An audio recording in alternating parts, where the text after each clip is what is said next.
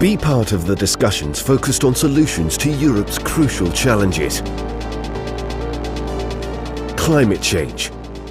The EU is heading towards climate neutrality, which presents a wealth of opportunities but also various challenges for economies and societies. Post-pandemic recovery. Building a sustainable and inclusive strategy with a focus on environmental challenges will be a key aspect of the successful recovery from the COVID-19 pandemic. Democracy and rule of law. The EU must redouble its efforts to safeguard its foundational values and the people they protect. Future of the EU as a geopolitical actor. As the transatlantic partnership is crumbling due to rising populism, the duty to tackle the climate crisis and the pandemic falls to the EU. Like in the previous years, the Prague European Summit connects officials with business and NGO representatives, academics and journalists. Let's shape the green and prosperous future of Europe together at the Prague European Summit. praguesummit.eu.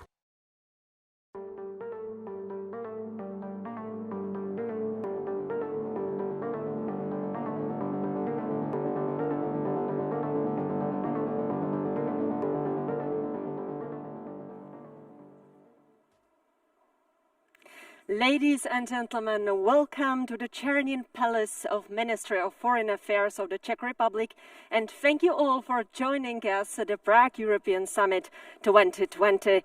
The 6th edition of Prague European Summit is organized by two leading Czech think tanks, Europeum Institute for European Policy and Institute of International Relations Prague. Prague European Summit is supported by Ministry of Foreign Affairs of the Czech Republic, Office of the Government in the Czech Republic, European Commission, International Visegrad Fund, European Investment Bank, City of Prague, Hans Seidel Stiftung, Stratos Auto, Blažek Glass, HAMU, Music and Dance Faculty of the Academy of Performing Arts in Prague, Forum 2000, and French Institute in Prague. Media partner of this year's edition is EU Observer. This year the whole summit is held in a hybrid format, with most of the speakers connecting remotely, and it allows to all the participants to follow the summit from the comfort of their living room. Let me also introduce myself. I am Katarina Etrichova, and I will be your presenter during this whole 2 days. Let's pass the floor to amazingly talented performers from the Academy of Performing Arts in Prague, Patrik Sedlář and Marek Kozák, performing Fritz Klein-Reisler, Preludium and Allegro.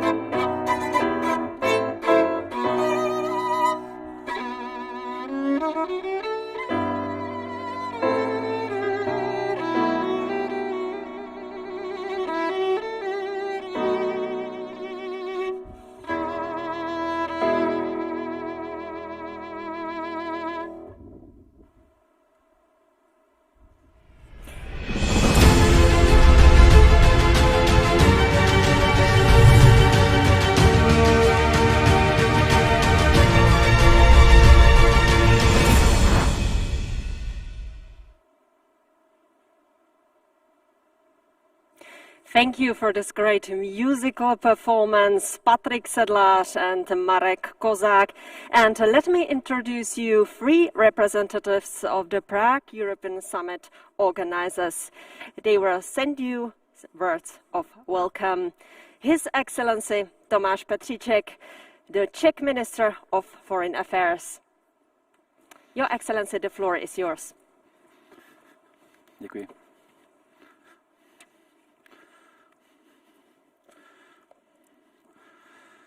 Your Excellencies, ladies and gentlemen, welcome to our virtual digital studio in the Czernin Palace. Welcome to the Prague European Summit. Over the past 6 years, the summit has established itself as an extraordinary platform for strategic dialogue on our shared future and for finding common responses to diverse European challenges. Each year it brings together officials, business people, NGO representatives, academicians and journalists in order to discuss topics ranging from foreign and European policy through economy, security or new technologies to civil society or the rule of law. This year, naturally, we will dedicate a special attention to the complex impact of the pandemic on our societies and economies, but also to the longer-term strategic goals of the green and digital transition of the European Union. This year, necessarily, the summit itself has gone digital, but the organizers did their best to accommodate all the safety and health restrictions in order to offer you, our participants and guests, an opportunity to be with us and join our debates. I appreciate that and want to express my thanks to all our partners, participants and co-organizers. In the course of previous summit meetings, we had spent quite some time discussing the role of Czechia or Central Europe within the European Union. I strongly believe that there is no more doubt about the role, especially after the immense wave of solidarity and cooperation in Europe and globally over the last 9 months. Therefore, I hope we can proceed to more practical and results-oriented policy issues we are facing now in the European space, in transatlantic space, or in global context. There seem to be new chances for a new like-minded global leadership and responsibility. In 2019, we met on this occasion at this summit shortly after the European Parliament elections. We were all relieved because the concerns related to populist and other Eurosceptic temptations seemed more or less over. We awaited the new Commission and we discussed new opportunities for cooperation among our neighbors and ways to contribute all together to the European integration project, including ways to boost its fundamental principles, freedoms and values, as well as ways to raise its public awareness. I'm pleased to take part in the Prague European Summit once again, and I'm happy to be accompanied soon in the opening panel by my colleagues, foreign ministers of Slovakia, Austria and Slovenia. I wish you all to enjoy the whole summit, interesting debates, stay safe and have a nice day. Thank you. Thank you for your words. Thank you. And we will invite on stage our second representative, Mr. Vladimír Bartovec, Director of the European Institute for European Policy. Thank you for coming. The floor is yours.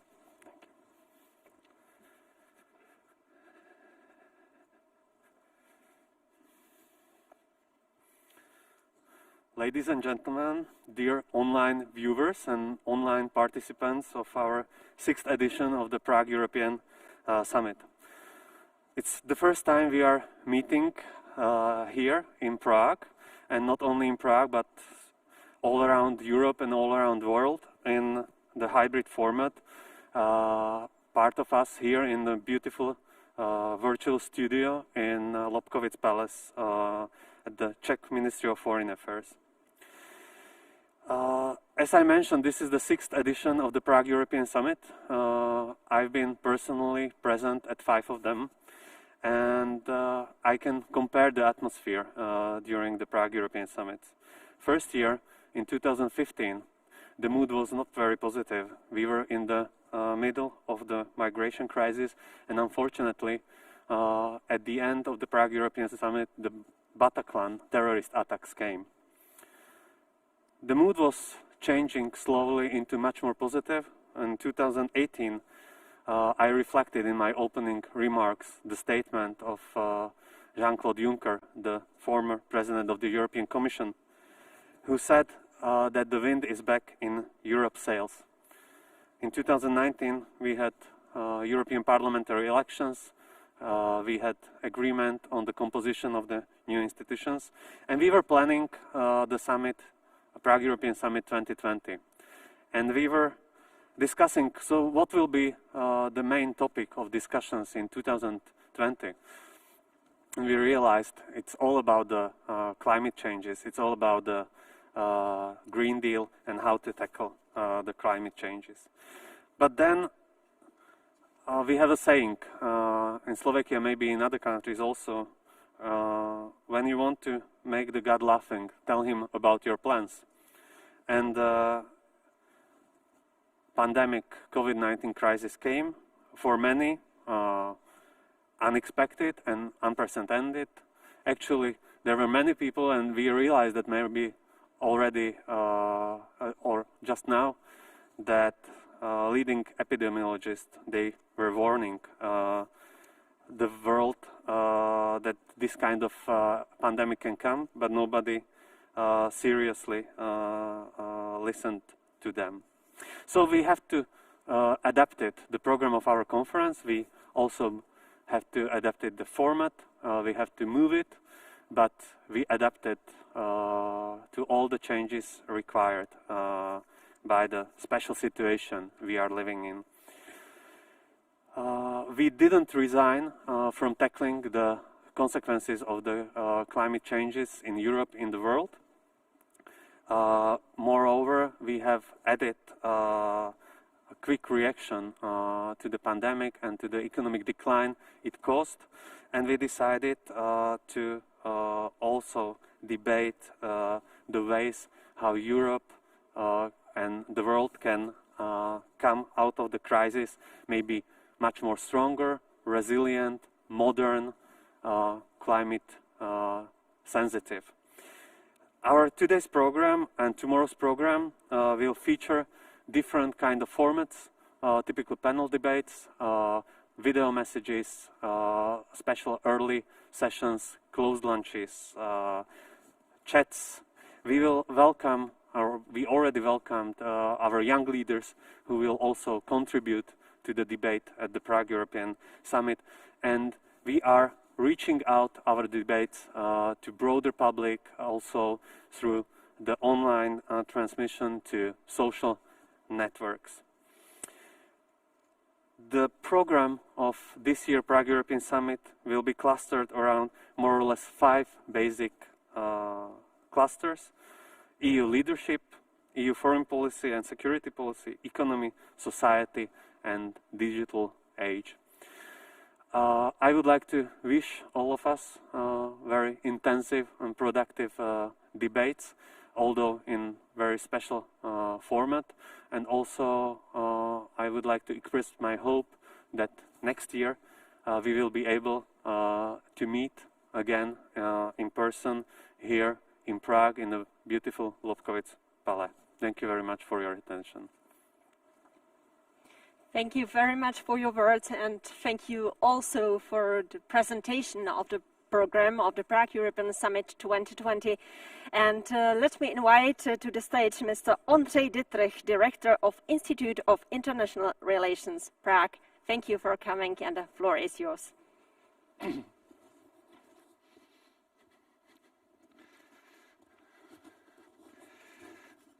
Thank you, Kateřina. Good morning, dear colleagues, friends. My memory doesn't extend as far as Vlado's, but I have a hunch that over the past few years, whenever we stood here with Vlado and we were opening Prague European Summit, there was a sense of a number of challenges that face Europe united, prosperous, and safe. And perhaps this year, finally, we got what we wished for. The COVID-19 pandemic is upon us. I have no doubts that we shall prevail, but the costs, political, economic, and social, will be enormous. And this all takes place against the backdrop of socio-economic crisis of a potentially global scale, rising geopolitical confrontation, and instability, the rise of ethnic nationalism, and fantasies of ethnic purity, isolation, and autarky. That we last saw, or we saw what they can achieve in Nagorno-Karabakh war. But I would like to make this message one of hope and of gratitude as well. And the hope is that the COVID-19 pandemic represents a crack in the system, something unexpected in the status quo. And hopefully we shall not only recover, but we shall also find ways to redesign our economies and polities to not only become more resilient, but perhaps also anti-fragile, and to better withstand the challenges and shocks of the future. Prague European Summit has been a forum ideally suited for discussing the challenges that the European Union faces. It's where politicians, statesmen, meet businessmen, representatives of NGOs and academics. And it's a forum also which is open and participative, where dialogue can encompass also voices that otherwise may not be heard as much. And my first words of gratitude, therefore, goes to the team that worked tirelessly, night and day, to make this conversation possible, even in the difficult circumstances that we face. Because it is indeed a conversation that is more necessary than ever. On behalf of the organizers, the Institute of International Relations and the Institute for European Policy, I also must thank the Ministry of Foreign Affairs for once again hosting this important event. I must also thank all our partners, the International Visegrad Fund, the European Commission, Office of the Government of the Czech Republic, European Investment Bank, and all the others who have contributed to the efforts that result in the conference we are having today and the discussions that we will have over the next few days. And I'm personally very much looking forward to it. I would like to thank you all also for being with us, for this conference is live in the Chernin Palace, but it's also live wherever you are. And I would like to invite you to take an active part in the conversations ahead of us. Thank you very much. Thank you very much for your words and also for a geopolitical view, which is really important these days. Ladies and gentlemen, please let me remind you that this Prague European Summit 2020 is organized by two think tanks, European Institute for European Policy and Institute of International Relations, Prague. Let me also remind you that the Prague European Summit is supported by the Ministry of Foreign Affairs of the Czech Republic, Office of the Government of the Czech Republic, European Commission, International Visegrad Fund, European Investment Bank, City of Prague, Hans Seidel Stiftung, Stratos Auto, Blášek Glass, Hammel Music and Dance Faculty of the Academy of Performing Arts in Prague, Forum 2000 and the French Institute in Prague. Our media partner of this year is the EU Observer. And please, let's go straight to our first debate.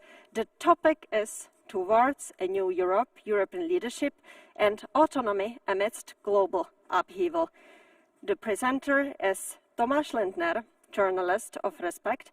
And let me please remind you that during every debate, you can write down the questions directly into the chat you see next to the streaming. Some of them will be chosen and answered.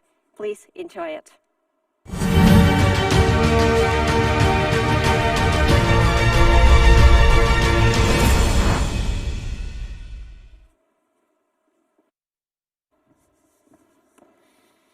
Good morning, ladies and gentlemen.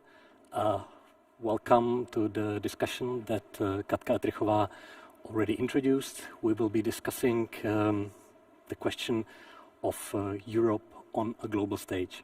The topic is Towards a New Europe, European Leadership and Autonomy Among Global Upheaval. Power politics is on the rise worldwide. We see a rising superpower and a number of middle powers that are all acting more assertive. if Europe wants to protect its interests and its values in this quickly changing world, then it needs also to act and to talk more united than it's used to do. The question is how to achieve that.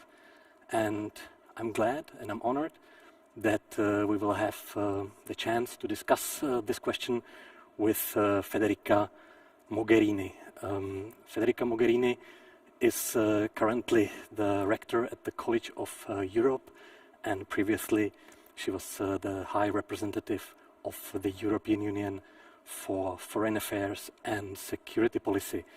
Federica, good morning. Good morning. I hope you hear me and see me.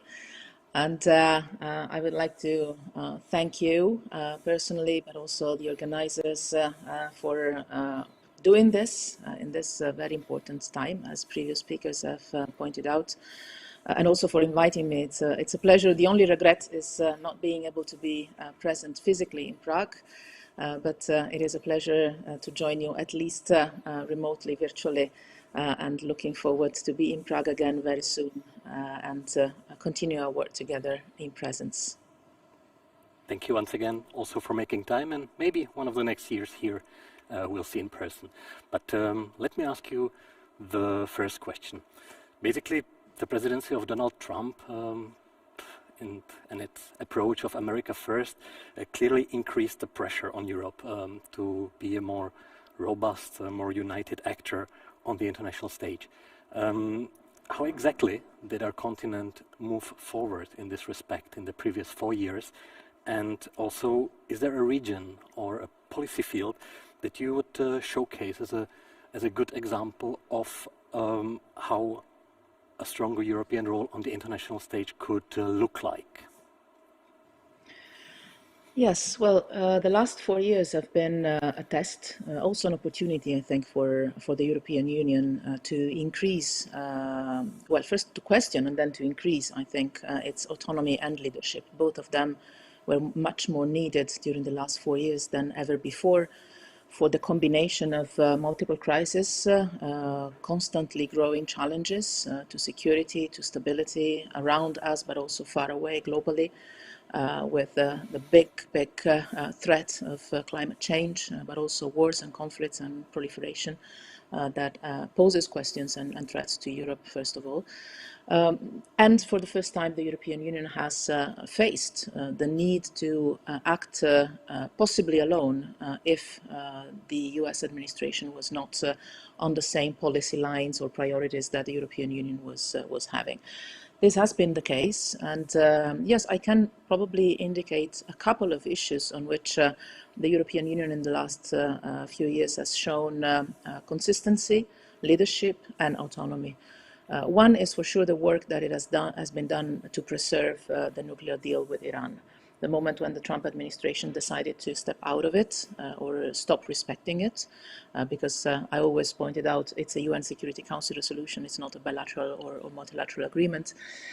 When the Trump administration decided to step out, the European Union and all the member states, nobody excluded, kept the point, kept the relations and the work with other world powers and partners, starting from Russia and China, but also the others, and managed to keep a channel open and managed to preserve largely the nuclear agreement. And so this allows now probably the next administration to reflect on how to rejoin or how to revitalize that kind of work. And the second field that comes to my mind is the work we've done on security. By the way, it started during the Slovak presidency, so next door to Prague, and work that has been done not in response to the US shift, but in parallel times somehow, 16, 17. And it was a work, and it is still a work that I think is essential for the European Union to show leadership and autonomy in times where we definitely need to do more on the European side on our own security and defense. What we've also been witnessing in the neighborhood of Europe for a number of conflicts, Libya, recently Nagorno-Karabakh, now there is a new one, a dangerous one erupting in Ethiopia. And to a bystander, it often looks like, unfortunately, that Europe is rather passive, rather observing than acting. I wonder what are, in your opinions, obstacles to a more robust European role in those conflicts? And on the other hand, how would a more active leadership, a more robust leadership, concretely look like? You can pick one of those conflicts. Well, I think that this is something that we constantly refer to, the fact that the European Union sometimes is not able to solve conflicts. I wonder who is able to solve these conflicts, because it's not just the European Union that is not managing to put an end to these conflicts that are very painful and long-lasting, some of them very close to us. But it's, I think, a sense of frustration that the European Union shares also with other world powers, not to mention the United Nations, that itself is struggling to find a mediation path out of this kind of conflicts and crises. Why? Because these conflicts and crises are so multi-layered that you have to be able to move different levels to try to find the right combination of interests that can lead to a solution of the conflict. And I wouldn't say that there is even one single conflict in the world where one world power only has all the leverages that are needed to solve the conflicts. You need to put together different interests from the United States to sometimes Russia or other regional powers. I think of the role of Turkey or the Gulf countries in the case of the Libyan war, or regional organizations. So the European Union can do so much, but cannot do everything alone. And in some cases, I would say in most cases, the role of the European Union has been vital in preserving a possibility for better times to bring a solution at the negotiating table. I would say the image I have in my mind is the European Union keeping the door open for opening it completely for negotiations and mediations when the time will be right, and in particular when we will have a US administration that would engage in peace negotiations and processes actively. I don't think that the European Union alone can solve problems so complicated and so complex as the ones that are surrounding us. But imagine what this conflict will be without the European Union presence, without the European Union engagement on the ground, diplomatically, from a humanitarian point of view, from a development point of view, from a mediation point of view. If you took away all the work of the European Union on the ground, you would have a situation that would be not 100 but 1,000 times worse than it is today. So I understand this is little thing. It can seem little thing, but it's literally saving lives on a daily basis.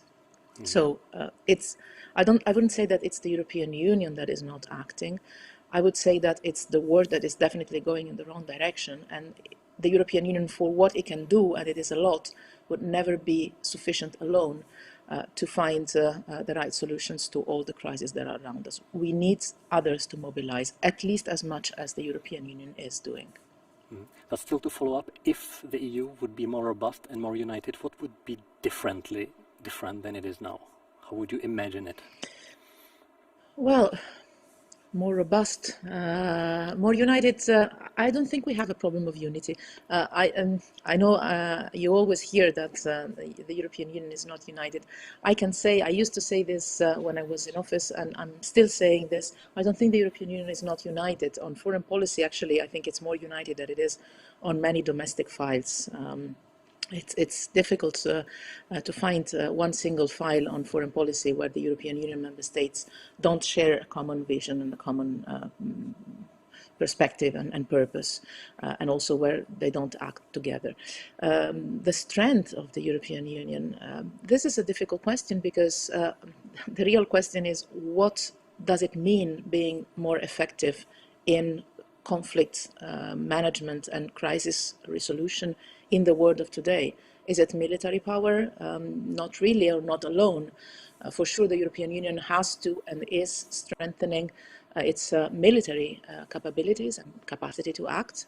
But this is not the key to solving conflicts today. It's not the only one. Is it diplomatic, economic power and pressure? For sure. But again, my sense is that the real trigger whenever you find solutions to conflicts or crises, the real trigger is the combination in a multilateral setup of different elements that can incentivize a peace agreement or a solution of a conflict. And for this, you need, by default, several actors around the table. I don't think that neither the European Union nor anybody else in the world, no matter how powerful they are, can alone solve one conflict or one crisis. So yes, the more we get stronger, the better it is for the world, for us, for our neighborhood. But I don't think the European Union nor anybody else should ever go alone on solving a crisis. I think the added value and the real solution to crises and conflicts is acting together. Let me move to one macro topic that is about to shape the world in the coming years and maybe decades, and that's the growing geopolitical rivalry between the United States and China. I was wondering, where are you seeing the place and the role of Europe in this struggle? Yes, we had difficult years behind. We have difficult years behind us. Years where the European Union found itself in the difficult position of not agreeing with China on many policies and files. Still agreeing on some. I would like to remind us all that the European Union still defines China in a multiple way. China is for the European Union still a partner on some files. I mentioned before the nuclear deal with Iran. Without China and also Russia, we wouldn't have managed to preserve it till today. But also the European Union defines China as a competitor when it comes to economic issues and even a rival. And there is no mystery that China and the European Union have different political systems, have different values, and have some issues on which we profoundly disagree. And there's no mystery. We talk candidly about that. I think of human rights, I think of respect of minorities, and so on and so forth. But the difficulty in these past years was that, especially when facing the economic challenges and competition coming from China, I think of the very limited, if non-existent, access to the Chinese market. I think of the steel overproduction, crisis of this kind, where while we were used to work together and in partnership with our friends across the Atlantic to try and address these issues together, we found an American administration that was on a different page, very confrontational towards Beijing, which is not necessarily the position of the European Union, but also not ready to work with the European Union to address issues vis-à-vis China. This has given the European Union, I think, a space for developing an autonomous position towards China that I think that today can be of inspiration for the new US administration. China is not an enemy, but it's not even just a partner. It's a complex interlocutor with whom you need to find different levels of cooperation or confrontation, depending on the file you address. And this complexity of the relationship, I think, is something that Europe has. It is not by coincidence, I think, that in the most recent times, relations have grown better compared to maybe 3 or 4 years ago, where we had quite in a crisis mode. But I think that now the US administration, the incoming one, will possibly look at the European approach to China as a source of inspiration. Mm-hmm. And that brings me to, let's say, the last question from my side before I maybe pick up one from the online audience. And that concerns the new US administration, because we could see quite a relief in European capitals, that in most of European capitals, that Joe Biden was elected. But nobody can be sure what will happen 2024 if not another voice of America First will be elected into the White House. We don't know. So my question is basically, how should we as Europeans use the presidency of Euro-friendly, classical transatlantic politician like Joe Biden? Which steps or ideas should we, as European Union, really push forward to cooperate with the states? Well, as I said, I think that this last 4 years of the Trump administration have given us Europeans put us in front of some challenges, to put it diplomatically, but have also given us the opportunity to grow up. I put it this way. We've realized that we are grown-ups, we're not kids anymore. If ever Europe can be considered as the younger brother or sister of the United States, historically it's rather the contrary, but politically and economically and from a security point of view, we always perceived ourselves in Europe as the younger, the junior partner of this alliance, probably with a wrong perception, but this has been the perception over the last decades. I think that these last 4 years made us realize that we are grown-ups, we can stand on our own feet. We don't like it, we prefer to work in partnership, especially with the United States, that are our natural partner, I would say brothers and sisters, literally family, in Prague as well as in Rome or in Dublin or wherever. There's so many Americans that are also our own citizens or relatives. So the ties are so strong also because our people are tied together. But in these last 4 years, we realized that we have the capacity to act autonomously and with some leadership as Europeans. Again, it's not our preferred option, but we are able to do it if needed and whenever it's needed. And I think it will be essential for us Europeans to preserve this awareness, to protect and develop even more this capacity we have to focus on our own interests, check on a very realistic and pragmatic approach, in which cases these interests coincide and go together with the American ones, which are the fights we can fight together, which are the campaigns or the works that we can do, especially diplomatically, I think, and in the UN system, together with the new US administration. But I think we should preserve this capacity we have developed to be autonomous and to be able to lead if needed. I think of the times where the Europeans stayed in the climate Paris Agreement, literally saving it. All the work we've done to literally save some of the UN agencies, challenged by the US either lack of interest or active obstruction. I think we should keep the memory of that work and preserve it. Not because it's good to get ready for another difficult time. Who knows what will happen in 4 years? Sure, but who knows what will happen in 6 months? I mean, we don't even know if we will be able to travel in few months. So difficult to predict 4 years from now. For sure, the democratic side on the US political landscape will start planning quite soon for the next presidential campaign. I guess that also on the Republican side some lessons will be learned, and probably we'll have a more traditional approach also on that side. But this is to our American friends to define and discuss in the coming months and years. But in any case, I think it would be good for Europe and for the world if Europe manages now in this coming 4 years to consolidate its, I would say, its autonomy, which doesn't mean, let me stress it once again, going against the United States or going without the United States if there is the chance of going together. Every time there is a chance to work together, we work together. And we've done that even during the Trump administration on many files. But in case this would not be possible, I think we should keep our capacity to do it. Thank you, Federica. I wonder, we have only 1 minute left, so I will maybe pick you one question from the audience, which is also complicated, but maybe ask you just for a brief answer on that. And that question concerns Turkey. Which approach should the EU present towards Turkey regarding its involvement in foreign conflicts in the Caucasus, for example? And I have 1 minute for that. That's a challenge. That's more challenging than all the rest.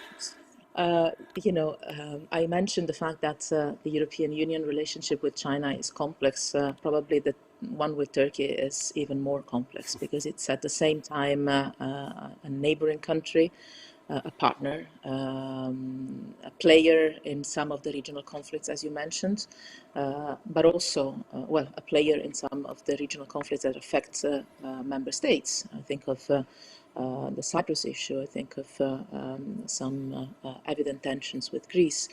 It's also a NATO ally, and it's a partner and a European country that has internal challenges when it comes to human rights and the rule of law, which are not insignificant elements in defining our partnership with such a close country.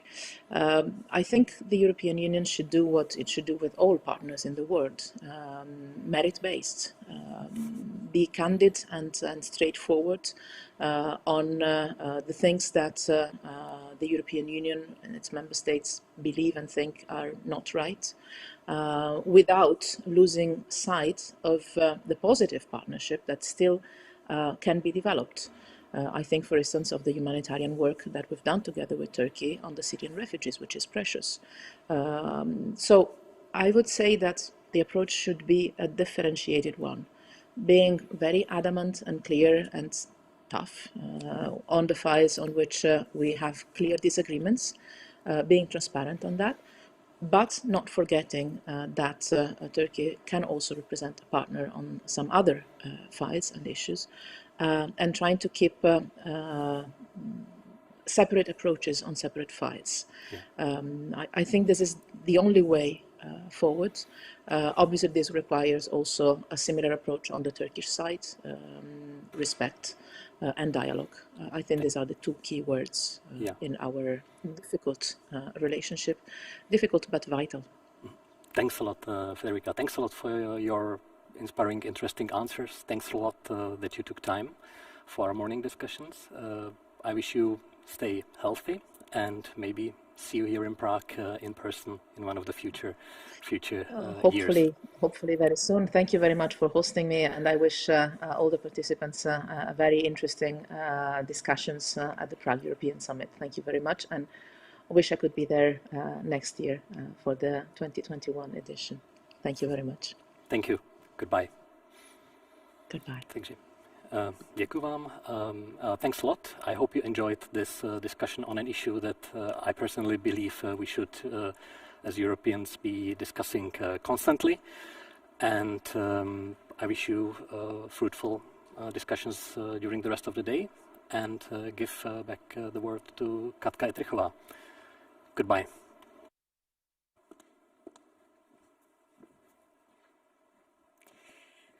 Many thanks to our presenter Tomáš Lindner, and many thanks also to his guest, Ms. Federica Mogherini. Now we've got for you a short message from the International Programme Board.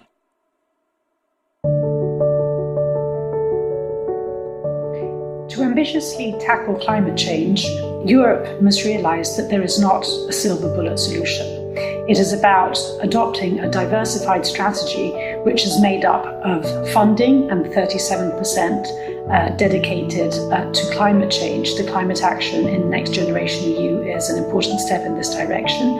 There must be regulation, and there must be an important effort at education of civil society and in particular youth.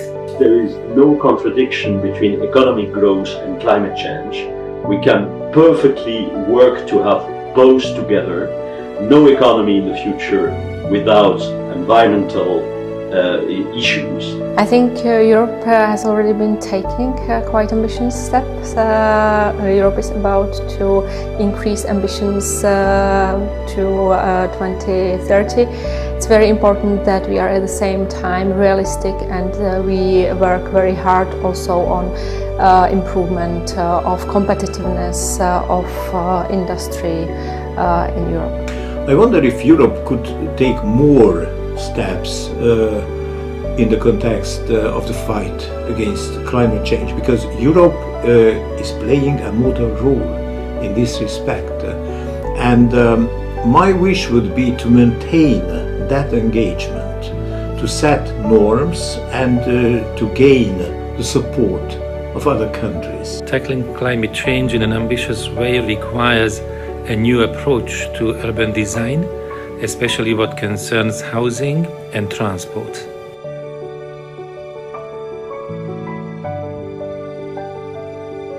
Today Europe is many times risk-averse. We need the push, the pull from the young that are bolder than we are right now. This work on climate actually shows young people that we hear them very well, because it's namely them who pushed Europe towards very ambitious climate goals.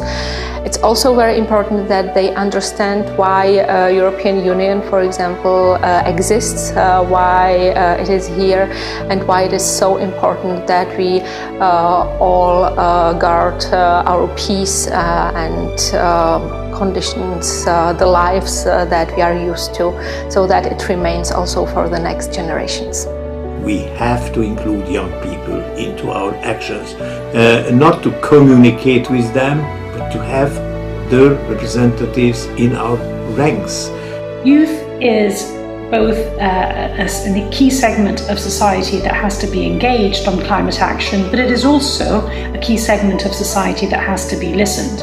It is absolutely clear that the current push towards climate action in Europe would probably have been possible without the mobilization of youth. So it is about listening to the ideas and the energy that youth can bring to the debate and to the action when it comes to climate change. Young people can be convinced about the value of democracy if they can start practicing it early. For example, in schools, universities, and also at the first workplace. We have to think in the spirit of coronavirus to the young people. I think they have to be heard, and probably the best way for them to be heard is to be involved in political activities. So let's hope that political parties in the future will not be only clubs for old boys, but also for the young generation.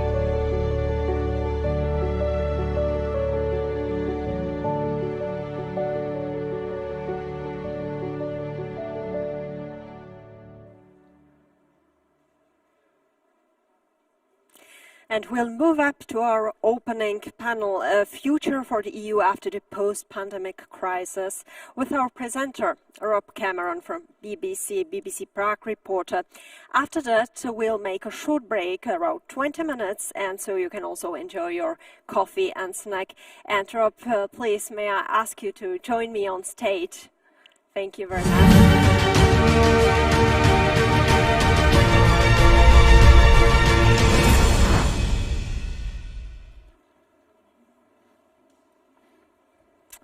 Hello and welcome to the opening panel of the Prague European Summit, in which we're going to take a look at what future lies ahead for the EU after the global COVID crisis. Europe faces a crisis that is unparalleled since the end of the Second World War. Borders have been closed for many months of the year. The economies of the continent face severe economic downturn, and countries are borrowing eye-watering sums of money to keep their economies and their societies afloat. Meanwhile, the political and the economic fault lines have reopened, and there are fears that tensions over who's going to bear the costs of all this could feed nationalism and far-right populism. And some EU leaders have even warned that the current crisis calls into question the very essence of the European Union, the very relevance of the EU, of having a political and economic union, and that the EU itself is at the risk of falling apart. Well, we've heard all that before, of course. Greece, sovereign debt crisis, problems in the Eurozone, and yet we're still here. The blue and yellow flag is still fluttering over this palace, and it's fluttering over many other buildings in EU capitals across the continent. There is, of course, one less star on that flag, that of my own country, but that's perhaps for a different debate than today. But how should the EU steel itself to be better equipped to deal with the next crisis, whether it's a global health pandemic or anything else?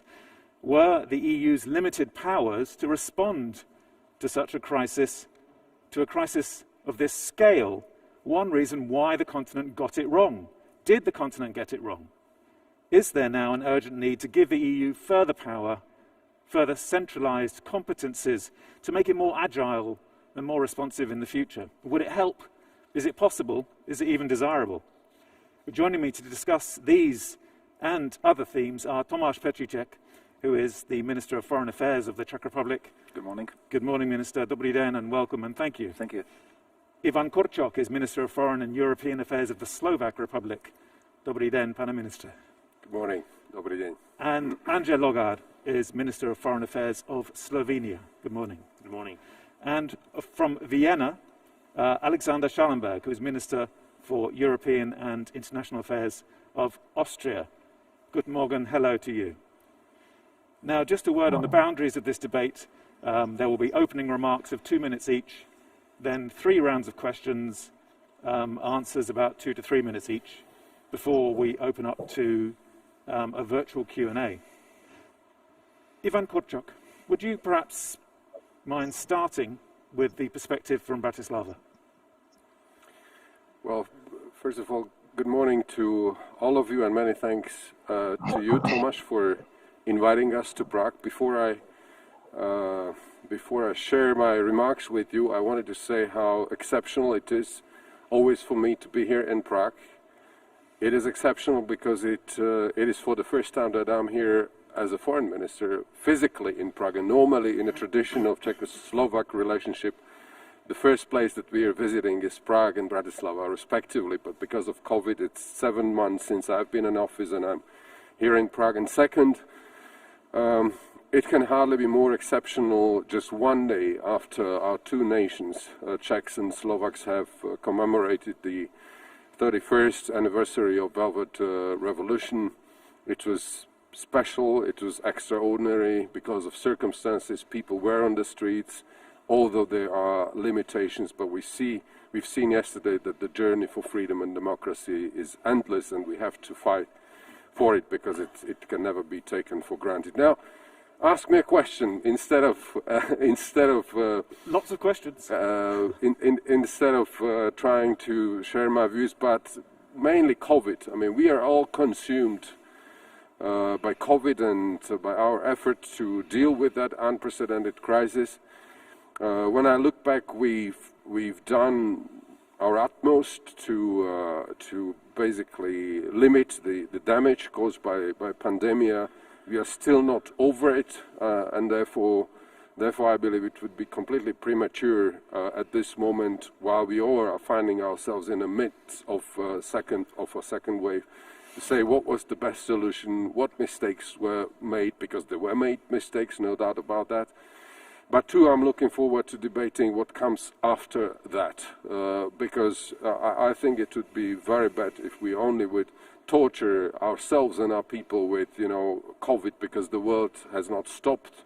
There are crises underway, there are multiple crises underway, including in our vicinity, in a close neighborhood, and we have to go beyond COVID as well. So therefore, a great opportunity, and thank you for having me today to discuss precisely this here in Prague. Okay, thank you very much, Minister.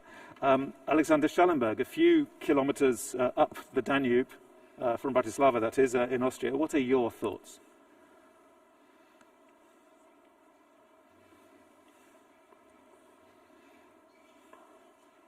In Prague, and to join you. Unluckily, we adopted here in Vienna a very strict second lockdown only yesterday, and for that reason, I thought it might be wisest to stay in Vienna, but I hope to be very soon capable of being again personally in Prague and to see you all in person. Frankly, if I would say what your opening remarks. I know that this is something you can read all about, that Europe failed and Europe is challenged to its core and this is an unparalleled crisis. I don't believe so. If we look back in history, Europe has been challenged again and again. We only have to think about the 50s or the Eurosclerosis after the shock in 73. And each time people said, now this is game over for the European Union, this is the biggest challenge. We shouldn't overburden the European Union. We have made very clear when we entered the treaties that health policies are national policies, just like family law, for instance. So, yes, there's room for improvement. Yes, for instance, if we talk about lessons learned, we should get better in the data collection, in making our data comparable, for instance. But I'm not convinced that calling immediately for new competences, which is sort of a European reflex sometimes if we have a crisis, is really necessary here. if we look at the first weeks in springtime, where we had the first wave of COVID-19 in Europe, yes, European countries tended to react instinctively on a very national, self-centered level, hoarding equipment, closing borders, but very quickly, within days, if not weeks, we also saw a very strong sense of solidarity within the European Union as such. But I would point out, if I see my three colleagues on stage among our neighboring countries, I have a feeling what the message brought home by COVID-19 is we need each other. And yes, neighborhood matters. And yes, we are a union of solidarity. And that kicked in very quickly, actually, although it was a very national health crisis, which affected, and we tend to forget that, EU member states in very different shapes, because it started in Italy, while other countries in Benelux or Scandinavia still had the feeling that this will, not touch them, won't reach them. We in Austria had the advantage that we saw the pictures coming out of Bergamo, and the medical staff in Italy had contacts with the Austrian staff, so we knew very early on what was coming up, actually. But again, I believe that now in the second wave, we are challenged to show that we have learned the lessons from the first wave, and that we don't close borders again as drastically as we did it in the first wave, that we don't choke our economies, and that we try to get out together of this. And if you look, for instance, at the policy the European Union has adopted as far as vaccines are concerned, then there is already a lessons learned, because we have decided to pool our efforts as European Union instead of having the new race to the moon and every country tries to buy as much equipment and as much vaccines as possible. That would be my first rather probably positive reaction. Right, well, thank you very much. I'm looking forward to unpacking some of those ideas there, especially about the solidarity in the EU.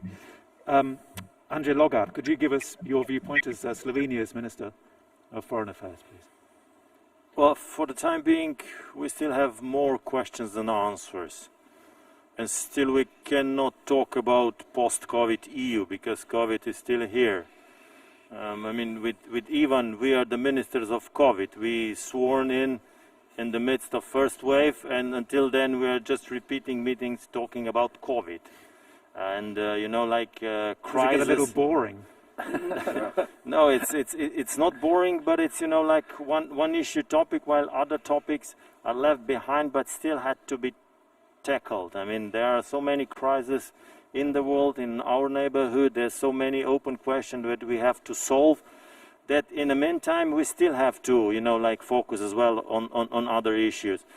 Well, what is obvious, that European Union, it's the years of peace and prosperity are not so 100% anymore as there were after 2004 with this big enlargement, when we all thought about this historical event, and many of successes was aligned to that big success of reuniting Europe. Now, in last 10 years, 12 years, we had three major crises.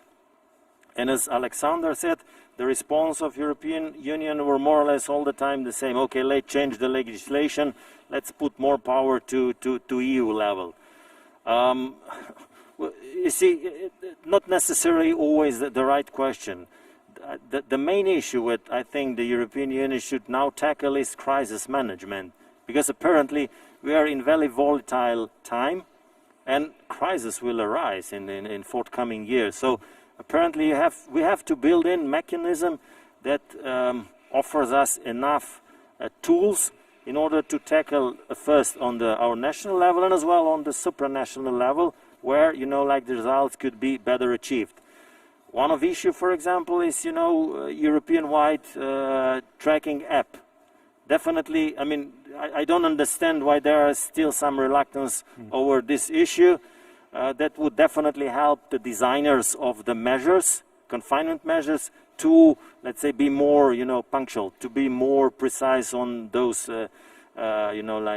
population that is the most affected, while for the others could be much more easy. So, I mean, there are, as I said, a lot of questions, and I'm really glad to discuss this in person with three colleagues and in video link with Alexander. Thank you very much. It's a very interesting point, especially about those apps. As far as I don't know, don't talk to each other at all. I think all the different EU contact tracing apps. Tomáš Petříček, as the host of this meeting, what are your thoughts here in Prague? Thank you, Rob. I will be very brief in my initial comments, and I will build on what my colleagues have already said.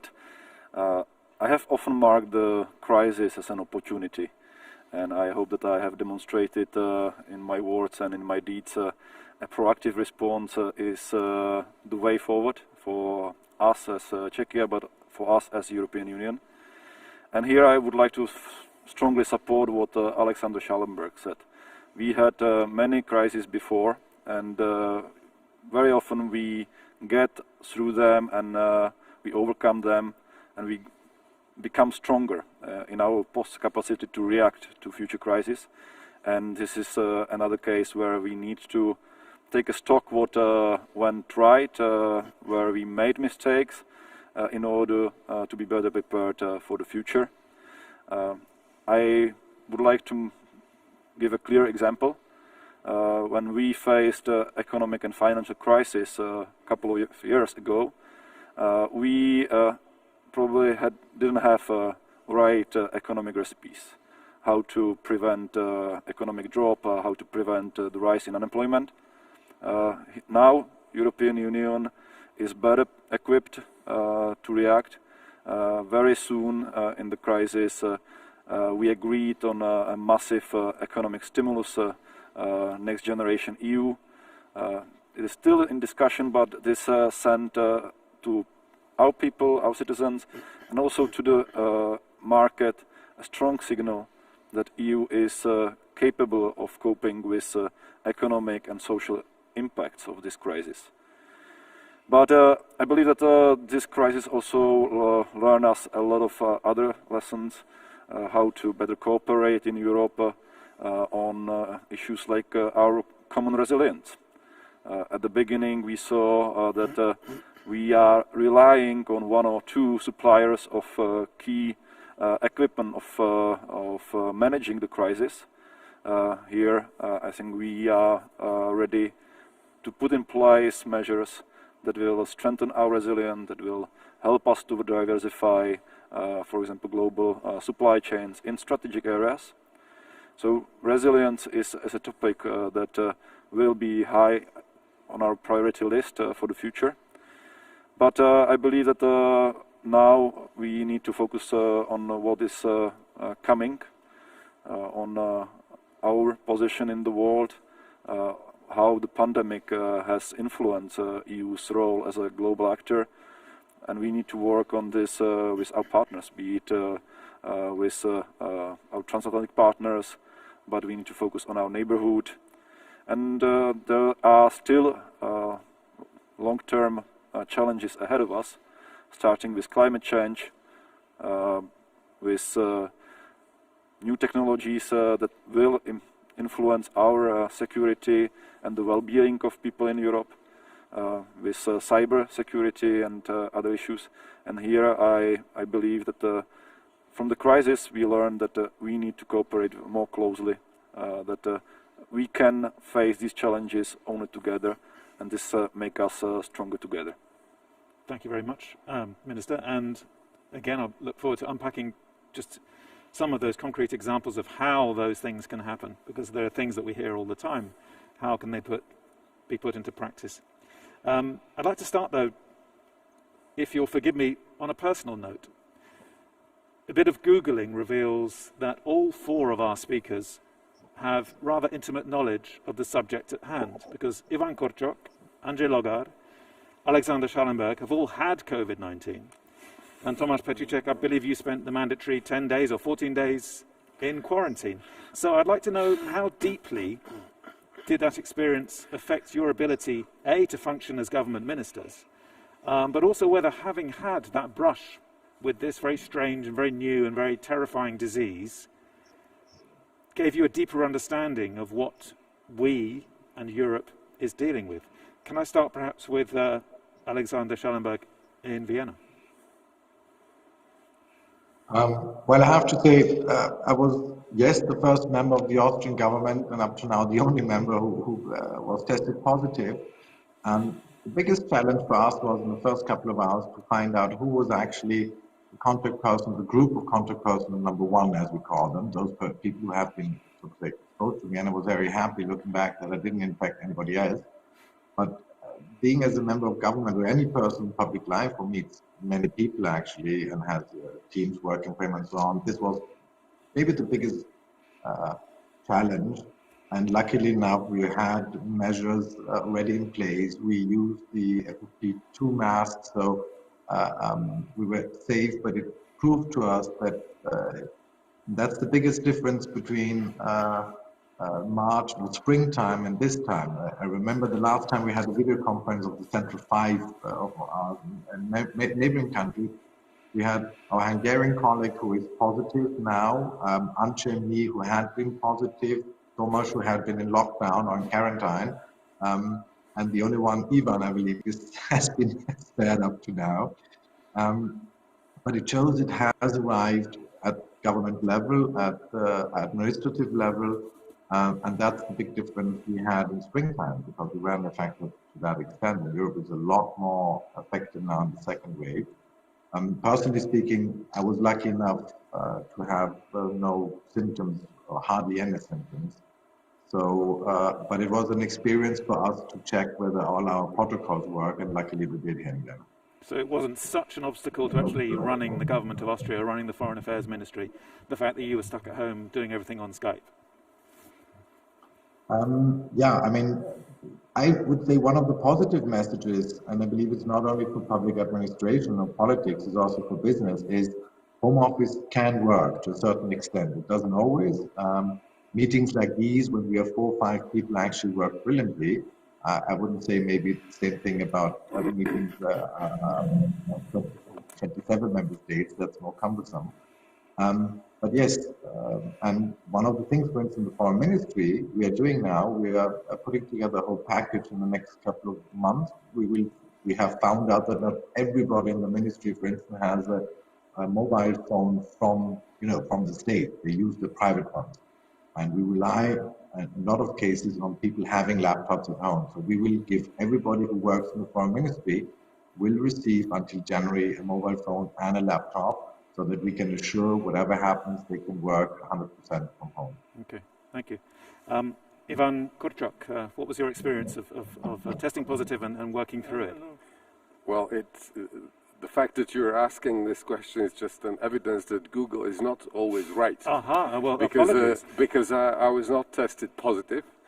It is true, however, that I was twice in a quarantine. For the first time at the beginning, when I returned from the U.S., and I even missed the inauguration ceremony of our new government. I was sworn in then after I left the quarantine. 14 days later, and then second time when I knew that I was in contact with a person which was tested positive, and therefore I stayed in a self quarantine. So I think with Tomáš, two of us still have no experience with what it means to be positive on that. But in a more practical terms, and just to show that even us diplomats and foreign ministers, we are human beings. So I'll be very frank with you. I hate this way of working. Having Alexander remotely somewhere in Vienna instead of having him here on the table. I experienced Prague European Summit, I think 2 or 3 years ago, when it was crowded and hundreds of people here in the audience. I miss it so much that we are so limited.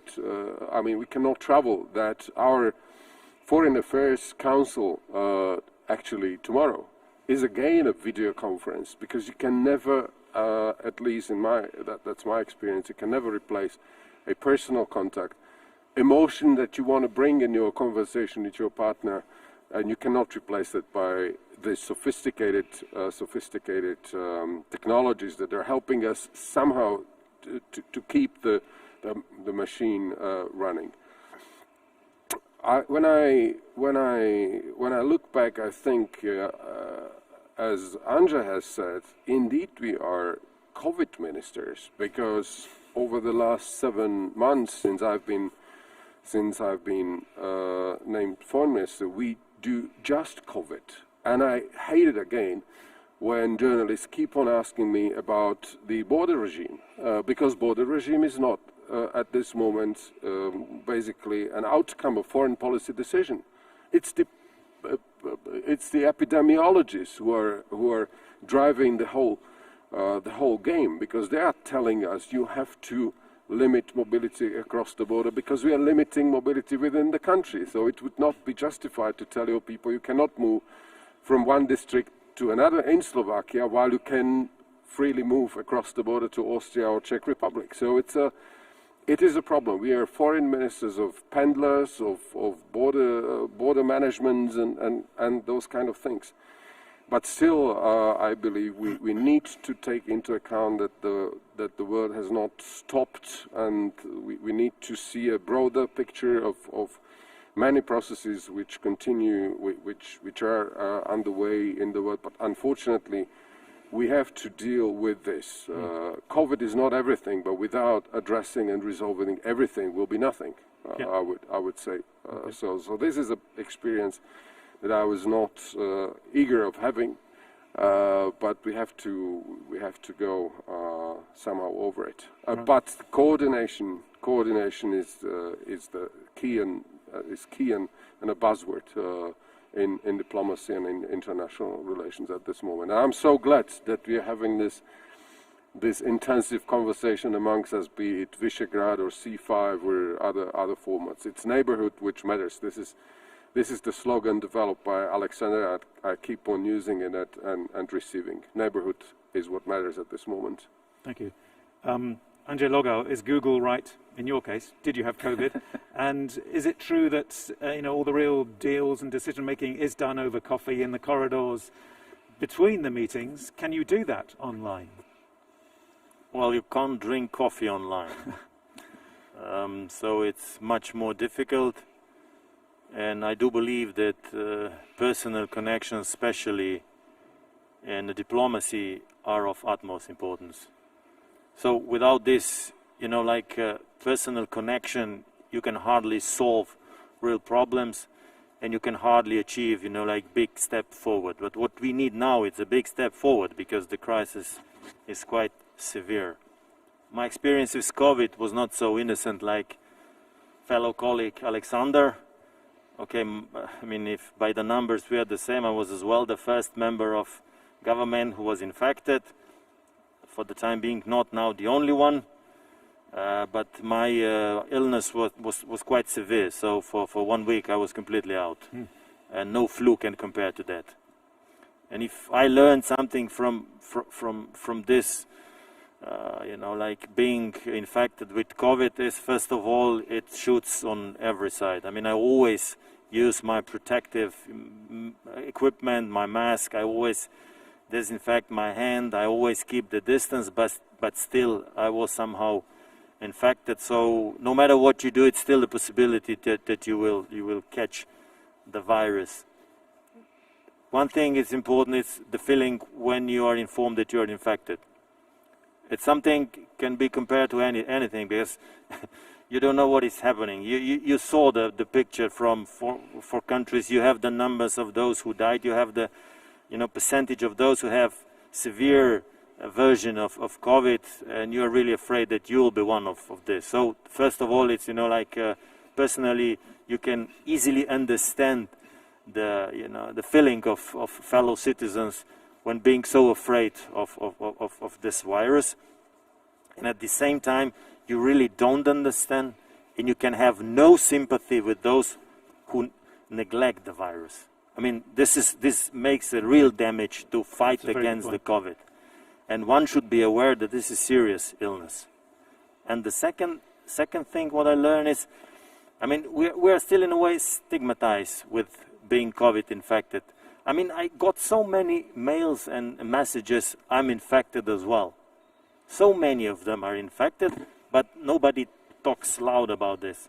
So in that sense, this discussion, saying experience about this COVID issue, it's as well important because, you know, like when you start talking about this, it's much easier as well to say your experience. And at the same time, for us foreign ministers, it's extremely difficult, I must admit this.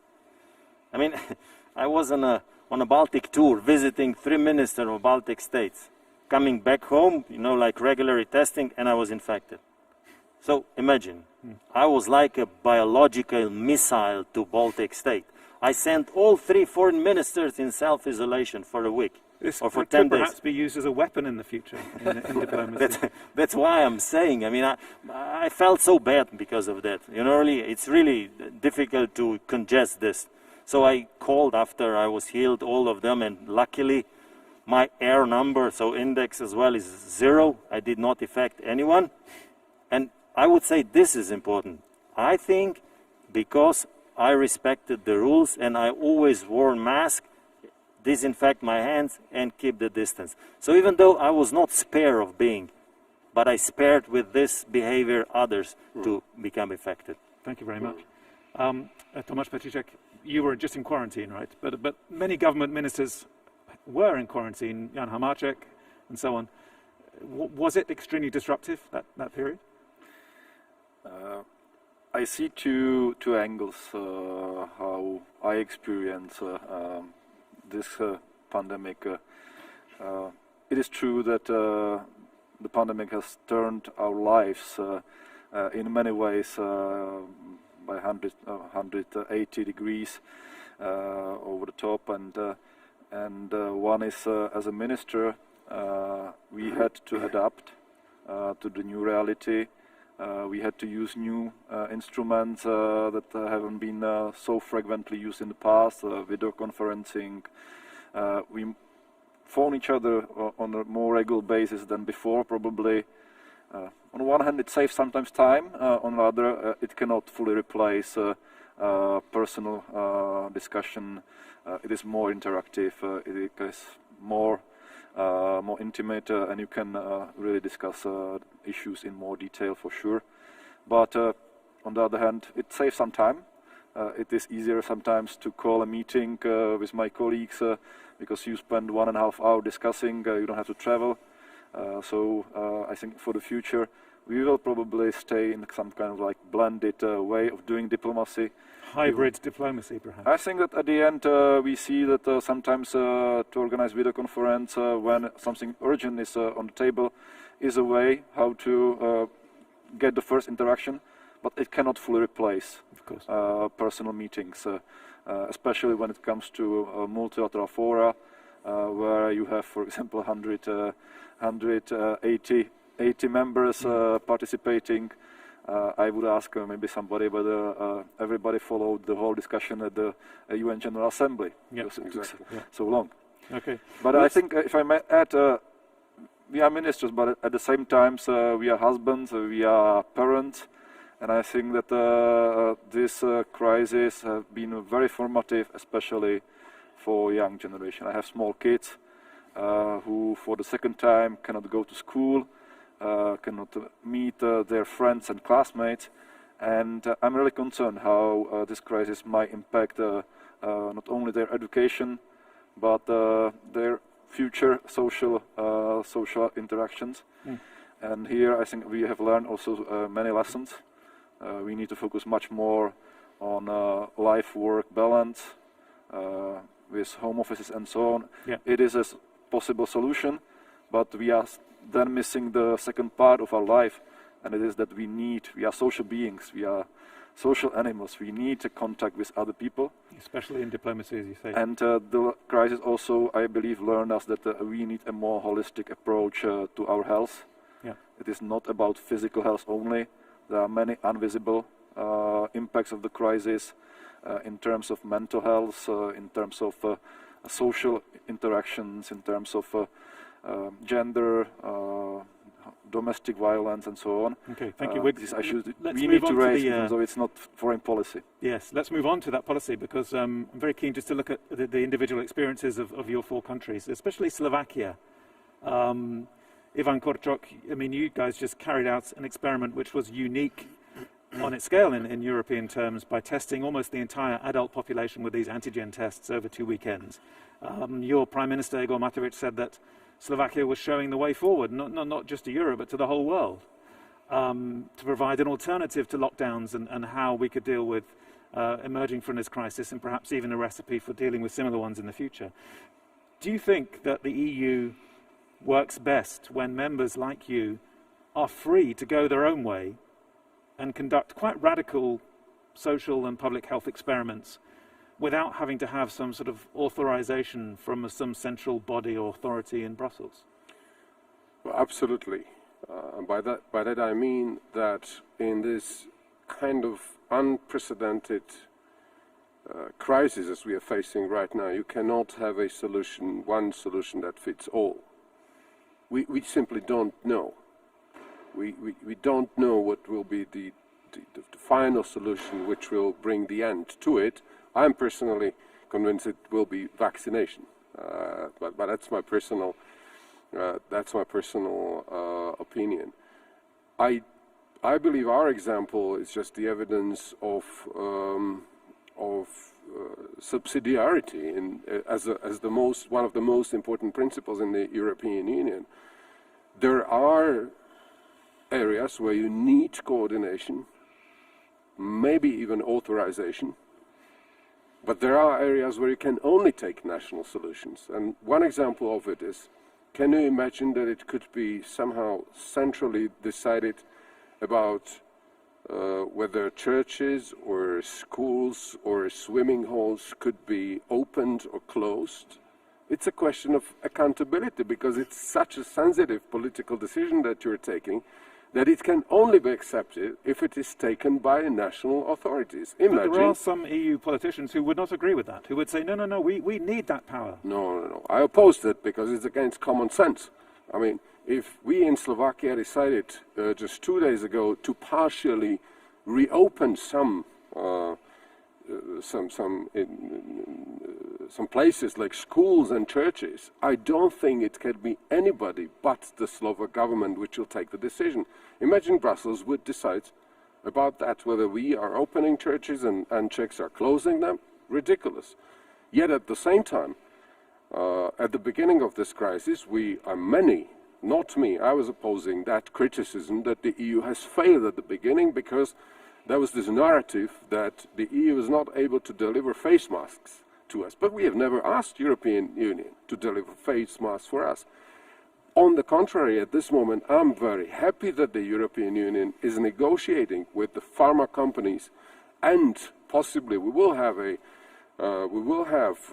more than 1 billion of vaccines made available once the moment comes that it can be distributed. It's a vivid example where I see a role for European Union, whereas I don't see that role. And in that particular case of Slovak experiment, in a way, the most important basically moment for us to undergo that risky operation was that we've seen the dramatic situation evolving in the Czech Republic, and we knew we have to do something, because we were exactly 2.5 or 3 weeks behind the Czech Republic and the curve, which is growing and growing and growing.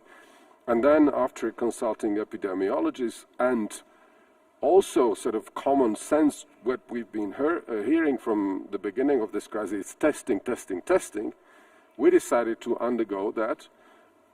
The Austrians have helped us, Hungarians have helped us, and indeed in the first round we managed to test practically the entire population. And this coming weekend we are going to test again 450 municipalities where we have had higher than 1% positive rate from the previous testing will undergo this testing again, because by that, in combination with other measures like partial lockdowns, you are buying time.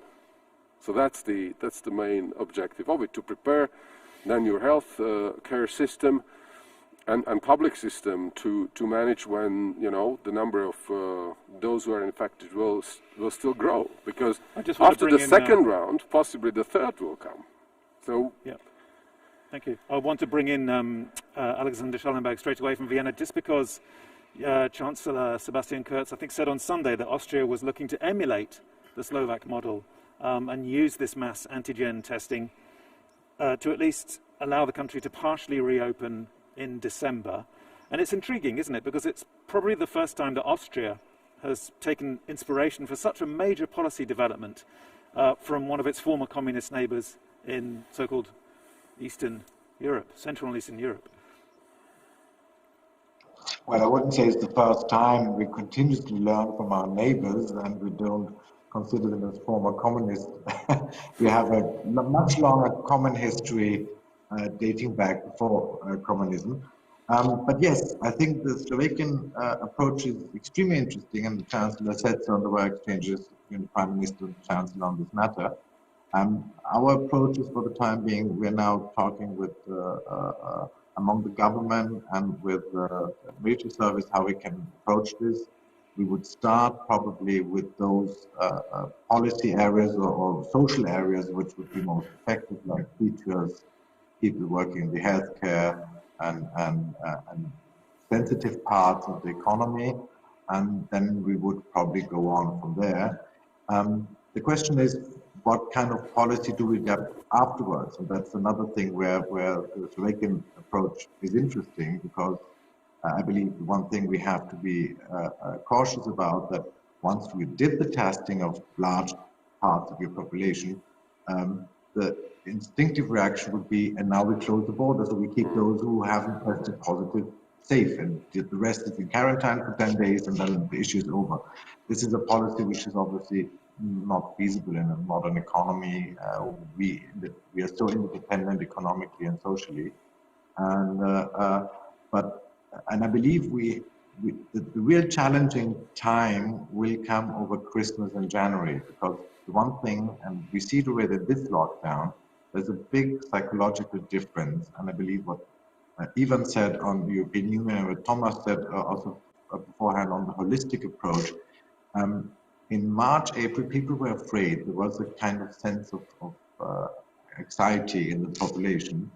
Now it's different, and there's in French you would say a certain sense of ras-le-bol. People are a little bit fed up with it. It's very dangerous, isn't it?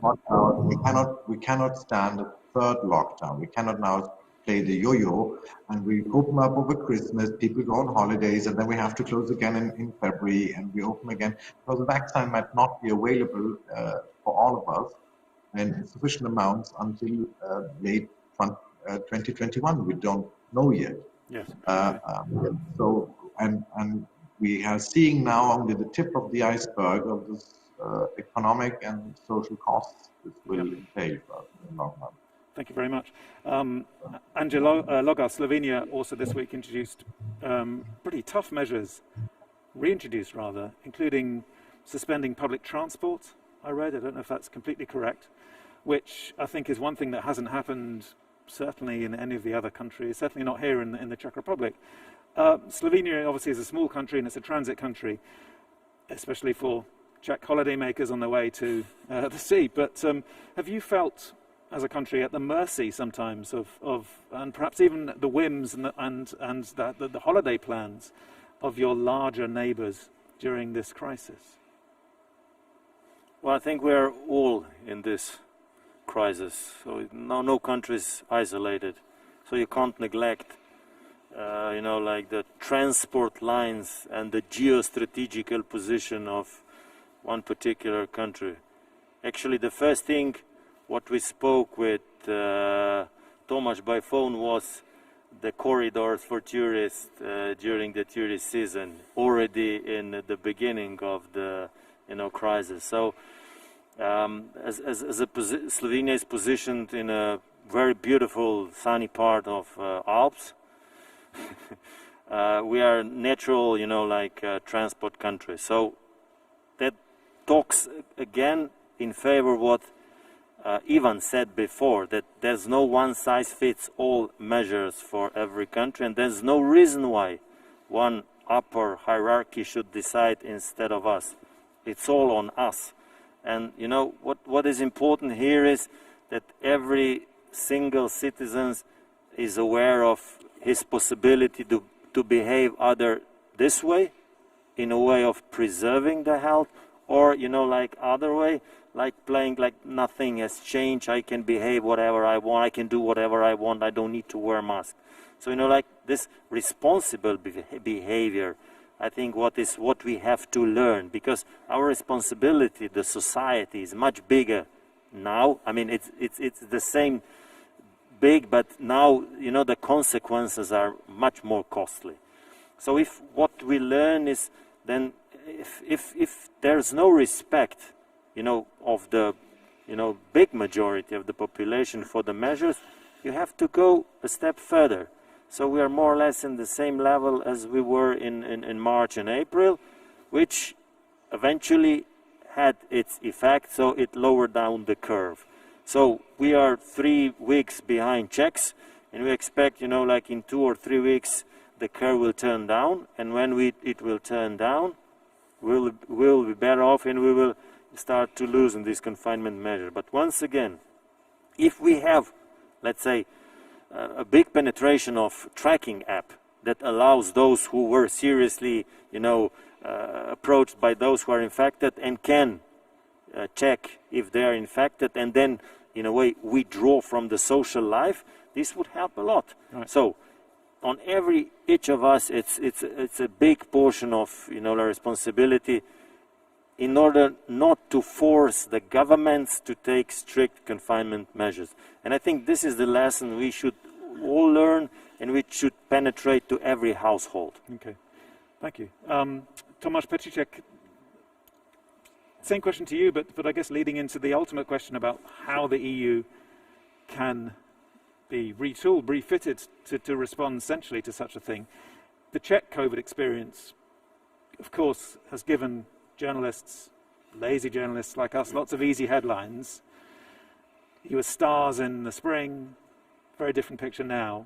Highest per capita death rate at the moment, you know all these stats, we don't need to go on. Do you think there is some argument for saying that if the response, and perhaps in particular the decision on when and how far to loosen the restrictions, had not been left to member countries, as Ivan was arguing for, but rather something more centralized, more decided at the top, that those countries which have even admitted that mistakes have been made, perhaps those mistakes would not have been so grave and so serious?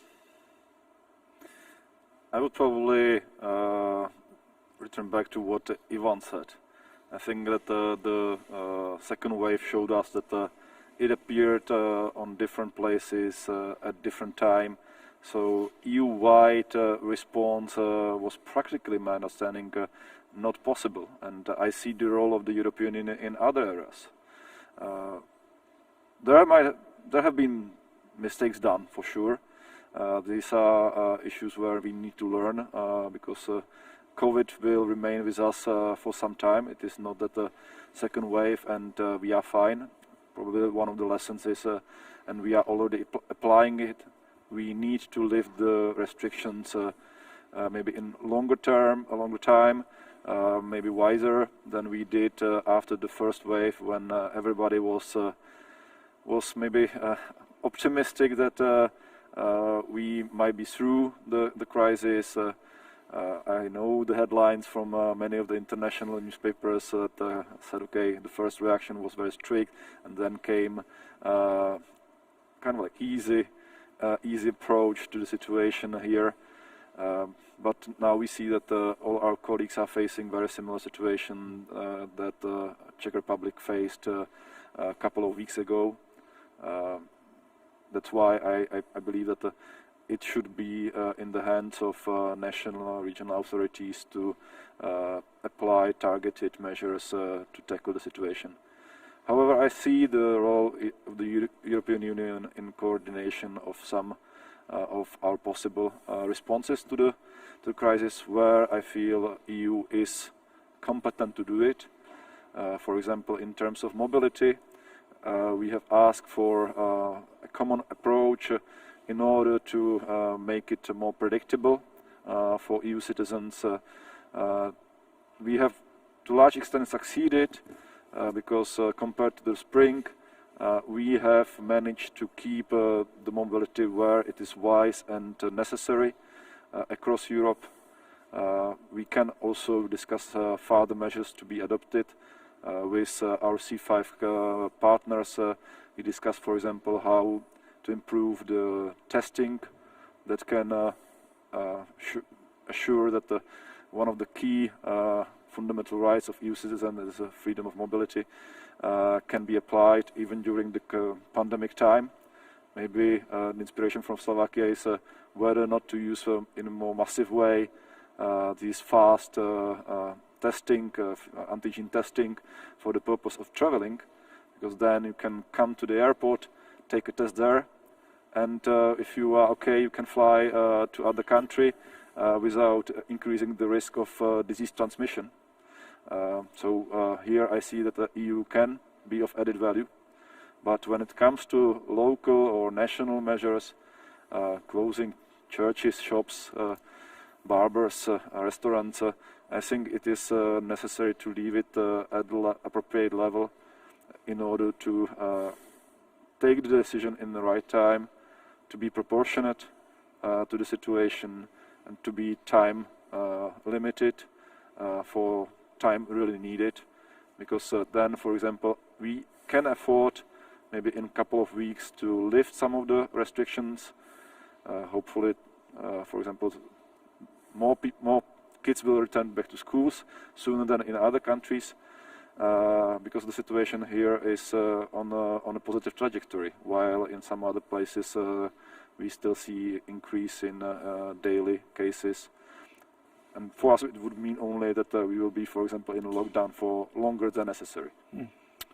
Thank you. So, Ivan Korčok, on that central issue of the central premise of whether the architecture of the EU is too rigid to respond to something like this, I think we've all agreed that that's not true. So what can be done, practical terms then? What can change that will really make the EU better equipped to respond really, really quickly in a more unified way, so that you're not closing borders in a sort of chaotic way, which we did see in the summer? I think we will know the definite answer about that once the crisis is over, because at this moment, I mean, it's emotions driven because the situation evolves. What is today in Slovakia is a positive development thanks to the measures that we have introduced, a combination of testing nationwide and partial lockdown. But I don't know what the situation will look like in 3 or 4 weeks again. I don't know what the popular reaction will be should there be the third wave. So it's too much of emotions, and I believe once this crisis is over, then we have to sit down together, and then we will be testing also our political ability and readiness to possibly provide more competence for the European level. I could imagine today there shouldn't be any dispute over the EU's competence, for example, to set a sort of standard whether and for what purposes anti-gene testing is suitable or not, because in Slovakia the major political dispute that we have had in our country before we started testing and afterwards and right now is whether PCR tests are better or the anti-gene tests are better. And then you have a political discussion amongst epidemiologists and opposition and the coalition.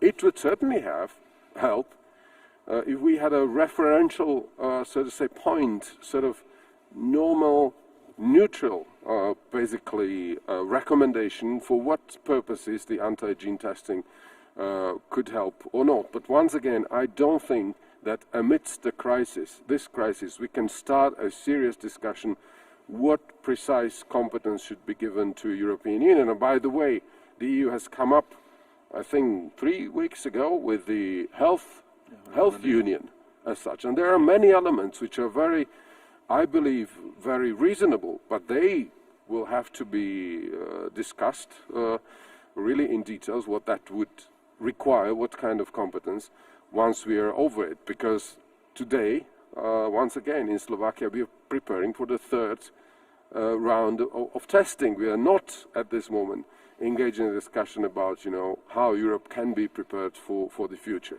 Had somebody told me 7 months ago that I would be sitting here in this way, I would find it impossible. Yep. So let's be prepared for the unexpected. Okay, thank you. Alexander Schallenberg, you raised your hand there, I believe.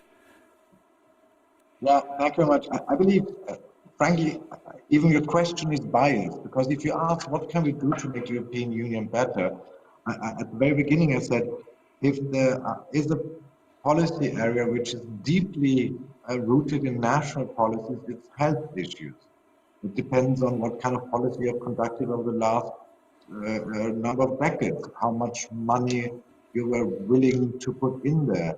And if you see, for instance, the reaction in Sweden or in other member states of the European Union, it is a very social issue. In some countries, you have a bigger sense of individual responsibility. In other countries, people would expect the central government to take a decision. In third countries, it's then even a federal competence, partly in Austria and in Germany. So I believe it is dangerous and negative and unfair to point to Brussels and say Brussels failed and we have to get better. I would say yes, there are certain things we don't need to change competences. We can be better, as the colleague said, on data comparability, data collection, strengthen maybe the ECDC as far as early warning is concerned. But we don't have a debate either about same-sex marriage and that Europe should have a policy on this. I believe it's a little bit the same thing. This is a very deeply policy rooted deeply in the member states, and we have to watch out not to make out of this a very unfair European debate, which shouldn't be. Understood. Thank you very much. We're going to stay with this, obviously, but we've got one eye on the clock and conscious that we have some questions coming in from our virtual audience. Yes, will you tell your Hungarian and Polish colleagues in the Visegrad group, I think I know what this is about, that they cannot hijack the EU post-COVID economic recovery for domestic purposes? Is this the end of the Visegrad group? And obviously the questioner, Teresa Novotná, is talking there about the decision by Hungary and Poland to veto the budget and next generation and so on. Angie Logar, I will give the Visegrad colleagues a chance to collect their thoughts so they don't have to be too nasty about Poland and Hungary. It's not great mood music where we're talking about how to move on and solutions and talking about a budget that was specifically designed to overcome the problems that this continent has faced in the last 7 months when 2 of the members veto it. Well, first of all, it's the European Union is based on the rule of law. So the decision-making process is in the rule of law, and this is, like precondition for everything. I think the discussion is right now very heated, and it's above the level of foreign ministers. And I think this week there'll be EUCOSO Council, again, I think on the audio-video conference of Prime Minister and President of States. And let's say my word would be just that the decision should be taken and that there should be unanimity among leaders. So let's say you have to always have this in mind when you're proposing and when you are negotiating, but because by the rule of law, by the procedure of European Union, at the end, everyone should agree on it. Okay, thank you. Slovenia, of course, not in Visegrad, the Czech Republic very much in Visegrad. Fair to say, Minister, that sometimes a little unease, even embarrassment about what Warsaw is doing and what Budapest is doing, which is just so often so far from Prague or Bratislava's priorities. And as I say, it's not great when we're looking to move forward and make big decisions and show a sense of unity when 2 of the countries are saying, no, we're not having that. I have to start by stressing that Central Europe is not only Visegrad group. We had actually on Monday a very useful discussion with a colleague of Alexander Schallenberg within the Slavkov format. We have new C5 format. It is not only Visegrad where we cooperate in the region, and this clearly shows the situation. Clearly shows that it is not always that we can agree with other partners within the V4. For Czechia, the compromise reached by the German presidency is fully acceptable. As Anja said, our European Union is not only about transactions among member states. It's not about whether we share some common interest. It is clearly also a union of values and principles. And one of the fundamental one is the respect to rule of law. That is what we very often discuss also with our friends from Hungary and Poland. And frankly, I fully understand the position of our other partners in the EU, but it is also our position. Rule of law is also about how we use the public money, how we control the use of public money, whether we have mechanisms that prevent misuse. These are taxpayers' money from all countries at the end, and respect to rule of law is protecting their money. And here I believe that it is very difficult to say we don't respect rule of law, because then we don't respect the fundamental rights of taxpayers and citizens of the European Union. For us, it will be very important that we find a way how to unlock the situation. I believe that at the end it is also Hungary and Poland that needs to overcome the social and economic impacts of the crisis. It is in our common interest to start implementation as soon as possible of next generation EU, but also of a new multi-annual financial framework. And I hope that we will not, this will not cause any further delay in this, because it will be a big difference in terms, for example, of unemployment, whether we start implementing both EU budget or next generation EU in the first half of next year, or at the end of the year, or even 2022. Ivan Kurczak, are they still friends if they are acting in this way at such a critical time for the family of Europe? Of course they are friends. Of course Visegrad will not fall apart on this, because this is not for the first time that we see us in a situation where we cannot agree on a particular issue, and at this moment it is just a reality that I understand the Czech Republic and Slovakia, we can live with the compromise that the German presidency has reached with European Parliament over the rule of law being made a conditionality for money within the budget and new generation EU. I think it is unrealistic to believe that rule of law as a precondition can be completely eliminated. That's not the option anymore. That's number one. The veto at this moment, let's simplify it, that was put by Hungary and Poland on this particular part of the package does not mean that this is the end of negotiations. Therefore, I have some experience from the European Union. The negotiations will continue. It will continue this week. But let me make a bridge to our previous conversation. Forget it that we can find a solution about this particular sensitive and critical issue within the video conference. This is impossible. Forget it. There are the limits. We will see them here. Don't forget that the very deal on MFF and NGEU was only made when they physically met in July, and they spent 4 or 5 days together, and because of this physical contact that they have had, they could talk more to each other, they could understand better where your problem is in order to accept your problem. This will only be resolved once they meet in person. So Visegrad will not fall apart, it's not over, it will only be resolved once they get physically together. And number 3, I agree entirely with how Tomáš has described the situation. Rule of law as such is the very essence of European Union. This is not something that should divide us, because this is the cement which is keeping the whole building together, and therefore I'm very unhappy over the fact that as if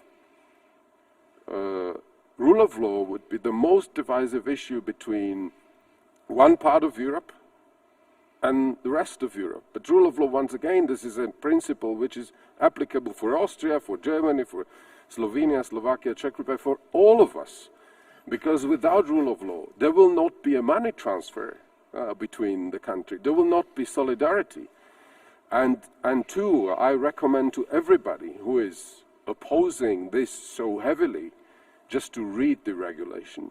Just to read the regulation, because there were many compromises made already into it, because European Parliament wanted to have much, much more in it, in terms of decision making, but in terms of scope and principles which are part of it.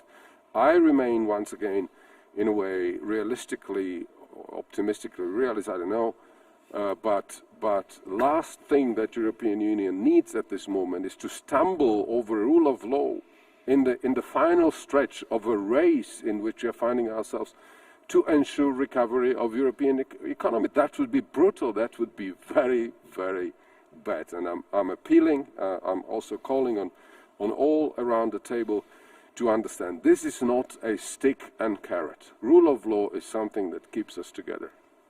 Okay, very good. Very clear message. Let's move on to another question. How can the European Union counter the disinformation campaigns and propaganda on social media? And I should perhaps just say that we saw, at least in Bratislava and Prague yesterday, big crowds of people outside your government offices demonstrating against what they see as a fake pandemic and a scandemic and all this sort of stuff. Alexander Schellenberg in Vienna, briefly, if I could just ask you, this battle against disinformation, which is so important in the COVID crisis, what can the EU do? Yeah, it is a big topic. Just let me revert to the last question, if I may. Adding to that what my previous speaker said, Austria has been part of the Frugal Four during the negotiations to the MFF, the Multi-Annual Financial Framework, and the Next Generation Package. And there was a deal on the level of heads of state and government to put conditionality based on rule of law into the package. It is part of the overall compromise and the overall balance from our side. And frankly said, there is no free lunch in Europe. This is not a one-way street. And I would even say Poland and Hungary should have nothing to fear, actually, if everything is the way they say. So we need a deal, and a deal is possible. It has to be struck. And on disinformation? On disinformation, very briefly. On disinformation, very briefly. Yes, you're right. There's a dangerous amalgam of those undermining, expert knowledge and fact-based information. We have you could say a competition of narratives, especially in the springtime. We had the narrative coming out of China, you could say, from one side, and from other quarters on the other side. And this is something where I believe Brussels has adopted the right policies. This is a constant struggle for any open and free democratic society with freedom of media. We will never achieve the final goal, and we have to know where to support independent quality journalism, to finance this also. This is a big question, I believe, on national level, and to use the social media. And we, for instance, in Austria, have to say, we were struck by a second virus on the 2nd of November. That was the virus of radicalism and terrorism. And they again use social media. They again have disinformation, fake news going out on Twitter, Facebook, Instagram, and everything. And this is a challenge that goes way beyond COVID-19. This is a challenge to any open society. And I believe that we are only at the beginning of actually waking up to the that we might have created something with the social media that challenges the way policies or debates are conducted in an open society.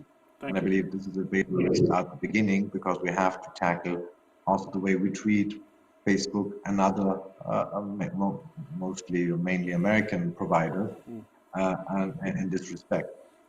Thank you very much. Andrzej Logard, should there be a little bit less democracy, less freedom of speech when it comes to something that has real world health consequences? If you deny the existence of the virus or deny the seriousness of it, should the EU play more of a role here? Well, where's the limit?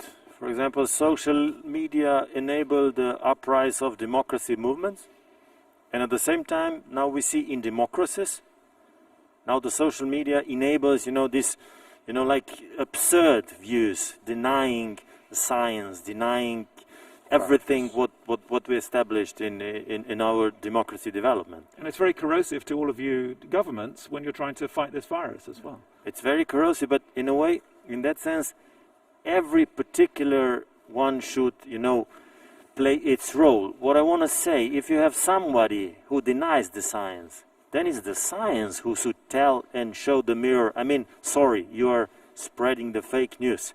So in a way, it's time for active society and to tell those who are spreading the false narrative that they are spreading the false narrative. And then there will be doctors, then there will be scientists, then there will be politicians, then there will be journalists, there will be, civil society who would say, sorry, it's wrong what you are doing.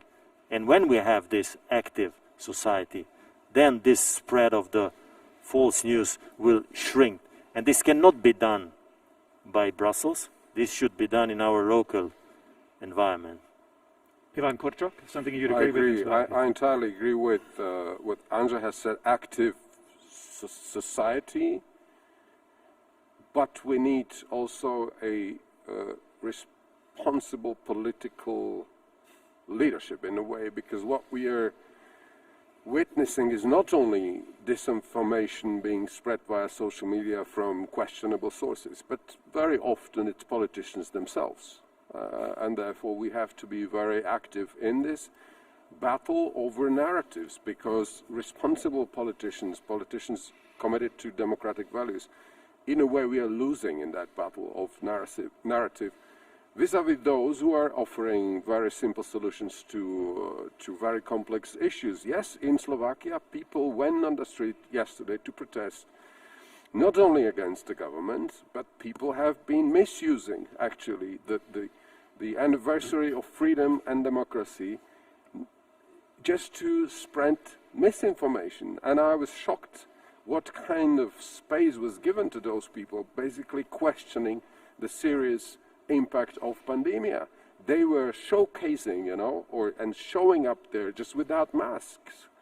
And then the question is whether law enforcement authorities should have acted or not, because immediately, had they acted, immediately it would have been interpreted that we are depriving people of freedom, right on the anniversary of freedom and democracy. So it's difficult, but I agree, it's active society, including a more committed explanation coming from science and presenting facts on the one hand. On the other hand, without responsible politicians, we will not be able to cope with that spread of disinformation. And it's pandemia, but you have it elsewhere. You have it in, in the area of terrorism, the terrorist attacks that we've seen recently in Austria and in France. Therefore, I support very much what Austria and France has said in the bilateral declaration that was adopted, I think, the other day. We have to do more. Thank you. The final word to our host, Tomáš Petříček. Among the politicians who are very sceptical of this, the former president, Václav Klaus, I believe even the police have been notified because he appeared so ostentatiously without his face mask, or at least it pulled down. That's a problem, isn't it, in a democracy? I fully believe that the freedom of speech needs to be protected. This is a fundamental right. It is a cornerstone of a democratic society. However, we need to be capable of actively reacting on disinformation through strategic communication, through debunking, through responsible communication of politicians, as Ivan said, through relying on experts. I am afraid that we in Europe once again realized with this pandemic, with this pandemia, how important it is to accept experts are providing facts. Political discussion is something else. Right. There is also one normative question. Very where briefly, is the line, if you will. Really where is the line between clear lying, and opinion, which is part of democratic debate? And I think as long as we don't have answer to this very fundamental question, we will be very vulnerable to disinformation. Thank you very much indeed. A really fascinating debate with such broad, far-reaching consequences for all of us as we fight this pandemic. I'd like to thank again Alexander Schallenberg in Vienna, Ivan Korčok, who's come from Bratislava, Andrej Logar, who's the Foreign Minister of Slovenia, and our host, Tomáš Petříček. Thank you very much, gentlemen. Thank you very much. Thank you.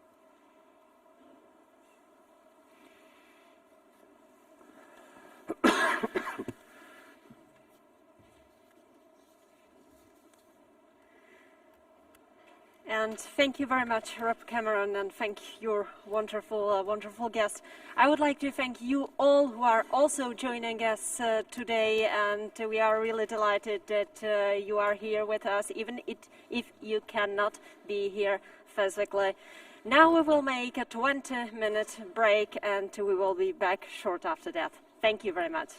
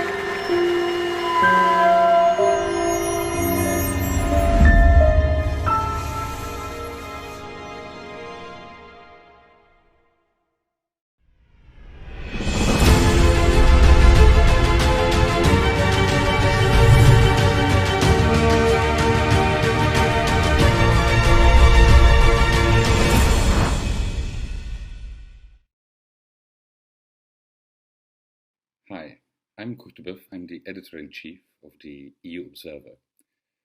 This year we celebrate our 20th anniversary. Since 20 years we are bringing independent, in-depth news about what is happening in Europe. We are reporting on the big events, but also on the small events that otherwise no one would see. We are a platform for powerful, famous voices, but also for small voices, people who would otherwise never be heard in Brussels. And we investigate to hold power in the EU onto account.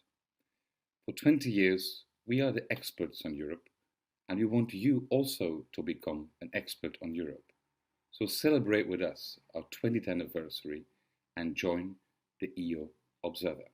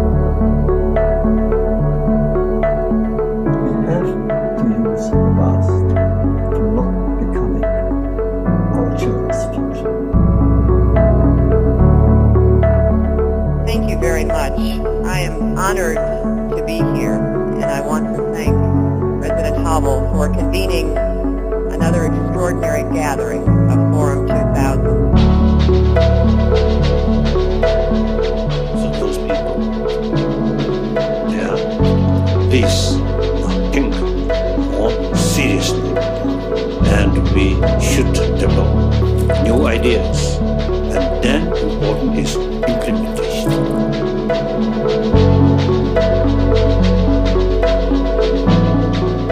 Dámy a pánové, vážení přítomní, já vás co nejsrdečněji vítám na konferenci Forum 2000.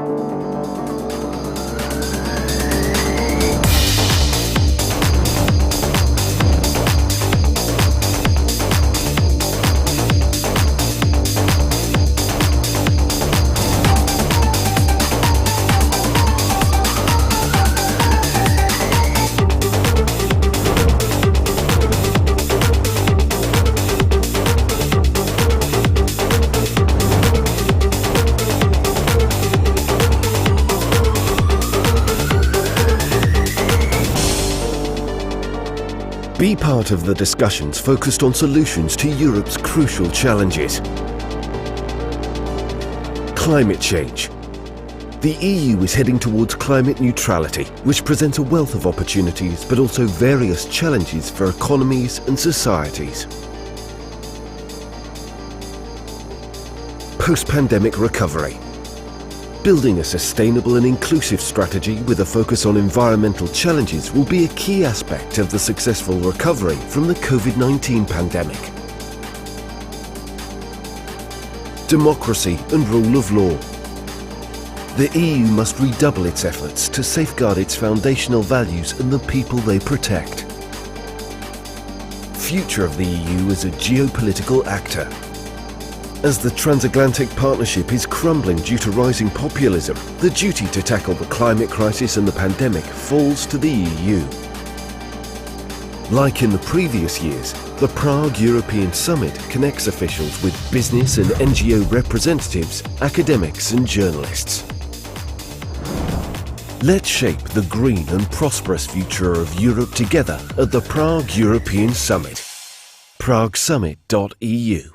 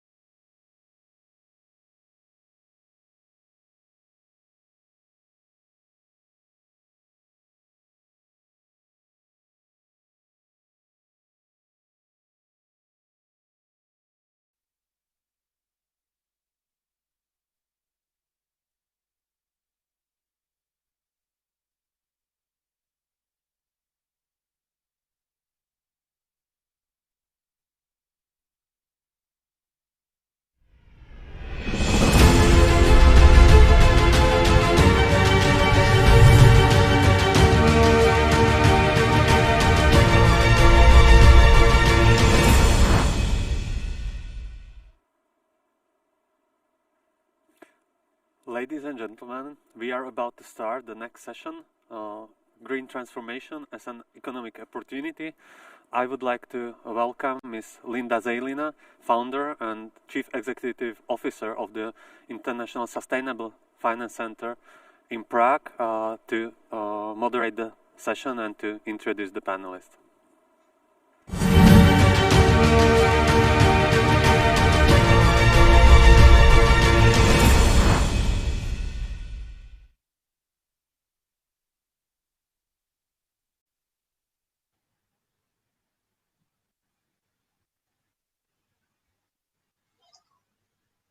Good morning, everyone.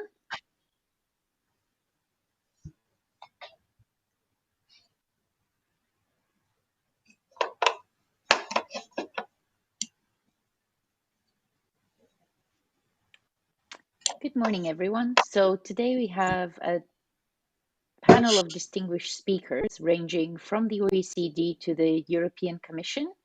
Warm welcome to everyone discussing the European green transformation.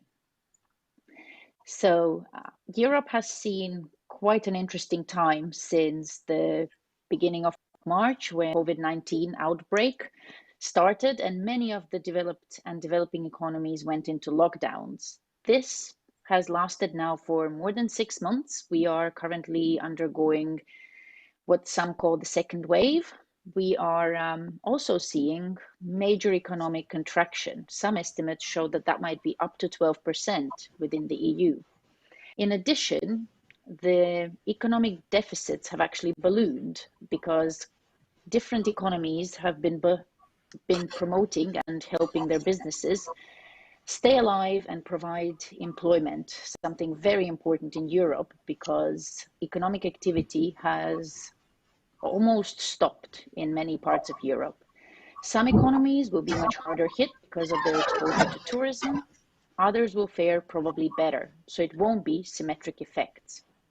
So today, to discuss the opportunities and challenges that we face to create a green transformation post-COVID-19, we have a range of great speakers. So we will start with Maria de Mertzis, who is joining us from Bruegel.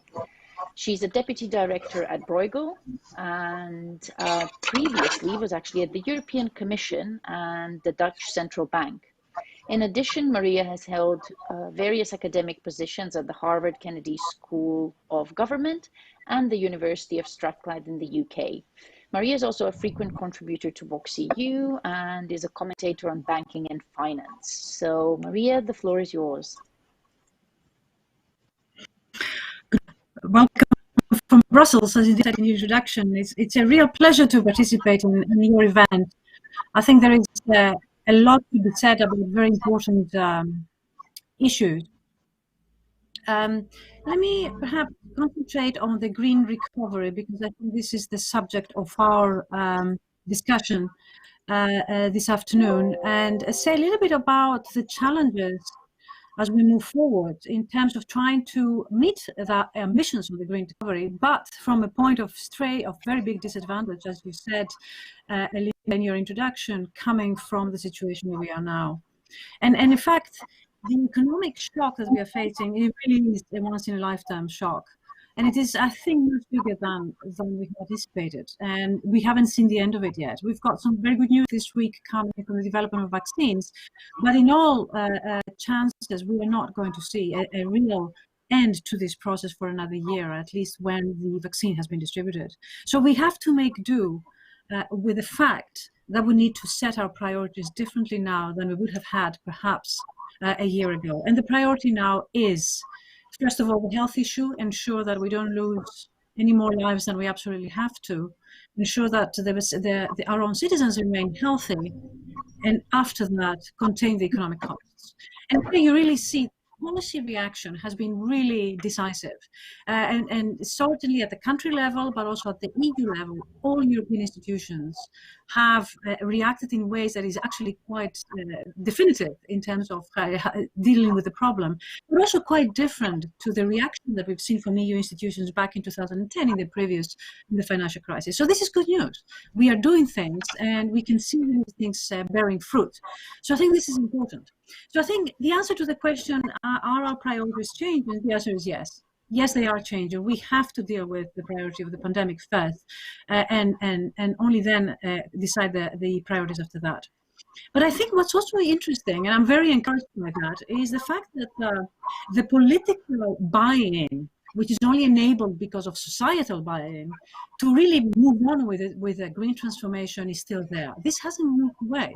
I think it's delayed because of the change in the priorities, but it hasn't moved away. And this is really very encouraging. I think the European citizens, on average, and possibly best in a world context, are very determined to see a green transformation and to see it being done sooner rather than later. So I think here there is a momentum building up, and I think it's important for all policy makers to seize this opportunity to make a difference and make progress with achieving some of increasingly ambitious objectives of reducing climate change, reversing climate change, and the energy transition. And here I think it is the time to put meat to the bones. It's not about just defining ambitions, it's about how we're going to do it. And it's not just at the policy level. I think it's important for all of us to ask the question, how does our personal life need to change in order for these ambitions to be met? Because this is the big thing. You know, all the way from the way that we travel, to what we eat, to the way we insulate our buildings, to the way we travel with the cars, all of these things is the meat to the bones. And it's not just at the macro level. Every single one of us has to see how we're going to address that. Policy is going to help us. It's going to enable us. It's going to provide incentives. But I think the mindset that we need to come in order to see a consistency between our objectives and our actions is at the personal level. I think this is crucial for us to realize.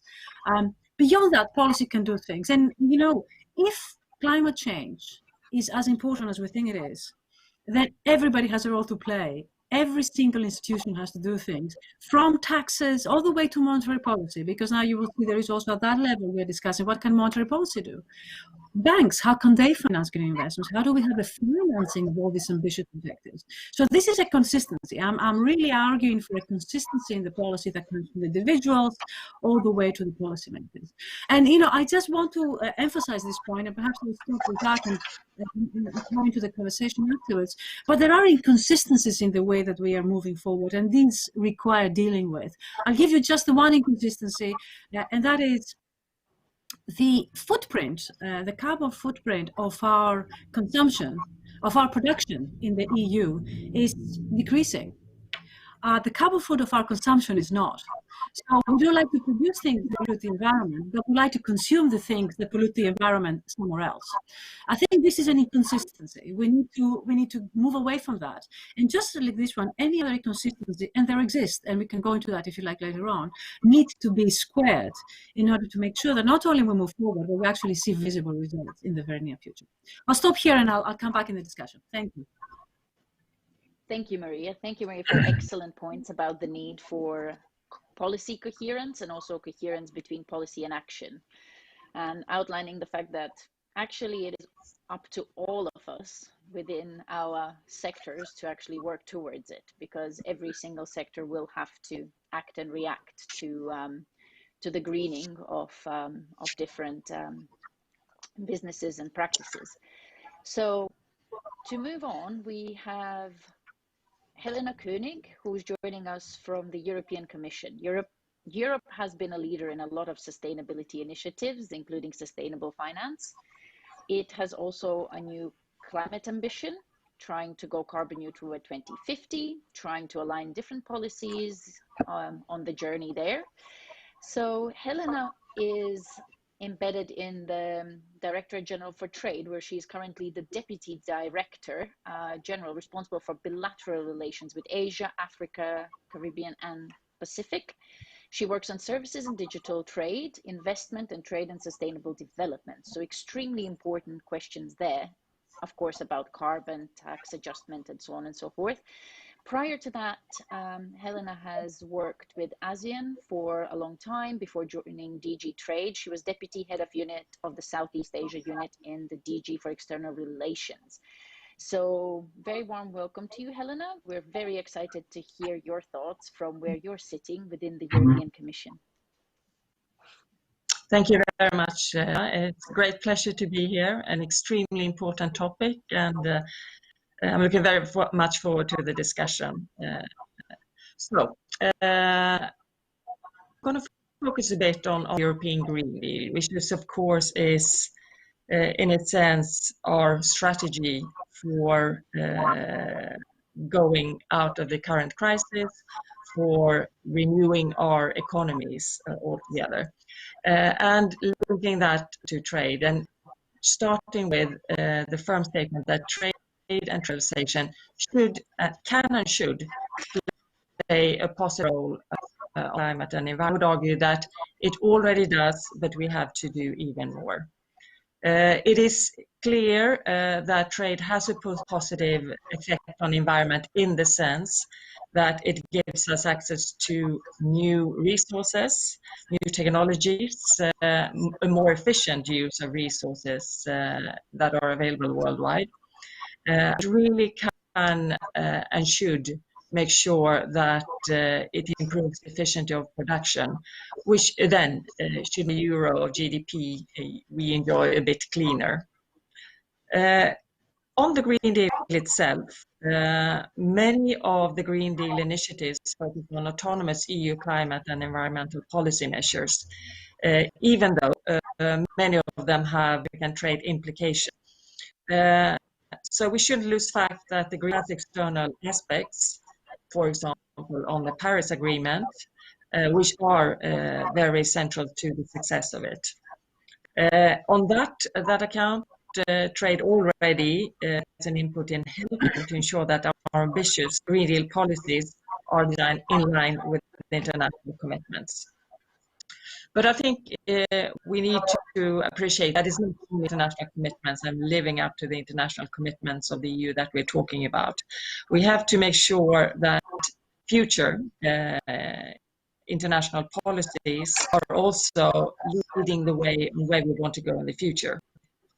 And there again, trade has a very important part in playing in the ecological transition. I think we're pretty clear on the track record. The EU has been a global leader in making trade policy more climate and environmentally friendly. I think it started really rolling out under the previous Commission, but now, of course, it has further increased in speed.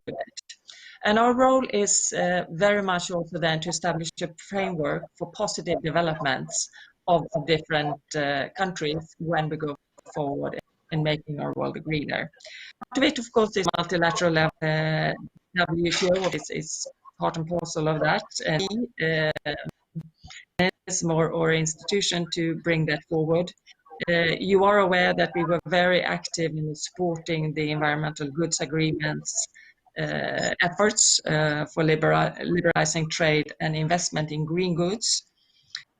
It did work out at the time. It was paused in 2016, but of course now we have started another reflection on how we can renew, and this time in a way that will make us succeed in the WTO climate trade initiative.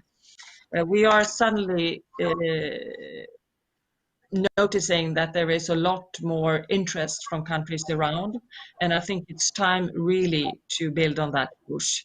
We're talking about a broad multilateral initiative, which is broader than the environmental goods agreement, on goods, on services, post transparency, and we also want to, of course, remain on the focus on goods and services mitigation. We also work very much bilaterally on it through our free trade agreements, where we have extremely ambitious trade and sustainable development chapter, which include a wide range of climate-related provisions. I think it's fair fair to say that there we talk about rules, we're very much living up to international commitments. So we're not talking necessarily of additional rules that would come on top of what is internationally, but actually reinforce our commitments between partners to living up to what we have promised and being more ambitious on the bilateral level. So that is key, whether it's related to services, public procurement, indeed energy and raw materials, and how we can make that really. And of course, this agreement is essential for our thanks. Thank you. That was fantastic. It's very interesting to see how active European Commission has been. It's been very welcome to see it pioneering some of the trade discussions as well, which has been quite a big issue worldwide for the last 4 years. So it's good to see somebody trying to work on the trade issues. Next, we have Masamichi Kono, who is joining us from the OECD, which is a Paris-based think tank that is working on better policies for better lives. That, I believe, is the motto, which I think encapsulates a lot of the OECD's work across different sections. So Mr. Kono is working on OECD policies on environment, green growth, and financial and enterprise affairs. He also represents the OECD at the Financial Stability Board, and he has had a very long career in financial supervision and regulation of financial services, both in Japan and globally. He was Vice Minister for International Affairs of the Japanese Financial Services Agency and the co-chair of Financial Stability Board Regional Consultative Group for Asia. So he has had a very long, illustrious career, and we're very excited to hear from you from the OECD perspective. Thank you. Can you hear me? Yes, we can. I hope you can. Yes. Good morning from a lockdown Paris. And thank you so much for your kind introduction. It's really my great pleasure and honor to be joining you today. Needless to say, this crisis is really terrible. It's one of the worst global health, economic, and social emergencies that we have ever experienced. Well, as others have already mentioned, and in the previous sessions as well, we need to find opportunities for us to rebuild our economies to be stronger, more resilient, more inclusive, and sustainable. And the OECD has been trying to do its best to lead this effort. And last month, OECD ministers affirmed their commitment to boost growth while advancing towards circular and carbon neutral economies. And of course, the EU is at the forefront of this, so with the pledge to become the world's first climate neutral continent by 2050. But several other OECD members have also committed to achieving net zero emissions by 2050. And we see the momentum building, actually. Many governments have already included green recovery measures in their stimulus packages, those massive packages that, of course, we do need and we now putting in place. But there are still many governments that have not joined forces and continue to support activities that in a way undermines progress towards an environmentally sustainable transition. The EU countries are leading by agreeing to devote around 1/3 of the recovery fund to green projects and to do no harm to the EU's goal to become climate neutral by 2050 with the remaining funding, which may not be specifically earmarked for environmental spending. But anyway, again, there are some examples of governments that have not yet embarked on this green recovery path. And there's also an issue of development finance, because of course this is a global crisis that needs global measures to counter, and to also, of course, we need a global recovery and leveraging the billions of public development finance to reorient trillions of private sector finance for sustainable recovery in developing countries is also a big task that we have. That is, of course, public development finance is important, but that is not sufficient to enable developing countries to make possible a sustainable recovery. And so, actually, according to our latest analysis, climate finance provided and mobilized for developing countries rose by 11% in 2018 to the order of $78.9 billion US. That's already an achievement, but we need more, and we need more private finance. Now, when we come to talking about finance, of course, we need to finance investment in infrastructure, and this is really a critical pillar that will enable a green recovery, and of course, to enable a low carbon transition. Again, we've estimated in the past that something like annual infrastructure investment of $6.9 trillion US will be needed every year between 2016 and 2030 to meet the development needs and, of course, to make those efforts climate compatible.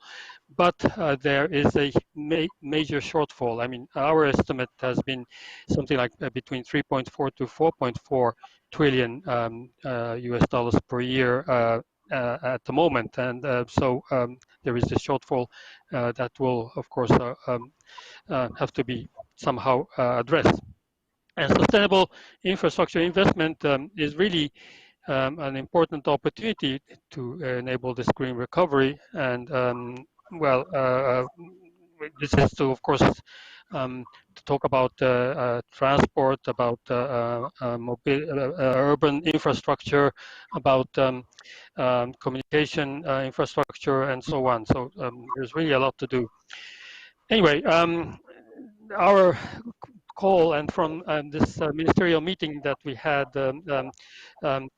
we really don't want to let a good crisis go to waste. I mean, it's not a good crisis, but at least this crisis should be turned into an opportunity to build back better and really design and act for resilient, sustainable, and inclusive outcomes. So the rest I can elaborate in the discussion. Thank you. Thank you very much. A great overview of building back better and how do we actually bring also the developing world on board, especially because some of these transformations will be more costly.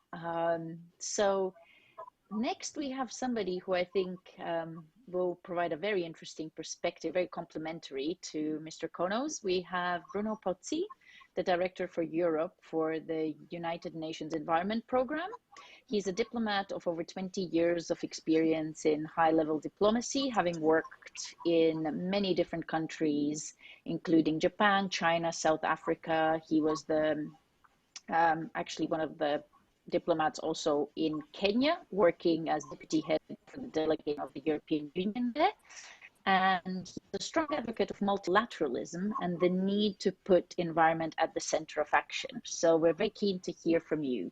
The floor is yours.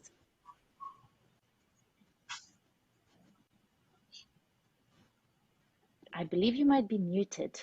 We can't hear you yet.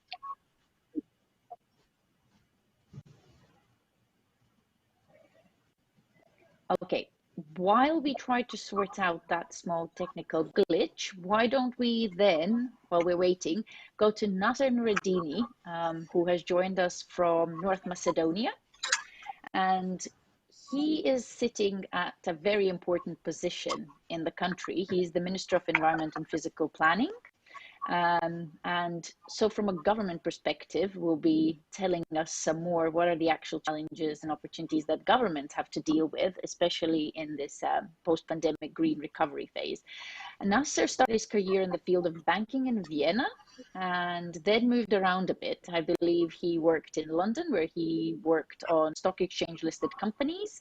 He became vice president for proprietary structured finance and equity derivative investments in the emerging European markets at UniCredit Bank. So he has a very solid financial background as well. So the floor is yours. We're very keen to hear from you from a governmental perspective. Good morning to everyone. First of all, thank you very much for organizing this event. Dear distinguished panelists and everyone else, I hope everyone's in good health, first of all, which is the current situation we're in. Thank you very much for this opportunity. We are looking at our situation from different sides, of course. We are a EU candidate country. So we just recently, actually, the Prime Minister Zaev just recently signed the Western Balkan Green Agenda in Sofia. So we are a country that is actually striving to achieve those goals that have been set by the EU Green Deal. However, though, one of the things that we see, of course, we have a different stance, a different situation we're currently in. The goals are similar to the EU countries. However, we are a developing country, which some of the fellow panelists already mentioned. Our challenges are slightly bigger than the others. However, though, as Mr. Connor so rightfully mentioned, in every crisis, there are opportunities that we can actually grasp and take on. Our key focus for now has been, due to the fact of the financial means we have, of course, has been to actually the health of our citizens and to support the health system. At the same time, though, the second step we were actually looking at is we have economic packages, we have worked on those, we're supporting the private sector, of course, and the employment of our citizens. However, though, unfortunately, we haven't been able to get a lot on the green package, so to speak. The reason for that is, unfortunately, that the funds are not substantial for us right now. Our challenges are quite big, starting off with the air pollution being one of the key ones, which links it very with the energy sector. We need to invest in our energy sector. We have a long-term strategy, of course, in place.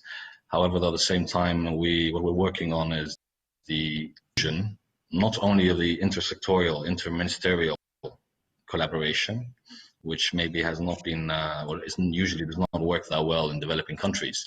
So far, it's been institutions working by themselves and trying to propose. So we as an institution of the Ministry of Environment in the past have proposed a lot of policies and laws, and that is all wonderful. Of course, we've been trying to harmonize them with the EU directives. However, though, if we don't collaborate with the other institutions, it is difficult for us to actually provide the green agenda, so to speak, or use these opportunities to develop these policies. Hence why it's not only our country that we need to be looking at for the green recovery in this sense, it's actually a regional topic. We are small countries. Now, when we look at it, we got similar issues. Hence why I think the Western Balkan Green Agenda is actually a great opportunity for all of us who are also candidate countries for the EU, because we have very similar issues. Now, in this crisis, of course, that we have right now, we can try and work together, have a connected energy grid, try and move into more renewable energy, of course, and we as a country have been promoting renewable energy, are working on numerous solar farms, we're working numerous wind farms, of course. However, though, the connection between our neighboring countries is important. We find, and because we as a small country as we are, of course, and as the neighboring countries as well, we'd like to start a circular economy where we see great opportunities for us, where we can actually create green jobs, where we actually don't look at waste anymore as waste, but rather see it as a raw good, as a commodity, something where we can actually reproduce other products.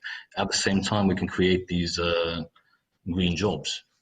Now, from a government perspective, of course, we need to update our laws. Some of our laws in the past have been harmonized with EU directives. However, though, unfortunately, if you harmonize them, just copy them, it is not possible to apply them, because we are at a different stage of the economic development to other countries. So we might be not some, but maybe more years behind. And the will, of course, and standards we want to achieve are long-term.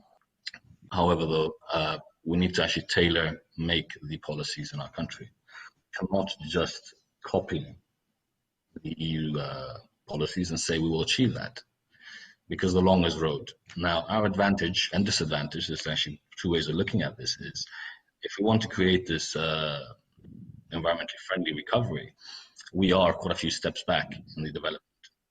Now, some countries, of course, it's going to be easier for them to achieve the decarbonization by 2050 compared to us or to our regional neighbors as well, because we have a heavy, we rely heavily on coal-fired power plants to generate electricity.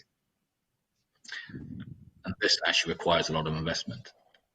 We, of course, are concentrating on these investments on the circular economy and the energy sector. However, though, without the support of the international community, it is going to be rather difficult for us to actually get there. We can look at different ways. Whether we look at private-public partnerships, we can actually co-invest with the country, whether we actually utilize the EU funds that are currently being offered to us. Those are the different aspects we're looking at right now. However, one of the main strategies we're looking at our country is we have a very rich natural heritage. The idea is actually to try and protect that and stimulate the ecotourism in our country. So create a green economy through that. The other one is, which I will refer to Mr. Connor's comment again, is the recovery plan we're looking at right now is where we're trying to be more sustainable is the infrastructure. So the capital investments that we're actually trying to plan for the next package in the future for 2021 and 2022 until 24, 25 are heavily relied on the infrastructure. These are the projects we're concentrating on now for the foreseeable future. And one thing that we all, this is my opinion, of course, my personal opinion, and I think this comment actually sees it, we should not look at a mandate. A mandate is too short to concentrate on the environment. We need to have a 10, 15, 20-year strategy as a country and not look for the quick political gains, because we unfortunately will not be able to realize these changes very quick in the short term. I hope we can discuss this further afterwards. Thank you. Thank you. Yeah, I couldn't agree more with the need for a slightly longer term vision there, so that you can start investing now so that you don't lock in some of the investment into unsustainable paths. And important point that a lot of the recovery will have to be context specific because the local context and conditions are very different. So we have to be much more mindful of that. I believe we have Bruno back. Is that correct? I'm hoping that his microphone has been sorted. I hope it has. Can you hear me now? Yes. Perfect. We can hear you loud and clear. So welcome back. So, so we're looking forward to hearing from you since you have traveled the world, worked in so many different contexts, actually. So we'd be very interested to hear what you're seeing that as important issues that we will have to tackle in the year ahead, especially with the build up to COP. Yes, no, thanks a lot, and sorry for that small technical issue, but I'm so glad it has been solved. And let me thank once again the organizers and the panel to give UNEP the opportunity to be part of this session on green transformation as an economic opportunity. With COVID-19, we have understood that our humanity is fragile and that we are exposed to risks. Our economies and societies are fragile and can be exposed to risks very easily. And those risks are notably those that we in the environmental field have been calling out for years now. At UNEP, we speak of three main crises, three main risks that are the climate crisis, of course, the biodiversity and nature crisis, and the pollution and waste crisis. And of course, these crises are destroying the natural system upon which our economies and societies are built. And they are driven, and other colleagues have mentioned that, by decades of unsustainable consumption and production. And COVID-19 is, in our view, just the latest illustration of this uncomfortable truth. The fact that the reality is that we've actually altered about 75% of the terrestrial surface of our planet. And if we don't do anything, we risk losing, 1 million species on Earth in the next few decades. And climate change will continue. And the science is very clear about that. But yet we remain mostly unprepared when shocks associated with these crises occur. So now, as we continue to deal with COVID-19, we must look into the future and try to seize this opportunity, this crisis indeed, to act faster on transforming our economies by linking the future economic development with circularity, with nature-based solutions, with ecosystems restorations, with resource efficiency and sustainability. We can make further commitments and take real and meaningful action. This will stabilize the climate, protect the natural world, and stem pollution.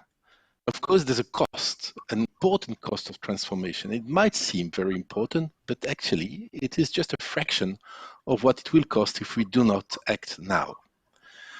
So real and meaningful action means moving investment flows away from the current unsustainable consumption and production patterns. Let's be bold. No more financing of coal. Deforestation-free food, feed and fiber. A regulatory framework that will limit pollution and protect our climate and nature. All of this requires investment, and it requires shifting gear in the finance sector at public level and at private level.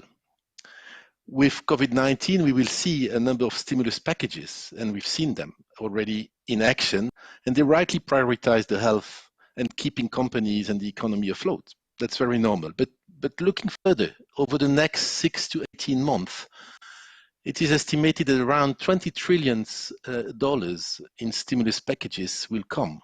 Most of it will be based on government borrowing money. And that money, we must ensure that it makes a difference, because we don't want to leave the next generation with both a pandemic debt and a destroyed planet. So this is really the moment. And the stimulus funds that we will see in action must go towards zero carbon, nature positive, pollution-free societies and economies. This will be fueled by public and private finance in the energy transition for a healthy planet and creating green jobs. It is really a golden opportunity, and our generation must not miss it. So how should we do it? First, we need to measure and account for the impact of every economic investment. The good outcomes, like when we reduce emissions, but also the negative ones, like when we invest in economies and lose biodiversity and harm the planet. Secondly, we must put the sustainability targets in all our economic decisions. It must be a key indicator factor of economic performance and must guide the economic and political decisions. Thirdly, when we build back better, let's be transparent and understood by the people. Investments into a green transition that can drive job creation, deliver sustainable growth must be explained and understood that it is for the future, it is for the humanity that we want to have in the next century. Now, of course, it may sound very theoretical, and it is, but in practice, transforming our economies into green opportunities is feasible. And let me take an example that we understand well. The cities, the housing where we live. Globally, this built environment produces about 1/3 of greenhouse gas emissions. And the cement industry that we use massively to build the infrastructures generates around 8% of the global CO2 emissions. Now, if we look differently at the way we develop these urban infrastructure, we could also transform them into one of the most cost-effective climate change mitigation solutions. If you combine urban development, for example, with sustainable forestry, wood construction could increase the carbon sinks of cities besides the forest that we have a sustainable element. Building would provide long-term carbon sink, and especially if they are located in these urban areas where there's strong air pollution. When they would become old, we could not destroy them or let them decay, but we could retrofit them instead, making them more sustainable and long-term. And if we do that, it is estimated that 80% of new buildings, if they are constructed with more wood, more sustainable wood, they could capture nearly half of the CO2 emission currently done by the cement industry in Europe. It's just an example. Greening urban development is a level of action at local and regional level that can be really important and it will also bring health and social benefits on top of green jobs and sustainability. At the end, it shows that investing in nature is the choice we've got to make. It's part of the solution, of the transformation, the innovation and the economic development and growth that we need to have, and that can go hand in hand with sustainable production and consumption. And it has been said, it can be achieved only if we adopt the right mindset, if we dare to build back better and use this exceptional window that the crisis has created for doing business as unusual. Thanks. Thank you. Thank you, Bruno, for that, for also showing us a very clear example when it comes to the retrofitting in the cities. So AGA SFC, which is a relatively new organization, we've only been established for over 6 months, and we are headquartered in Prague. What we're looking at is also just transitions and how actually there are some trade-offs when it comes to green transitions, because we need to also ensure that we don't leave people and communities behind, which is quite a tricky question often, because urbanization, absolutely correct, we have high emissions there. However, we also have agriculture and livelihoods outside cities that we also will have to tackle, and often that's going to be tough. So to achieve that, we probably need to look into better public-private partnerships, and because there will not be enough public money to lift all of the heavy load. So my next question actually is linked to public finance. How can we leverage public finance to improve the outcomes, to maybe get more private investors and private sector activity? What do you see as the most promising opportunities or ways forward? We have had decades of learning how private-public partnerships work or don't work. So I wonder if you would like to reflect on that. So we'll start with Maria, and then maybe Masimichi Kono wants to add as well. Please go ahead. Thank you, and thank to all the panelists for very stimulating conversations. If you allow me, Linda, can I make a comment on some things that have been said, because I think that's it's very important, and then perhaps I can give you my thoughts on the financing, which of course is just as important, because without finance we will never get there. And I'd like to just make to thank first of all Mr. Pozzi for being quite so bold in his comments. I think we need to be as bold as possible, because we are really on the 11th hour here. I mean, the science is unequivocal, and it's important that we are quite as bold as he was. There really is a great value in protecting nature in everything that we do. But I would also like to link that to something that Minister Nureddini actually made, and I think that it alludes to a broader issue of distributional costs, distribution benefits, but also distributional costs. I think the benefits of greening the economy will be to everyone, but I think the costs of getting there are not going to be equal to everyone. And you know, the minister talked about countries that are at a low level of development, and you know, they have obviously the same targets, but they don't have the same capacity to get to those targets either as quickly or as effectively as other countries. And I think that's an important point. You know, I think there is here a role for the global coordination of this, where we allocate responsibilities according to the capacity, because you know it's important not to leave people behind in this context on the country level, but also if you think about distributional outcomes within countries. I think that is just as important. It's the same argument, the argument that you know, it's the bolder we need to be to meet the targets, the more we need to give emphasis also to the fact that the cost borne to achieve these adjustments is not going to be uniform. And you know, I think it's not a small issue, because unless we do it properly, we are going to lose the societal buy-in, which is necessary for the transformation. Without a society buy-in, if you have people on the streets arguing we're losing jobs or we're losing our welfare, we're simply not going to get there. And I think that's a very we should not underestimate how important the societal buy-in is. And then to the issue of the financing, I think we have made some progress, and I think we have actually picked up the speed of progress of understanding the greening of finance. There are some wonderful opportunities and beautiful ideas that are coming out. Dare I say some of them from my own institution on how to do that. And I think it's important that we think out of the box on how to green finance. What do we mean by green bonds? How do we create liquid markets for the financing? Because as you said, Linda, that we need the public-private partnerships. Sorry, I think my screen is freezing. Can you see me? We can see you and hear you. Okay. I was just saying that I think the public-private is crucial, and we've made some progress on the private one and how to construct markets that are liquid. Our thinking on the public, the equivalent of the public side, is only just evolving. How do we earmark funds for green investments? It's not so easy for public money is not easy to be earmarked, and I think there we need to again think out of the box. But I am really confident that the new issuance of debt from public authorities will carry with it green commitments, and there are different ways of doing that. But and as I said, we are very nascent in the way that we think about this. But I think we can take some of the ideas that we have on the private side. How do we create private bonds? I think the demand for green bonds is actually enormous, and it's increasing. So you really see that companies are thinking in what we call the responsible and sustainable way, and there is a thirst for these types of products, and I'm sure that we can carry some of those architectural designs to the public side. Yes, thank you so much.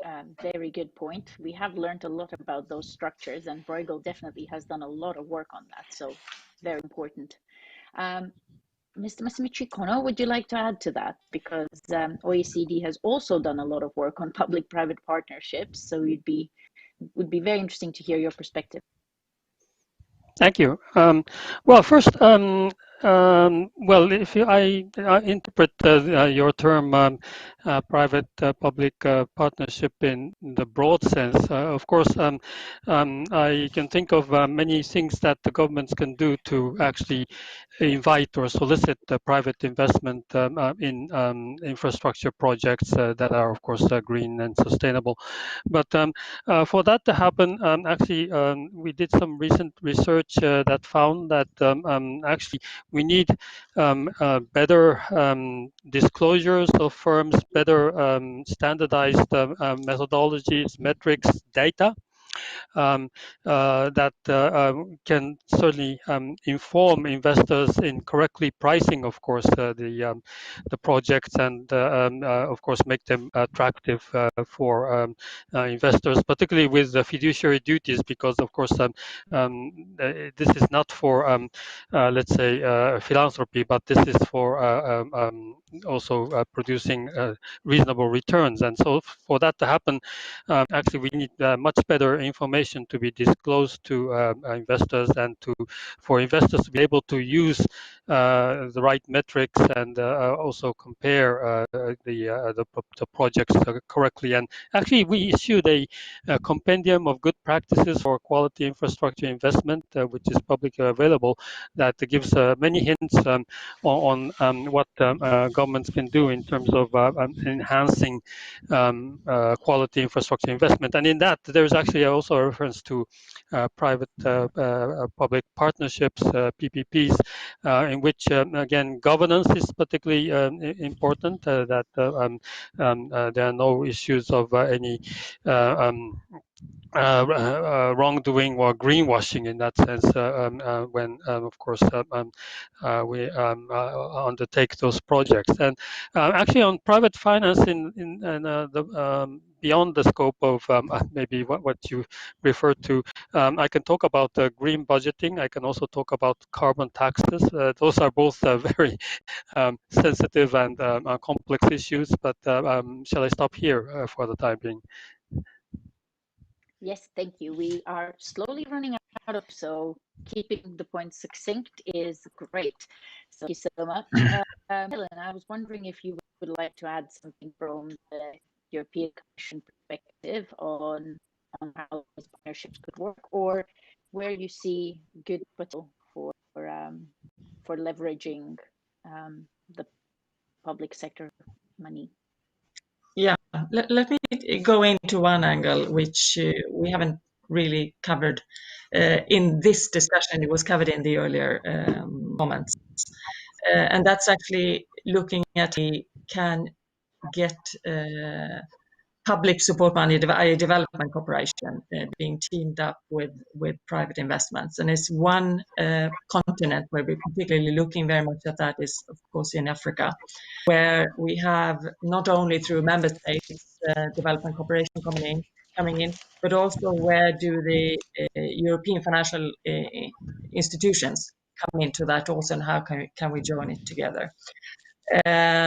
I think again it's more of a rather new thing, because things are happening very quickly in these field levels pointed out by both Marie and Bono. But it's definitely a road where we know we have to go down, sure that actually countries to live up to commitments under, which of course are different. I mean, all individual contributions to the Paris Agreement, for example, are set at different levels. But nevertheless, the challenge is very big on that. What we're doing, which I think is interesting, is we're looking very much at due diligence. And I think due diligence, there is a proposal being worked on for mandatory due diligence that will come out. And of course, climate is a very important part to look at there, in addition to human rights, other important issues. But there, I think we're not talking only about negative screening, and I think that's very important when it comes to actually direct reporting and investors looking at CSR issues like climate as supportive for a transformation of economy, by actually having more visibility and a different for reporting on this issue. And I think it's already appreciated, and I'm sure it's even more, that climate is indeed a material economic factor, taking into account of future results. And I think by putting some order in what needs to be reported by companies, you have already the non-financial reporting directive, of course, but putting more emphasis on that, I think actually will help to get more money flowing into not greenwashing investment, but real climate conscious investments. Thank you. A very valid point about the greenwashing aspect, which we're still fighting, I guess. I'm going to jump to Bruno to hear your thoughts and reflections of what has been said this far, and any thoughts on public-private partnerships or leveraging public finance. And we will finish up with Minister Noureddini before we get some questions actually from the floor. So if you keep it shorter, that'd be great, because I'm sure that there's quite a few questions queued up as well. Yes, thanks a lot. No, really rich discussion, and really notably also on the blending now brought by the EU Commission. I think that we transition into more energy efficiency, decarbonization. This is for sure, and therefore the mobilization of finance of this public-private partnership are in markets that have the greatest potential: renewable fuel, sustainable food, recycled, carbon-neutral textile, just to say a few that are also important for developing countries. And it is really for institutions like ours, but also for those who support sustainable development, to look at this interface. How do you mobilize the initial public support that will trigger a private sector response? And through one example that comes to my mind is what we've done as UNEP with and other agencies with the PAGE program, the program on the advancement of green economy. Together with the government of Mongolia, we've created a green credit fund, which was supported by government and then brought to the private sector and allowed the Green Finance Corporation to start and provide green credits through commercial banking. So these kind of examples that unleash finance to support sustainable companies, sustainable sectors are really what we need, and that's through that blending that we will manage to have it. Thank you. And Minister Nordini, before we take the questions from the floor. Thank you. I will just actually refer to Ms. de Mertens, what she mentioned, and she's absolutely, I mean, in my opinion, she's absolutely right regarding the transparency when it comes to the public-private partnerships. It is imperative for government, for any government, to actually be rather transparent with the projects that are open, considering that from experience that I've seen, not only in our country, but in other countries as well, sometimes these partnerships fail due to the fact that the transparency is lacking. So the investment potential has not been explained appropriately, or obstacles are unfortunately unintentionally sometimes being laid, and thereby investors actually don't feel safe, secure to invest in it. Hence the importance of us becoming a member of NATO, starting the EU accession talks to create this trust between us and international investors. I will refer to Mr. Potti's actually comment, and he mentioned something, a key word for us, for countries like us that are actually developing and that are of the size we are, markets. We are a small market. Hence, when we have international investors looking at us, they see the size. Hence, we don't really fall on the radar that often. That's why I'll reiterate again the regional cross-border collaboration. We're actually creating a common market, one market in the region. A lot of us, unfortunately, or in this instance, maybe fortunately, we are the same development phase. And when we talk again about linking to the circular economy, we're not going to have a foreign investor come in and build a huge facility to recycle glass or to recycle plastic or paper, considering the amount and size we have. However, though, if we create a regional plan where we work across border, where we actually have a larger facility for glass in North Macedonia, a larger facility for paper in Serbia, or Albania, etc., then we can actually create a market for the international investors. And however, at the same time, when we speak about the greening the economy, one thing that I have actually encountered often with our citizens and the local companies is that the word itself, by the way, somehow when we speak about efficiency, energy efficiency, green economy, somehow does not come across very well, because it's automatically people associate it with extra costs for some reason. We as a government, we as institutions need to be more open and clear and transparent about it. When we're speaking about greening the economy, we're actually talking about also cost saving. A lot of the time, this actually also applies cost saving, especially when it comes to energy efficiency. And I probably shouldn't say this considering I come from the banking sector. We also need companies to look at the bottom line. Certain percentages are acceptable. I know they all have shareholders at the end of the day, but let's not look at a too large margin on the profit at the end. Thank you. Thank you. Absolutely about what is actually a reasonable profit, and also about the need to build economies of scale. Coming from Latvia, tiny little country, I'm only too aware of how important that is, the regional cooperation. Now we will switch to the floor to take some questions that are coming from the audience. So if we have Mr. Bartovic joining us, please. Yes, Linda, thank you very much for being fantastic moderator of this debate. First of all, I would like to apologize to our viewers for a small interference during this session. Hopefully it won't happen again.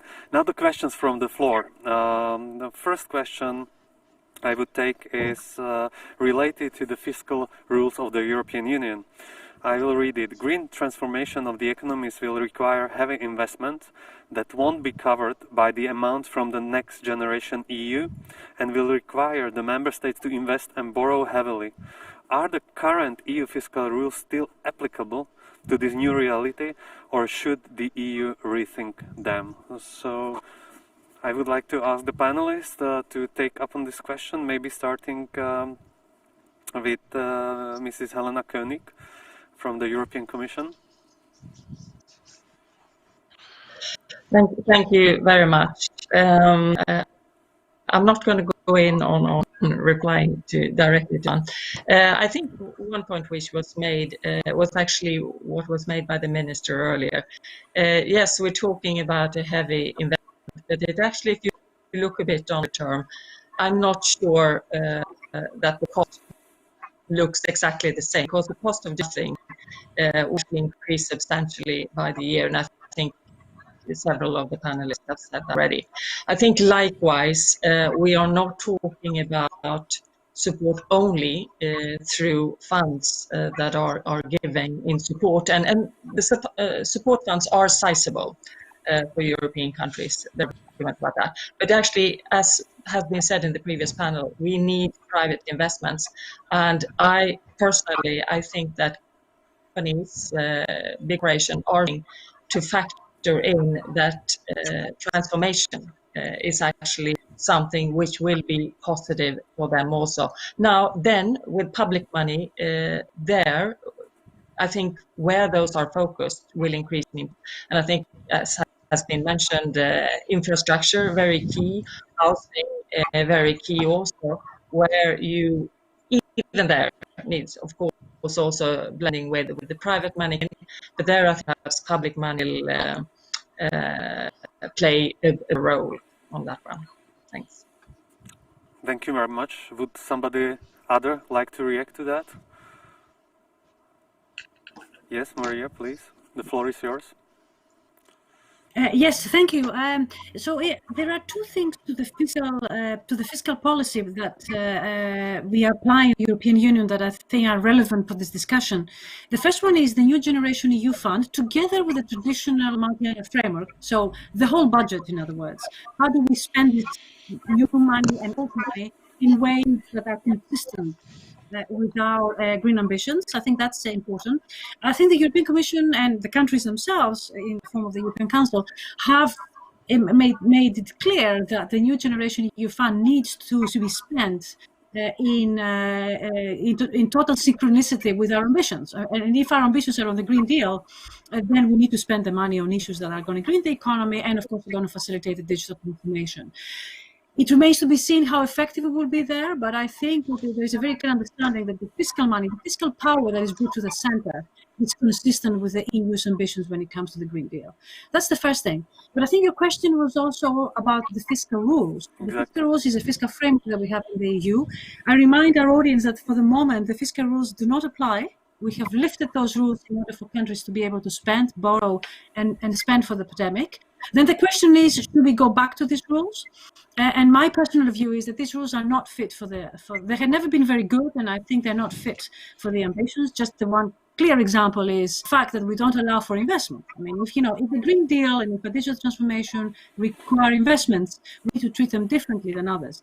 That is not to say, and I think one of the speakers in earlier conversation said that is not to say that we don't need to have debt rules. We are going to come out of this crisis much more indebted, not only on the public side, but also on the private side. And looking after the sustainability of our finances is going to be even more important. But it's important that we invest in the future so that we make the sustainability easier. So no, I don't think the current rules are correct. I think we need to change them. And the question is how to do it in the next couple of years. Thank you. Thank you, Maria. I would maybe like to ask also Minister Noureddini. The fiscal rules are quite strict. It's 3% of GDP maximum deficit. But there were already ongoing discussions in the EU about relaxing this rule by taking out the investments out from the 3% GDP. Do you think it's a way forward? Especially if we are talking about investments in green technologies, in green transformation. As Mr. Demirtas already said, we are facing a very unconventional, unknown time right now. There are certain restrictions, certain limits in place. Our budget has been turned upside down. Our deficit percentages have turned upside down as well. We need to all be flexible on the way we approach the coming years, unfortunately. We have never experienced such a handbrake of the economy as it has in the past. this is an absolute handbrake. We've had recessions in the past. We've had the 2007, 2008 recessions in the past, which we have experiences from the historical. However, though, what happened now is we had, for example, in our country and many other countries globally and in the EU, we pulled the handbrake from one day to the next. We brought everything to a standstill. Now, the 3% or the budget deficit rates that we have in place right now, unfortunately, we'll have to be more flexible. We are not part of the EU yet, so I cannot actually comment directly on the EU policy itself. However, though, I can say, unfortunately, that our deficit rates are increasing, not just by taking out loans, but just naturally by our GDP dropping. So that is happening to every other country as well. We're having a GDP decrease. So we're going to have to all be slightly more creative, more flexible. And the fact that we have an opportunity here to invest in the right projects when we're speaking about greening. And Mr. Kono mentioned it earlier, and I'm sure he's raising his hand. He wants to speak about this. The infrastructure projects are going to be the key.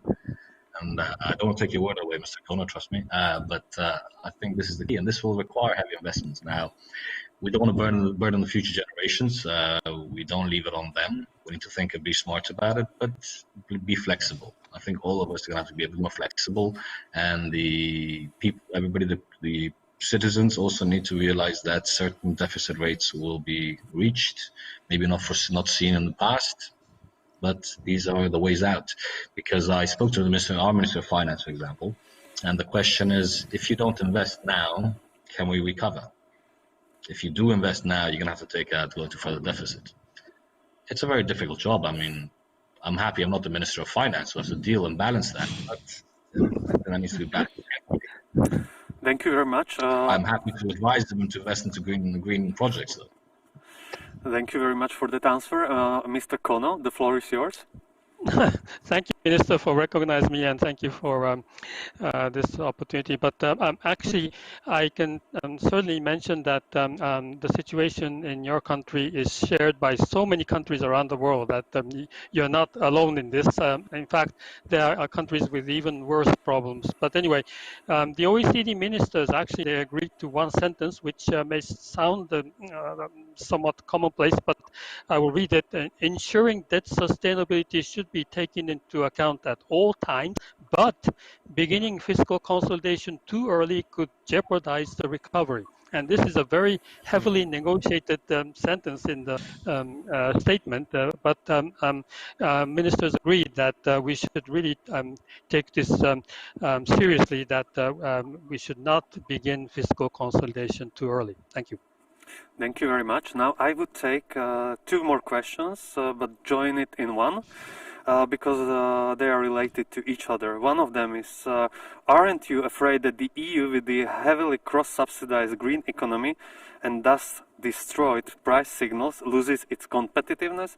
And a question which is similar to it is asking for the solution. So what would be the best strategy to urge the states and politicians to make climate commitments when much of available alternatives are some type of economic burden? I would like to ask maybe now to start with Mr. Pozzi to address these two questions in one.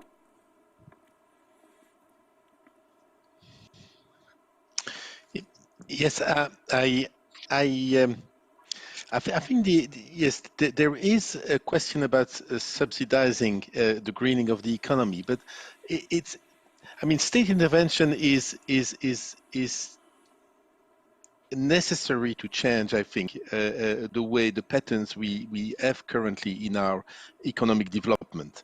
You call it a subsidy, you call it intervention, it doesn't really matter. But what we see currently is, for example, that we subsidize in the Western world, and sorry to say that, but our agriculture is heavily subsidized, and it has an impact on the development of other countries, and it has an impact on the use of soil, on the ecosystems, on our carbon footprint, and so on.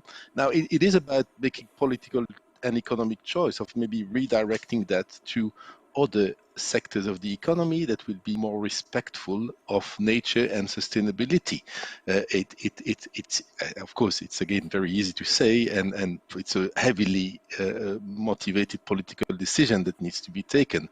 But again, the moment that we have now gives us this opportunity. The EU, with the Green Deal, has got the opportunity as well to review some aspects of its agricultural policy, for example, and create maybe a movement around the world that will look at the way we produce food in a different way. Sorry, I took that food angle. I could take many of them, but I think it's a telling one. Thank you very much. Anybody else from the panelists would like to react to that question? Yes, Maria? I mean, I think any efforts to funnel money into a particular sector will be subject to the same rules for everything that we have. I mean, for the moment, our state aid rules are not in place because of the pandemic, but in the long run they will come back. And Europe is pride itself on having very good competition policies that actually ensure a level playing field. Therefore, there isn't going to be a question of the heavily subsidizing in any different way than we do it for of course, as Mr. Pozzi said, for other sectors. I'm saying that's not going to be the different thing. But I remind you also that the climate and the climate issue is a public good type of issue. So there is a role for the state to play. It isn't a private. It's not like agricultural products, which they're subject to private motives. Here, I think we are talking a very public good, and the public authorities need to deal with public goods in ways that private individuals cannot deal with it. So, I think there is a very clear role to be played by the state here. It will not go against the state rules because we have very good in the EU, very good ways of dealing with it, and I think we need to make progress because of the urgency of the issue. Great. Yes. Could I add something on the international level when it comes to state aid / subsidies, and as Maria pointed out, we do have a very solid framework for state aid in but I think working, and we will see interventions, greening interventions, but not only green interventions. And we've already seen that mushrooming around the world in last year because of the situation. Specifically at that, some rules are followed. And there we have been trying to get work on rolling out in the WTO. We've been having discussions with the Americans and with the Japanese in the last year. And I think the idea is really to make that one of the cornerstones also as we go towards WTO reform, because it will be necessary, will it be even more necessary current climate where we are now. Thanks. Thank you very much. And Mr. Kono, yes, the floor is yours. Thank you.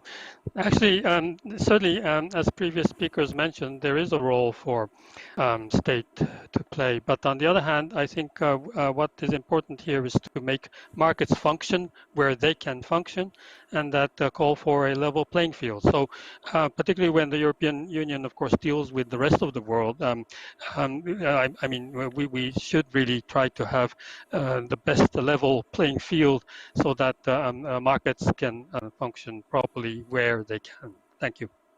Thank you, Mr. Kono. Now, the last question, I would like to ask Maria to address it just very quickly, because we are heading towards the end of the session. How successful will be the EU in projecting its soft power in the realm of the green transformation? Oh, you've left the easiest question for the end. Europe prides itself on soft power. Europe is not hard power, and it has absolutely no ambition to become a hard power. All the Europe has and wants to have is soft power. We are very proud of our climate ambitions, and we are hoping that we can have a leadership role here. As the international environment is changing, the US is shifting with the new administration. Hopefully this will go. China is on board. The rest of the developing world is on board. I think there is more of an urgency for international coordination, and I think Europe there can play an important role precisely by exerting that pressure. Thank you very much, Maria. Now, the last thing from me, my duty is to present you also the results of the poll our viewers, our participants were voting on the question: do you think the green transformation will help the EU's economy in the long term? So 90% of participants voted yes. They believe that the green transformation will help the EU's economy in the long term. Now I would like to return the floor to Linda for wrapping up the session. I would just like to remind you to stay tuned because we will continue after this session, after some break at 2 p.m. and 2:05 p.m. Thank you very much. Linda, the floor is yours. Thank you. And thank you to all our excellent speakers. I think we managed to cover a lot of ground, even though we only had just over an hour. I think it's been excellent to have so many different perspectives and such a cognitive diversity in one virtual room. So thank you so much for making time, for joining us for this session.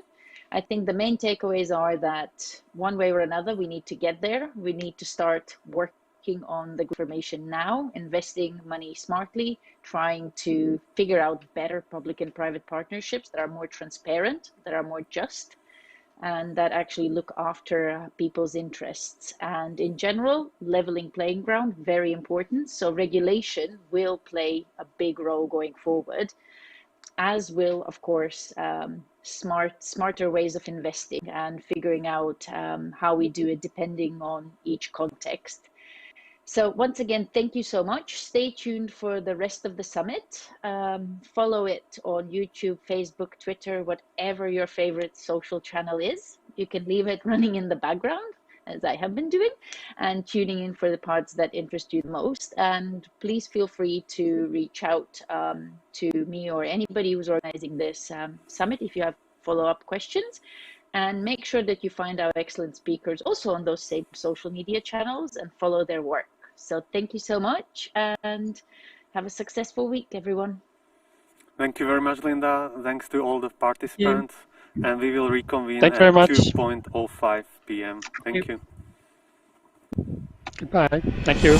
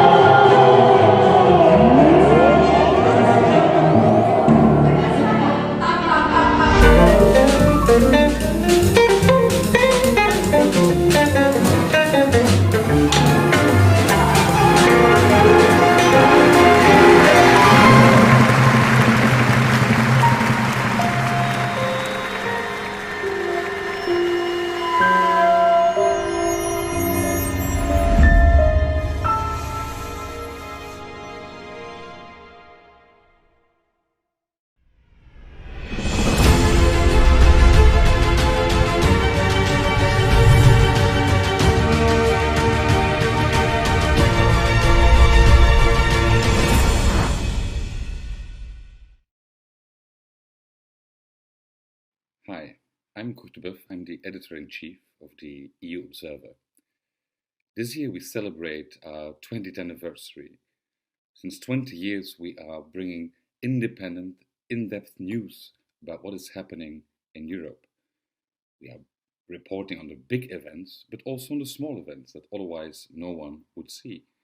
We are a platform for powerful, famous voices, but also for small voices, people who would otherwise never be heard in Brussels. And we investigate to hold power in the EU onto account. For 20 years, we are the experts on Europe, and we want you also to become an expert on Europe. So celebrate with us our 20th anniversary and join the EU Observer.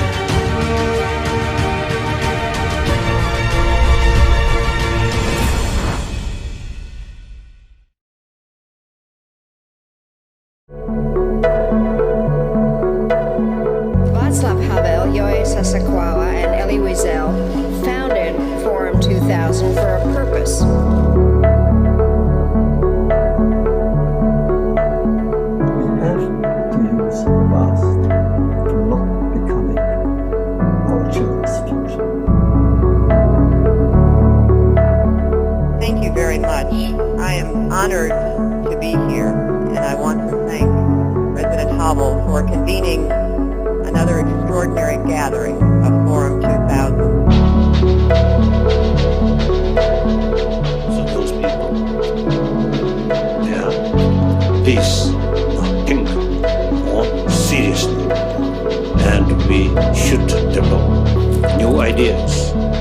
then important is implementation.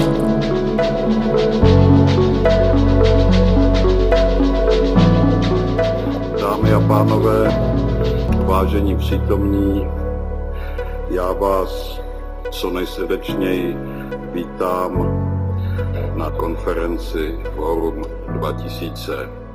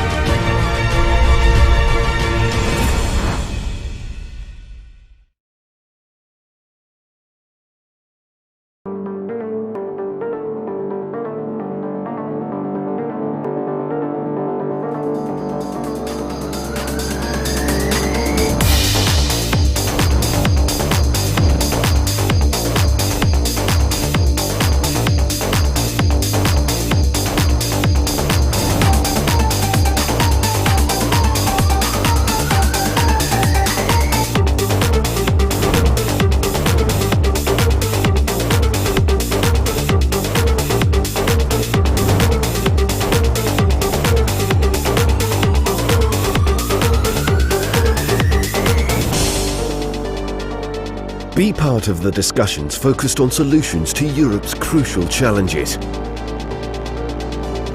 Climate change. The EU is heading towards climate neutrality, which presents a wealth of opportunities but also various challenges for economies and societies. Post-pandemic recovery. Building a sustainable and inclusive strategy with a focus on environmental challenges will be a key aspect of the successful recovery from the COVID-19 pandemic. Democracy and rule of law. The EU must redouble its efforts to safeguard its foundational values and the people they protect.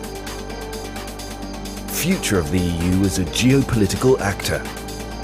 As the transatlantic partnership is crumbling due to rising populism, the duty to tackle the climate crisis and the pandemic falls to the EU.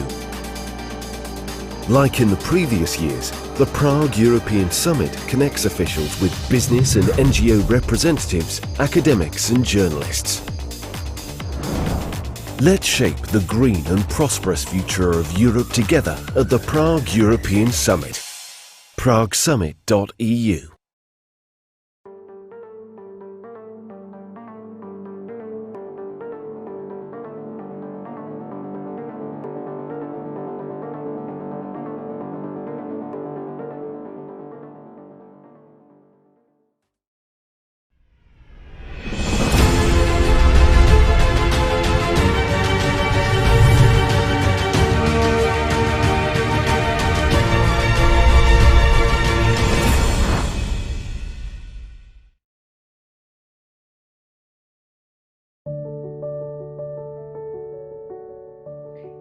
ambitiously tackle climate change, Europe must realize that there is not a silver bullet solution.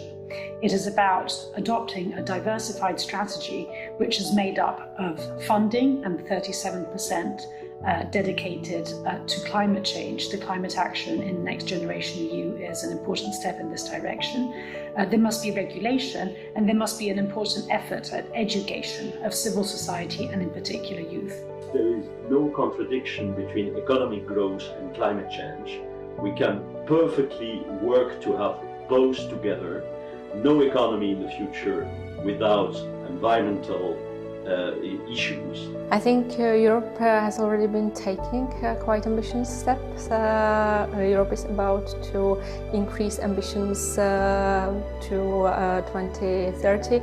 It's very important that we are at the same time realistic, and we work very hard also on improvement of competitiveness of industry in Europe. Tackling climate change in an ambitious way requires a new approach to urban design, especially what concerns housing and transport.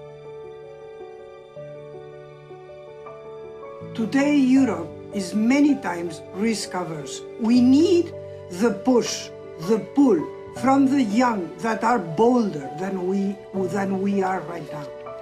This work on climate actually shows young people that we hear them very well, because it's namely them who pushed Europe towards very ambitious climate goals.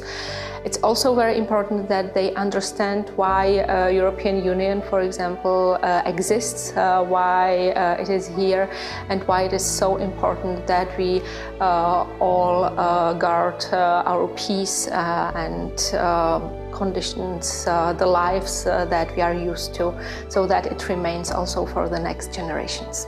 Youth is both a key segment of society that has to be engaged on climate action, but it is also a key segment of society that has to be listened. It is absolutely clear that the current push towards climate action in Europe would probably have been possible without the mobilization of youth. So it is about listening to the ideas and the energy that youth can bring to the debate and to the action when it comes to climate change. Young people can be convinced about the value of democracy if they can start practicing it early, for example in schools, universities, and also at the first workplace.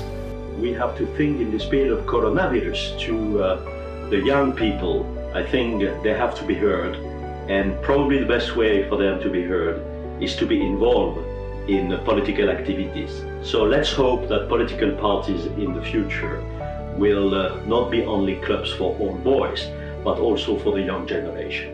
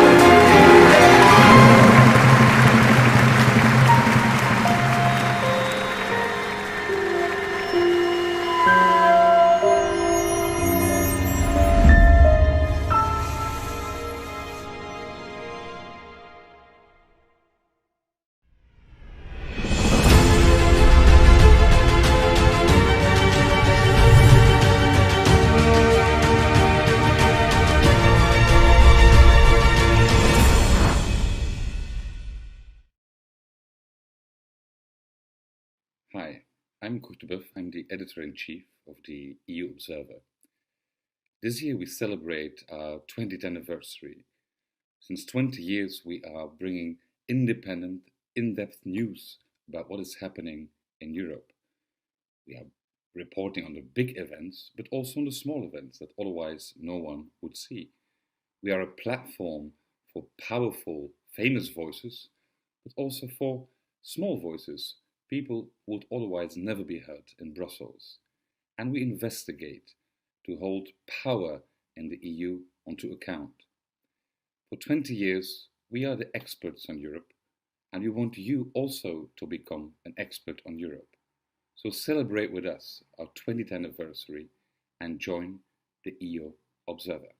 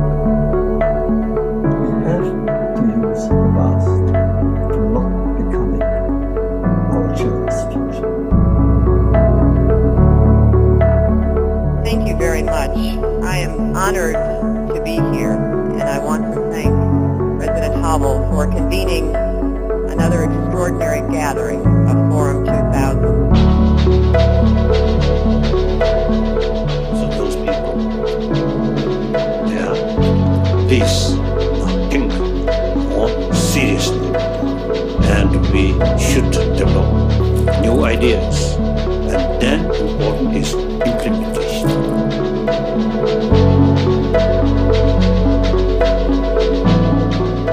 Dámy a pánové, vážení přítomní, já vás co nejsrdečněji vítám na konferenci Forum 2000.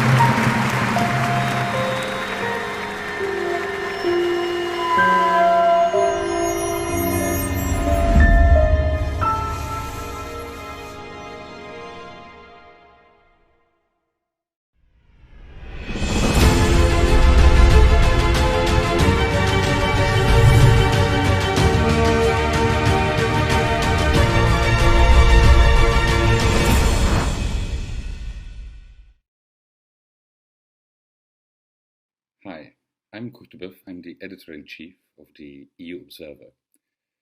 This year we celebrate our 20th anniversary. Since 20 years we are bringing independent, in-depth news about what is happening in Europe.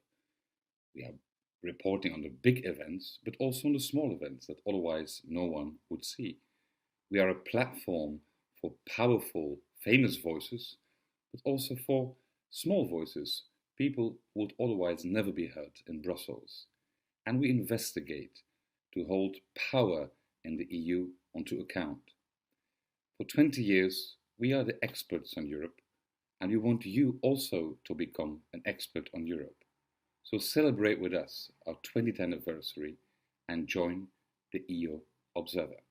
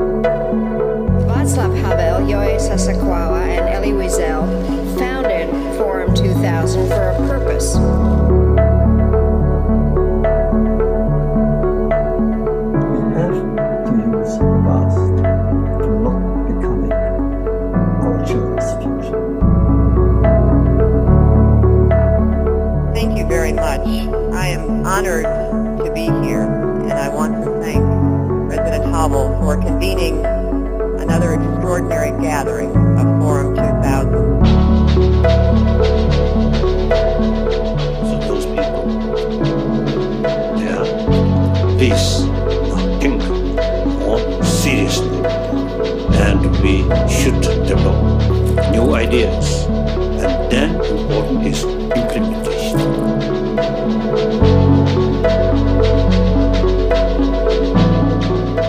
Dámy a pánové, vážení přítomní, já vás co nejsrdečněji vítám na konferenci Forum 2000.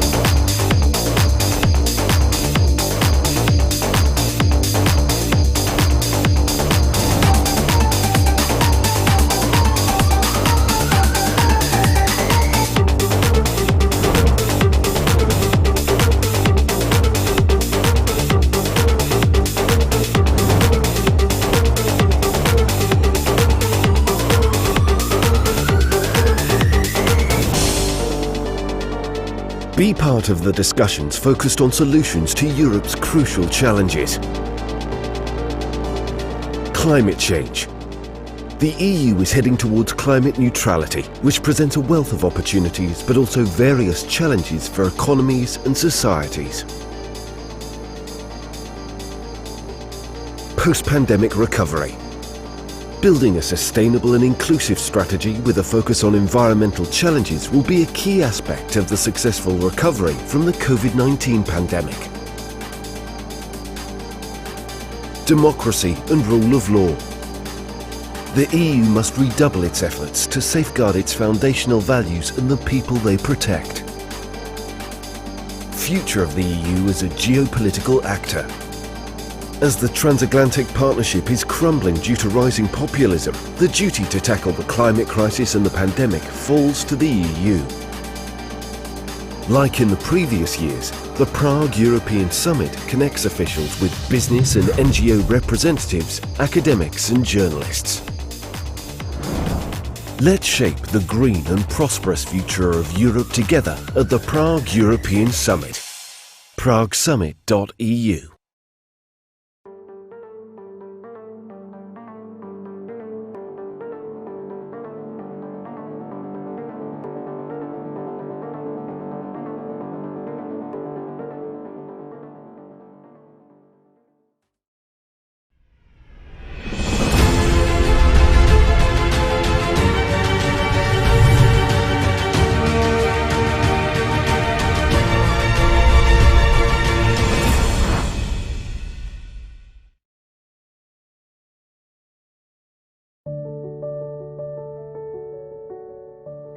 To ambitiously tackle climate change, Europe must realise that there is not a silver bullet solution. It is about adopting a diversified strategy which is made up of funding, and 37% dedicated to climate change. The climate action in Next Generation EU is an important step in this direction. There must be regulation, and there must be an important effort at education of civil society and in particular youth. There is no contradiction between economic growth and climate change. We can perfectly work to have both together. No economy in the future without environmental issues. I think Europe has already been taking quite ambitious steps. Europe is about to increase ambitions to 2030. It's very important that we are at the same time realistic, and we work very hard also on improvement of competitiveness of industry in Europe. Tackling climate change in an ambitious way requires a new approach to urban design, especially what concerns housing and transport. Today, Europe is many times risk-averse. We need the push, the pull from the young that are bolder than we are right now.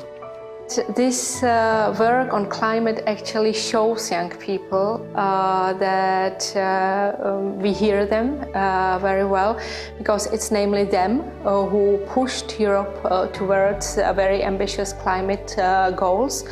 It's also very important that they understand why European Union, for example, exists, why it is here, and why it is so important that we all guard our peace and conditions, the lives that we are used to, so that it remains also for the next generations. Youth is both a key segment of society that has to be engaged on climate action, but it is also a key segment of society that has to be listened. It is absolutely clear that the current push towards climate action in Europe would probably have been possible without the mobilization of youth. So it is about listening to the ideas and the energy that youth can bring to the debate and to the action when it comes to climate change. Young people can be convinced about the value of democracy if they can start practicing it early, for example in schools, universities, and also at the first workplace. We have to think in this period of coronavirus to the young people. I think they have to be heard, and probably the best way for them to be heard is to be involved in political activities. So let's hope that political parties in the future will not be only clubs for old boys, but also for the young generation.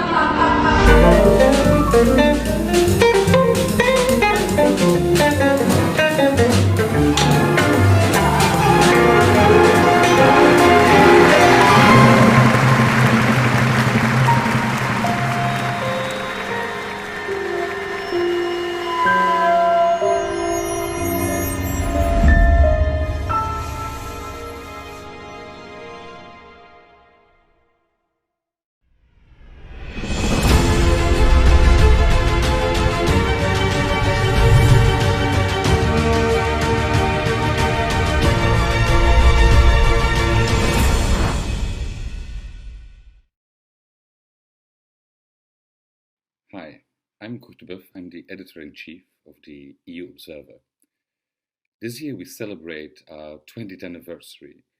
Since 20 years we are bringing independent, in-depth news about what is happening in Europe. We are reporting on the big events, but also on the small events that otherwise no one would see. We are a platform for powerful, famous voices, but also for small voices, people who would otherwise never be heard in Brussels. And we investigate to hold power in the EU onto account. For 20 years, we are the experts on Europe, and we want you also to become an expert on Europe. So celebrate with us our 20th anniversary and join the EU Observer.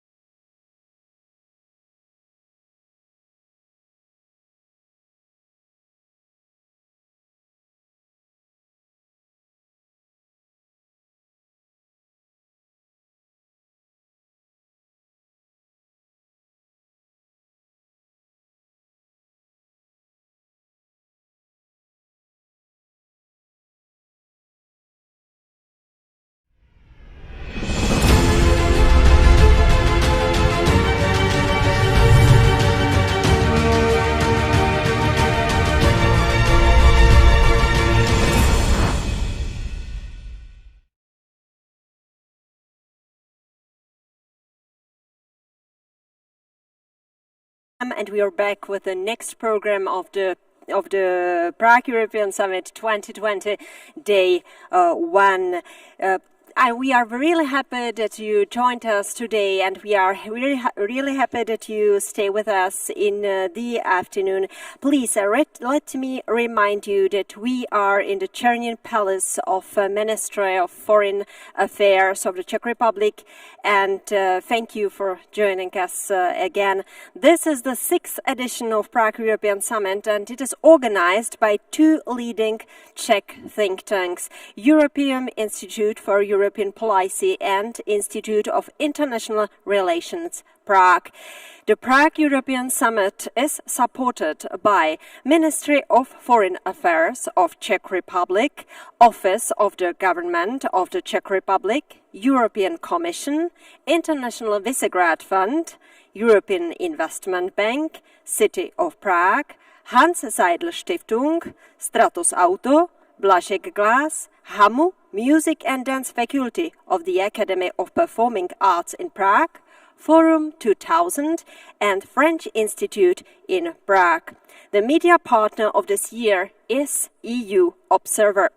This year the whole summit is held in a hybrid format, with most of the speakers connecting remotely, and it allows participants to follow the summit from the comfort of their living room.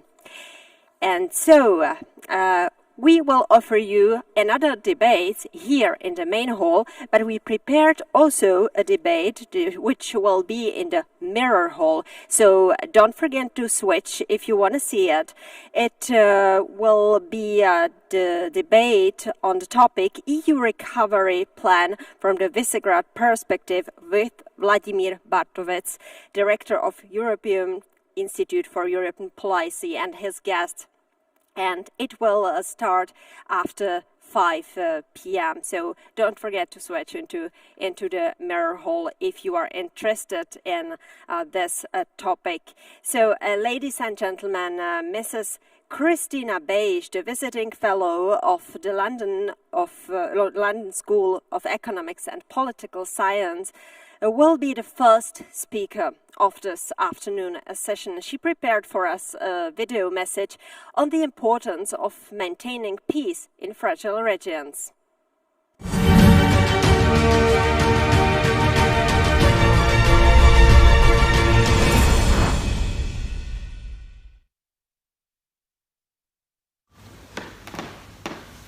Well, thank you for joining our session on how to maintain peace in a fragile region and the role of global actors in the Mediterranean, Middle East, and Caucasus. My name is Christina Beige, and I am currently a visiting fellow with the London School of Economics and Political Science. Well, we know that specific conditions often determine whether fragility will evolve into a durable peace or collapse into armed conflict. Fragile states are countries that are extremely impoverished and have weak institutions. They lack the capacity to fulfill the basic functions of a state, are poorly governed, and often experience political instability, including armed conflict.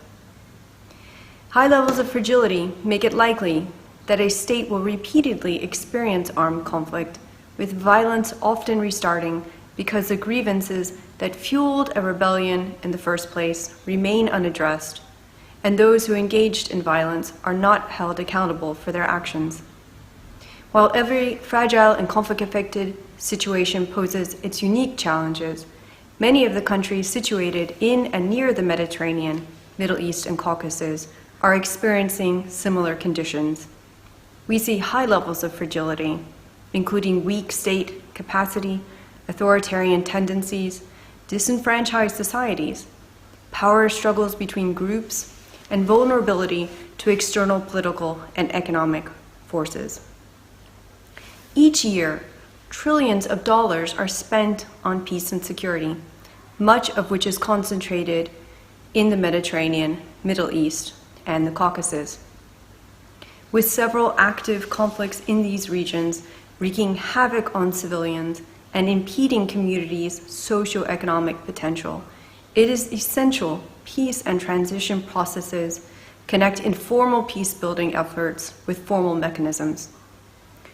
Furthermore, the securitized responses to the global COVID-19 pandemic in these regions, including sweeping emergency powers, the crackdown on dissent, postponed elections, restrictions of the right to protest, and utilization of surveillance technologies mostly unaccountable to their populations are concerning and have not resulted in better public health outcomes, but rather a worsening of human security.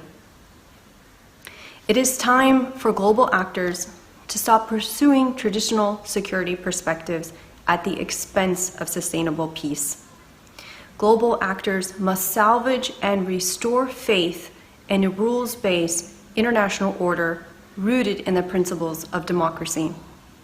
In so doing, we must strive to restore relationships, invest in the constructive and peaceful resolution of conflict, and create social systems that serve the entire international community. Thank you. Thank you very much, Christina Beisch. And this message is followed by a discussion. And our topic this time is modeling of geopolitics and economics, the way forwards for the EU. Have a nice time with our guests and our presenter, Mr. Kurt Deboeuf, Editor-in-Chief of the EU Observer. I will join you after that at the end of this discussion with the questions and answers. So don't forget to write down your questions directly into the chat. Thank you.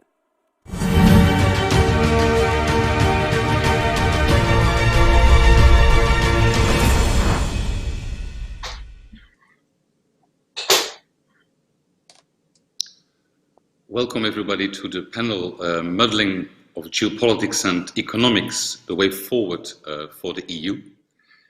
In this panel we will discuss how in the current multipolar world, powers like China, Russia, Turkey, but also the United States, are using the economy as a kind of a weapon against Europe. When we say China or the United States, we all have to think about the trade wars that we have seen been going on for a few years now. If we say Russia, we not only think about information, or rather disinformation wars, but also about the use of gas.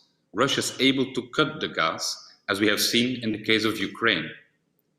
The question is if the Nord Stream pipeline will make Europe too dependent from Russia.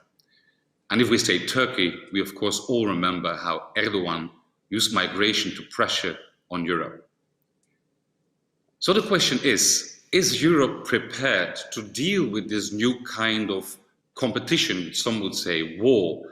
And if not, what should the European Union do to make itself stronger? For this discussion, we have an outstanding panel.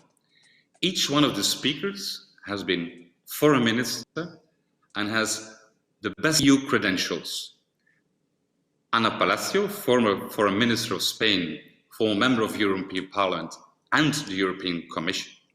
We have Professor Peter Balázs, former foreign minister of Hungary and former European Commissioner.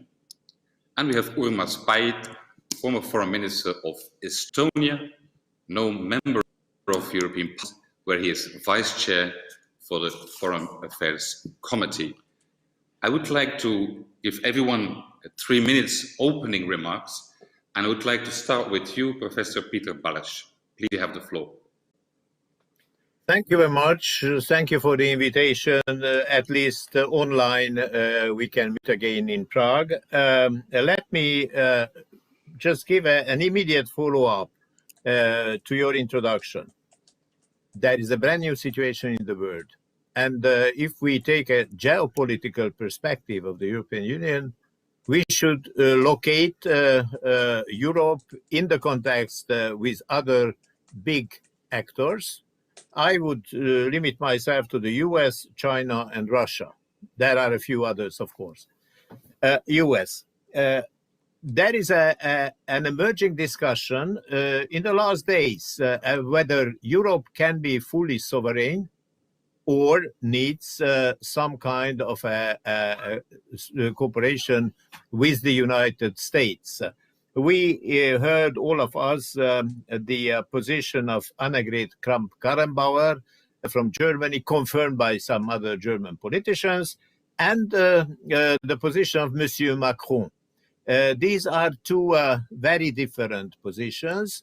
So, and this is about the future of NATO under the new US administration. I think this is the absolutely number one question, because there is no foreign policy without a military leg, and Europe badly lacks that kind of military support. Second is China. China is nurturing a kind of military confrontation with the US, but not with EU. With EU, we have this very interesting expansion of China through the Silk Road, and I find it rather worrisome that China takes the courage to call together EU member states and direct neighbors of the EU on EU territory on its own, without a cooperation dimension with the EU, in spite of existing agreements, and is building up a kind of a competing network. We have got our very good trans-European transport networks with rather good financement behind, with perspectives to 2030 and 2050. And China is making something parallel. The textbook example to this is the Budapest-Belgrade railway connection, initiated by China, followed by Hungary, independently from the EU perspective. And finally and last, Russia. Russia is has been hesitating between two positions. One is competing with the West or copying the West. The Eurasian structure, which is not very successful, is a kind of a copy of the European Union, similar institutions and similar objectives. Or competing in military terms with NATO and with the US being there in Syria, being a very active operator. In the Middle East, China hasn't taken a clear and right position concerning Europe. Kissinger warned Europe to turn east and proposed a kind of a new alliance with the US. I think these are the main dimensions of our geopolitical position now. Thank you.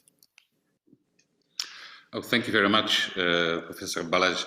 If you allow me to have one follow-up question I would like to focus on one point, which is the railway that was done in connection between Hungary and China. How, in your opinion, should the EU react to this? In two ways. It's a dialogue with China and the internal relationship between EU Commission and Hungary. With China, there should be a very clear suggestion that if you enter our home, Europe, if you enter our territory, you are holding meetings in Bucharest, Budapest, and Warsaw with EU members, please advise us first, and please invite the European institutions in accordance with existing agreements between the EU and China. This would be one message. The second one, a family affair with Hungary.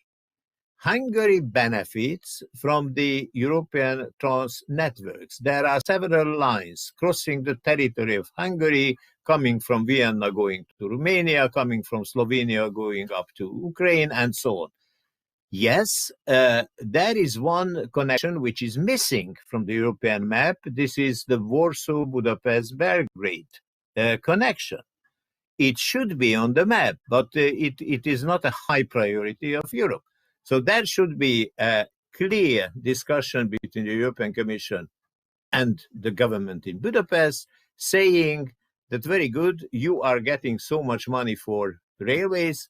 We are ready to consider your connections, both with Warsaw and Belgrade, but please discuss with us and not with Beijing that kind of development.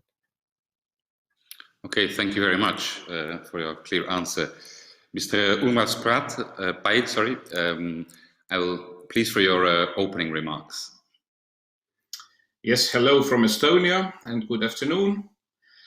And if the question is what the European Union has to do more to have better position during upcoming global developments, then I think that yes, there are several things what the EU has and can do.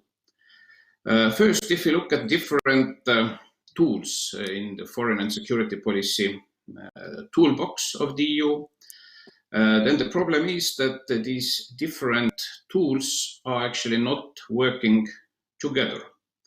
For example, if you look at classical diplomacy, secondly, foreign trade, including access to the European Union common market, third element, development cooperation, and fourth, security and defense policy.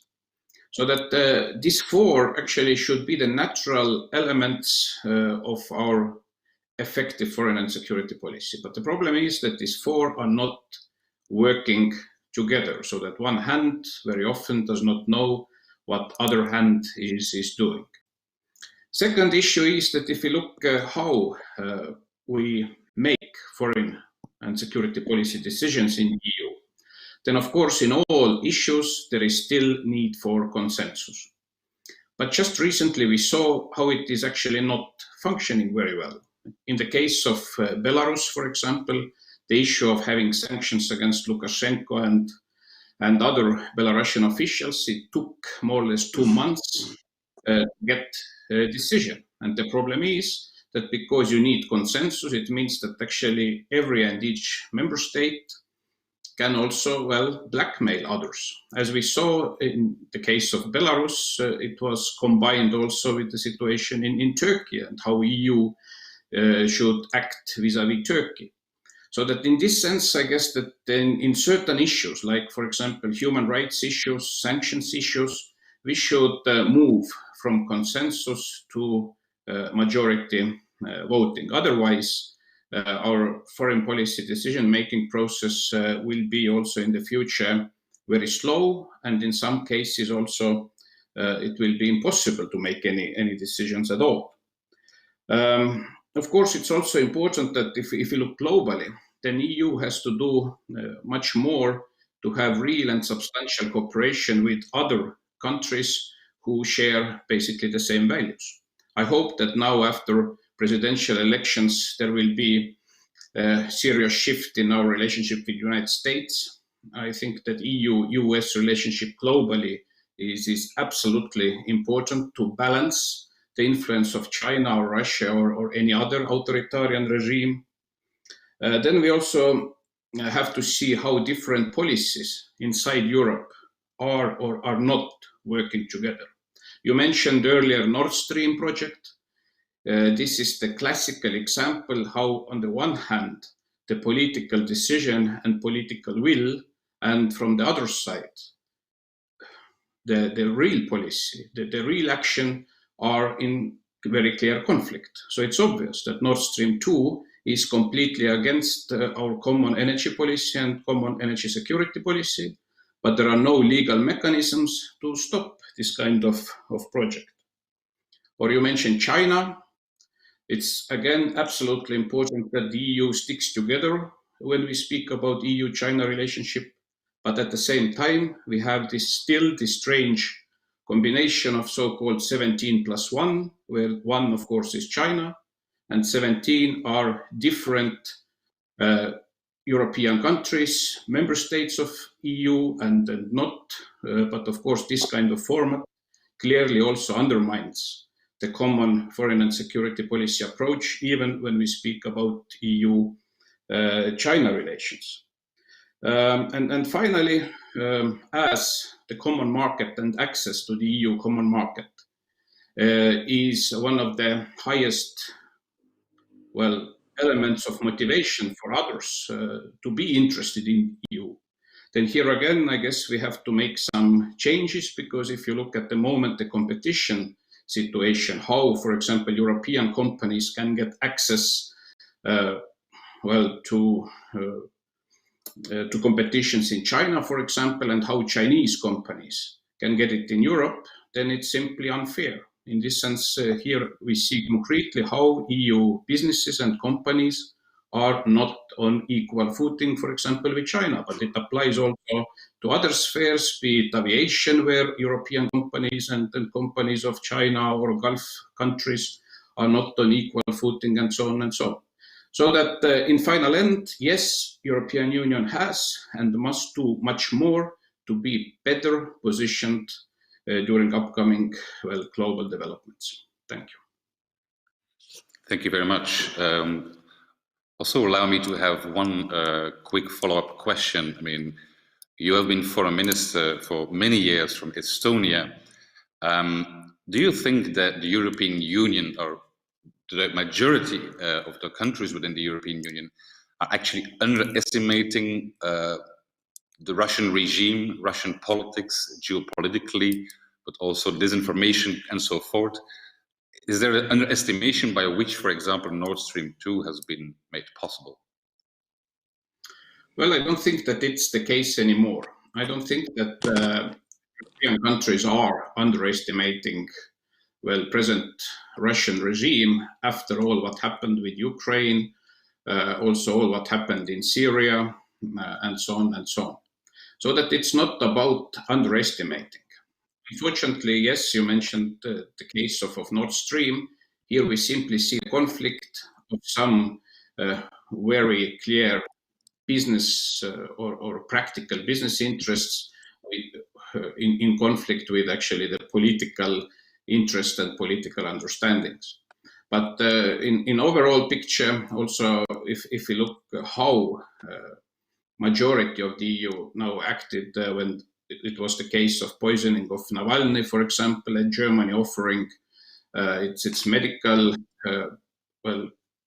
medical environment in the hospital, and so on and so on. If you look how actually in principle substantially the EU or majority of the EU acted to events in Minsk and Belarus, which of course has direct link also to Russia.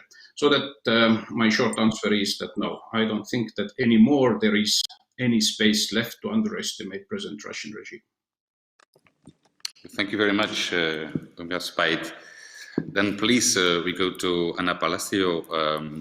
Please, your 3 minutes of opening remarks. You have the floor. Well, thank you. I could just spare the 3 minutes, and time is a scarce commodity, by saying that I agree completely with what has been said. Allow me just so to bring a different, not perspective, but emphasis in certain issues.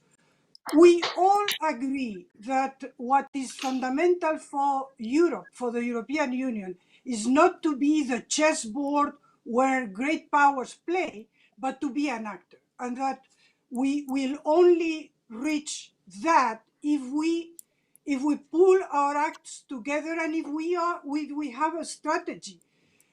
We have a lot of expressions going around, in particular strategic autonomy, because sovereignty is I think out. But and these muddy concepts where we put our aims, our ambitions, but also our goals. We need to clarify all this. First comment. Second comment. It's absolutely clear that the European Union has pulled together in areas that are in the economy, but not in what is understood as classical politics. And you know what? Politics is back. Is back.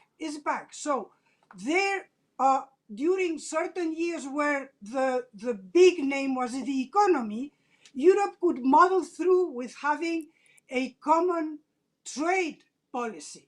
But today we need to put our act together, and the examples of Navalny and the example of Lukashenko are perfectly clear. We could give other examples, but we need to understand that unless we reach agreements on areas that are geopolitical, geostrategic, even our tools that we have, for instance, the trade policy, will not be effective. Now, what's the problem? Is this idea of consensus, this idea of unanimity, to call it as the treaty does. We need unanimity. There is no qualified majority. And frankly, yeah, okay, being very ambitious, let's change the treaties. But frankly, I think that we need, in the meantime, to find other ways to manage in the a traité constant. So with the international primary law, with the treaty as it exists, and there, unfortunately, I don't see another solution than to use the reinforced cooperation. So to go not at 27, but to reach agreements in smaller formations. To be clear, these smaller formations, in order to work, must have, of course, Germany, France, and probably other founding members, and should have Central Eastern European members as well, which might not be easy in certain areas. But unless we go this route, we are in a difficult joint. Now, third aspect. Yeah, it's clear. We need to have a geopolitical vision, a geostrategic vision, common vision, goals, and the tools to reach these goals. But underneath, we need to stand by the values that we preach, which means that in many quarters today, there is this equidistance between China and the United States, saying, well, United States is gone, our transatlantic relationship is not worth any longer. Of course, I'm exaggerating, but this is what is in the end. And let's just explore the benefits that we can get by being closer to China. And this is true, but for many member states, you have mentioned a Central European member. I could mention Portugal or Greece, which are on other geographies. And this is clear. We need to rebuild on very realistic terms the transatlantic relationship. And of course, realistic terms, the first thing is to understand that we will not get back to the old good days where the United States was the policeman of the world and we could have a free ride in terms of security. Which means, okay, it has been mentioned, the debate between AKK, so the defense minister of Germany, and France. One understanding that NATO is still fundamental, that our transatlantic relationship is fundamental, and the other voice saying, well, you know what, this is the past, we need to create our own security.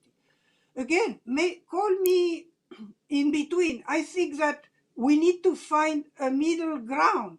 Of course, we need to build a European pole, and our American friends will have to understand that this is not against NATO, but it is the only way that NATO will work. But then we need to agree on the United States, even to agree on where to disagree, but from Turkey, it has been mentioned, from the European position of Turkey. I mean, come on, if you allow my French, it's a shame that the European Union had no say in the Nagorno-Karabakh issue recently. It was done by the Russians. We were absolutely silent.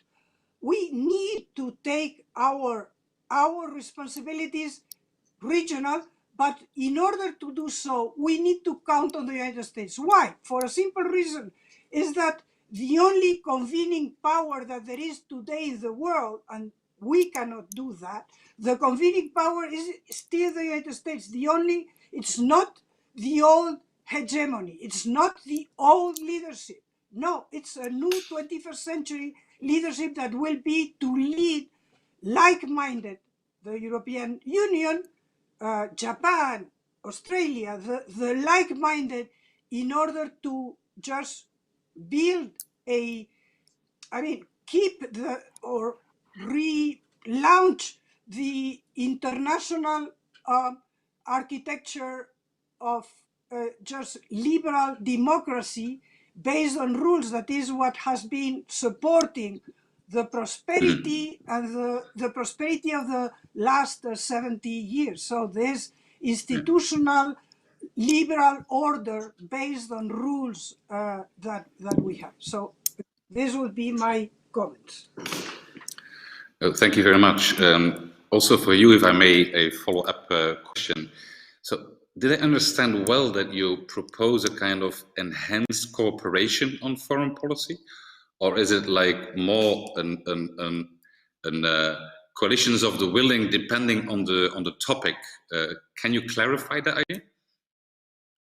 I think that these are two ways that, in my opinion, are going to be explored in parallel. There will be enhanced cooperations, but in the end, what we will have is we will try to have Europe, EU 27, but we may only have EU 20. And by the way, it's not the first time. EU 3 was a construct that was fundamental in the negotiations with Iran. It was EU 3. Not even at the beginning of these negotiations, there was not even the presence of the European Union institutions, not even the High Representative.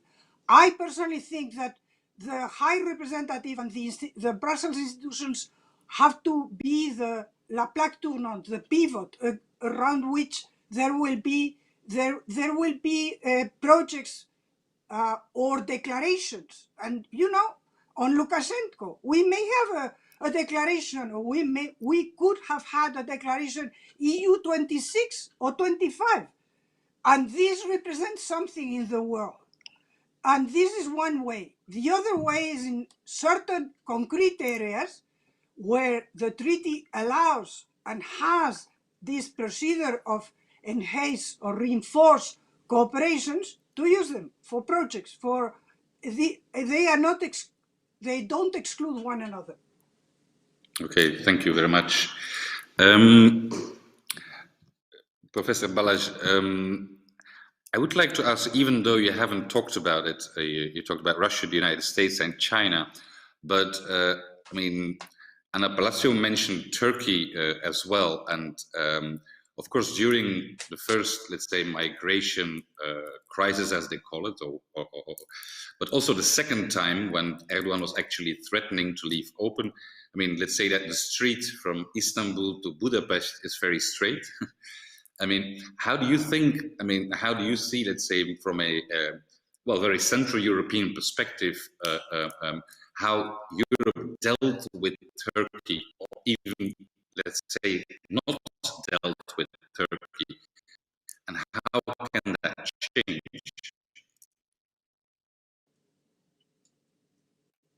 Okay, thank you for the question. I think Turkey is a good example to illustrate that even if the overall relations have not developed since many years, since the application of Turkey for EU membership, since the very late start of accession talks, for several reasons, under the pressure of the 2015 migration situation, EU could talk, but who negotiated? Mrs. Merkel. She went to Istanbul. Turkish leaders came down from Ankara. They met in the Dolmabahce, and they concluded a deal, a very practical deal. Some control of migration against money. It's a clear business. And I think it was good because it was the interest of Europe, and Turkey basically implemented that issue, even if sometimes President Erdogan tried to add some questions of doubts.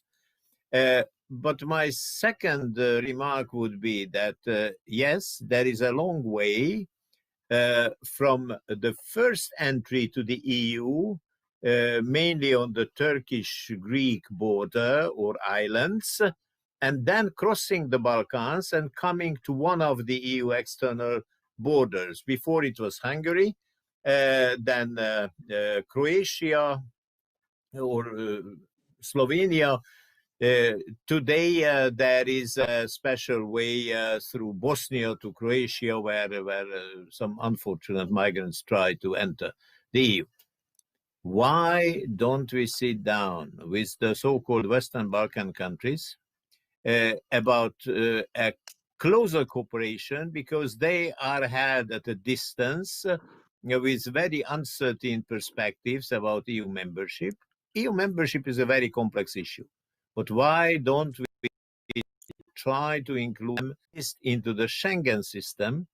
They are very few. They have visa-free treatment, and they should come under the discipline of controlling any third citizens on the territory from the outset, from the first entry in a joint action. So I think when we could find the voice with Turkey, it should go on with some bold initiatives also with countries along the transit route on the Balkans. Thank you very much. Very interesting. I'm sure there will be a lot of questions about it.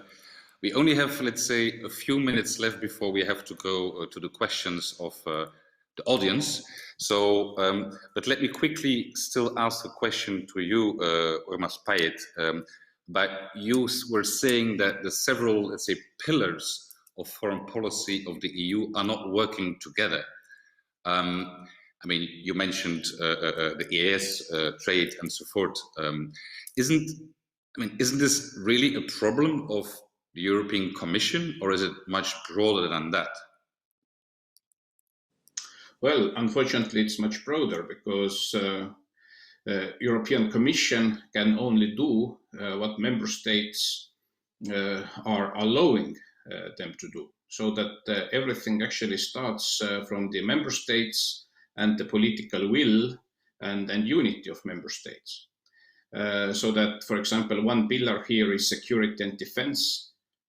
How fast EU is able to move forward with the European Defence Union, it directly depends on the member states, for example. But of course, it is a very important element in the functioning, common foreign policy. Because here also we heard some criticism about the EU's inability really to do something about, war in Nagorno-Karabakh, war between Armenia and Azerbaijan. But the facts on the ground are that, well, Russian troops are there.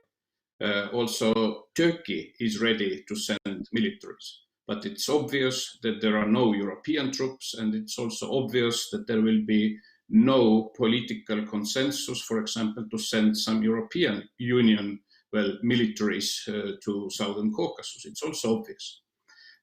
So that, and of course, now we have to do our follow-up, for example, what concerns our Eastern Partnership, because if to look Eastern Partnership principles, then of course war between Eastern Partnership member states is harsh violation of the all core principles of Eastern Partnership.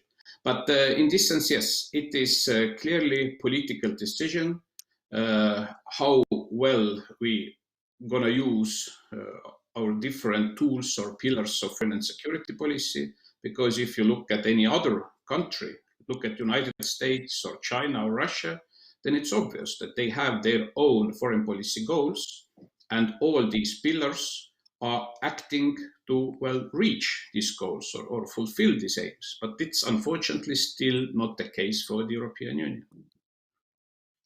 Okay, thank you. Ana Palacio, one quick question before we go to the audience. The time is short. You mentioned, let's say, the current debate between Kramp-Karrenbauer and Macron on security or US security. isn't own security just a very far away dream? I mean, how long do we have to wait? Also, just as Tomáš Petříček mentioned, it's not there. So do we have a choice? If you can answer briefly to that. But, well, you know, it's a matter of political will in the first place. It's a matter of political will, and it's a matter in the second place of walking the walk of the talk we talk. And frankly, on this, we Europeans, we have to have a frank conversation with ourselves, and as I said before, establish what are the goals, what are the priorities, what are the strategies, and then what are the tactics. So develop all this. What we cannot is have a discourse and then this not being at all, being very distant from what we are ready to do, what walk we want to, we are ready to walk. Okay, thank you so much. I would now like to go back to Prague, where no doubt there have been questions from the audience to the fascinating discussion we are having here online.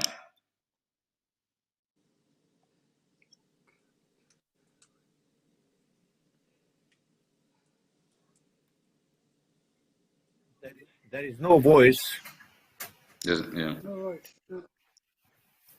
So I hope you hear me already. We had yes, now yes. Perfect. We had a short technical problem. Let's go immediately to the first question because the time is really short. The first one is from Julian Romanishin, and here it is. What is the prospect of EU strategic autonomy in security and defense under the Biden administration? Well, if I may, to answer, then of course, Europe and the European Union has to do much more for its own defense and security. It's obvious. But I guess that our main goal still has to be that the more we are able to make also security and defense cooperation, for example, with NATO countries, including United States, but why not in the future also with other countries in the world who share the same values as which we have, then the better it is. But in the frame of this, well, ideal perspective, of course, it's obvious, as I said, that Europe must deliver much more. So that in this sense, the European, well, defense union idea, well, should be implemented. It is not somehow weakening, well, NATO or NATO's cooperation, but here I like very much the initial idea that also the European Defense Cooperation, European Union Defense Cooperation and NATO should be complementary to each other. But so that in this sense also now after new president in the United States is elected, I really hope that, well, also the level of trust can return to the level where it should be, but it should not mean that Europe now, well, can once again be lazy what concerns our own capability of our defense and security. So because if you compare United States and Europe or European Union, then, well, in Europe we have much more people than in the United States. The EU, all in all, is richer than the United States, so that there is actually no real excuse why EU cannot be able to, well, defend itself. Thank you very much. I'll pass the floor also to Mrs. Palacio if you want to add something or your point of view. Well, thank you. I mean, basically I agree. I think that we have to be very clear, and I said it, we cannot expect to go to the all good days, or frankly, the representation, the rosy idea that we have about the all good days. Because honestly, speaking about differences with the United States, remember the F the Europeans pronounced by Nuland when she was Undersecretary responsible for Europe in the Maidan Square. So There have always been differences. We need to collaborate with them, but we need to organize our own defense. That's for sure. And without dreams, but also understanding, as I said, that the United States have something that we do not have and that we really need, the convening power. And this is the United States. And this is the leadership of the 21st century. And as it happened after World War II, or even in the aftermath of World War II with Bretton Woods and the San Francisco Conference, the Europeans were fundamental, but the convening lead was American. Thank you very much. Let's go to another question of the public, of our audience. What should be the EU's relationship with China to balance the economic interests with the geopolitical ambitions of both China and the EU? So, Mr. Balázs, I'll let you the floor. Yeah, thank you. I think we have already touched upon some aspects of the EU-Chinese relationship. The EU was eager to establish some frameworks with China. There is a long list, all what we have, agreements, cooperation, structures. However, in Beijing, they have a very realistic analysis of our situation, and they see clearly to what extent are the member states competent, and to what extent is the EU competent. And they approach the member states one by one, try to divide our team and make special deals with the individual states. So we would need a very strong Commission position on behalf of all the competent commissioners, but not without a support of the Council, of the Member States. So the Commission should be mandated to act actively, and then maybe China would be more open to sit down with the whole of the EU. Now, the Silk Road issue is a very good opportunity to start that kind of cooperation, and with all due respect to Great China, not to permit to make infrastructure plans on our own sovereign territory without our consentment and cooperation. Thank you very much. I saw, Ms. Palacio, that you are waving. You agree? Do I understand well? Yeah, absolutely. I couldn't add a word. This is what we need. If you want a nuance, the problem is that the mandate, I mean, it's the mandating the European Commission. You know what? Mandating the 27, having a broad mandate, a substantive mandate to the European Commission. This, by the way, was one of the issues in the agenda of the German presidency. You need a very strong presidency. You need the investment of all the member states. And frankly, I see it for the moment. I don't see the political will.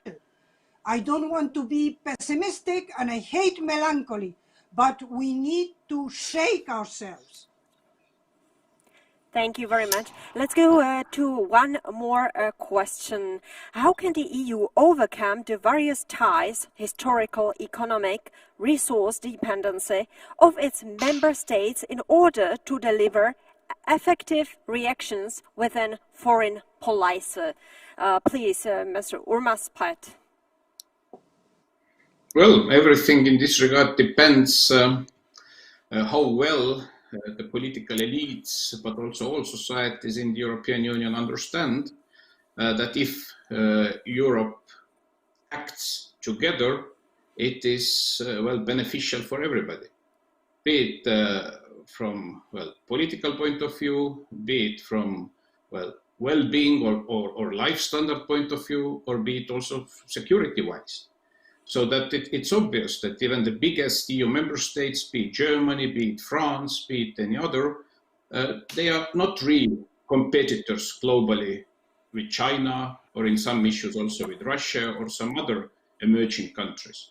But EU as such, altogether, well, we can counterbalance also the authoritarian influence and authoritarian, actions of big powers globally. And I guess, yes, it is in the interests of Germany and France, but also of Estonia, Cyprus, and Portugal, that we stick together here in Europe, because it's the only way also European countries really matter globally in all these substantial issues. Mr. Balázs, yes, of course. Allow me to interject one sentence. Go on. You have said, or the question was, how to overcome. And the thing is that it's not overcoming. We don't want to be the same. Our motto is united in the diversity, and what we have is to put this diversity to play in harmony as an orchestra. We don't want to overcome these differences. We want these differences, but we want these differences within a common approach and understanding. Thank you very much. Thank you. And Mr. Balázs, do you want to add something from your point of view? Very shortly, please. Yes, sharing what was already said, I think the key word is unity. So all the three panelists here had the pleasure to attend the council meetings of foreign ministers. And I think my colleagues agree that this is a most enjoyable club, coming together every month and sharing a lot of experience with each other. It's a source of information and an excellent personal relations. But when we come to the analysis, then there are some divergences between and among the participants. And when we should take a position, this is the end of the world. So no common position is possible. Urmas quoted some good examples illustrating that, because we have different motivations. And what we should try, at least have one partner or one issue when we have a real common position and we mandate the otherwise excellent High Representative, because Josep Borrell is a highly experienced person. Thank you he very has much. all the qualities. I'm sorry for interrupting you. I'm sorry for interrupting you. We are really out of time. Thank you very much for this great discussion. And Kurt, thank you very much for presenting, for debating, for moderating this debate. It was really great. Thank you, and have a nice day. And now it's time for the Prague European Summit talk by Mrs. Justyna Orlovská, Prime Minister's High Representative for Government Technology in Poland. Let me tell you briefly what a Prague European Summit talk is about. It's focused on the power of ideas to change lives and ultimately the world. It's delivered by a single presenter and enables speaker presenting great, inspiring and well-formed ideas. It can be something that is new, something surprising, something inspirational, and also an idea that the audience has never heard about. Or it can be a great basic idea with a compelling new argument behind it. Let's hear the message of Mrs. Orlovská. Thank you.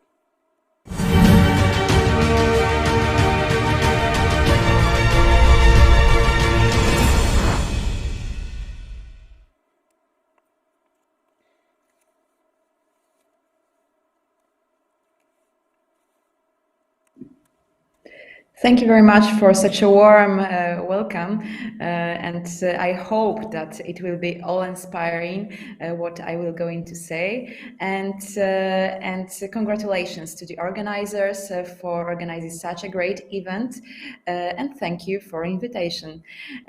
So when it comes to Poland and what we have done so far when it comes to pandemic in Poland to fight pandemic, against pandemic, when it comes to digitization. So we have seen a rise of 15% in the use of e-services. Over a quarter of the population is now regularly accessing government-provided services. The digital sector, which was already growing at around 8 percentage points annually, has accelerated to 14%. Finally, even venture capital investment in the first half of 2020 has surpassed the cumulative growth of every year before, except 2019.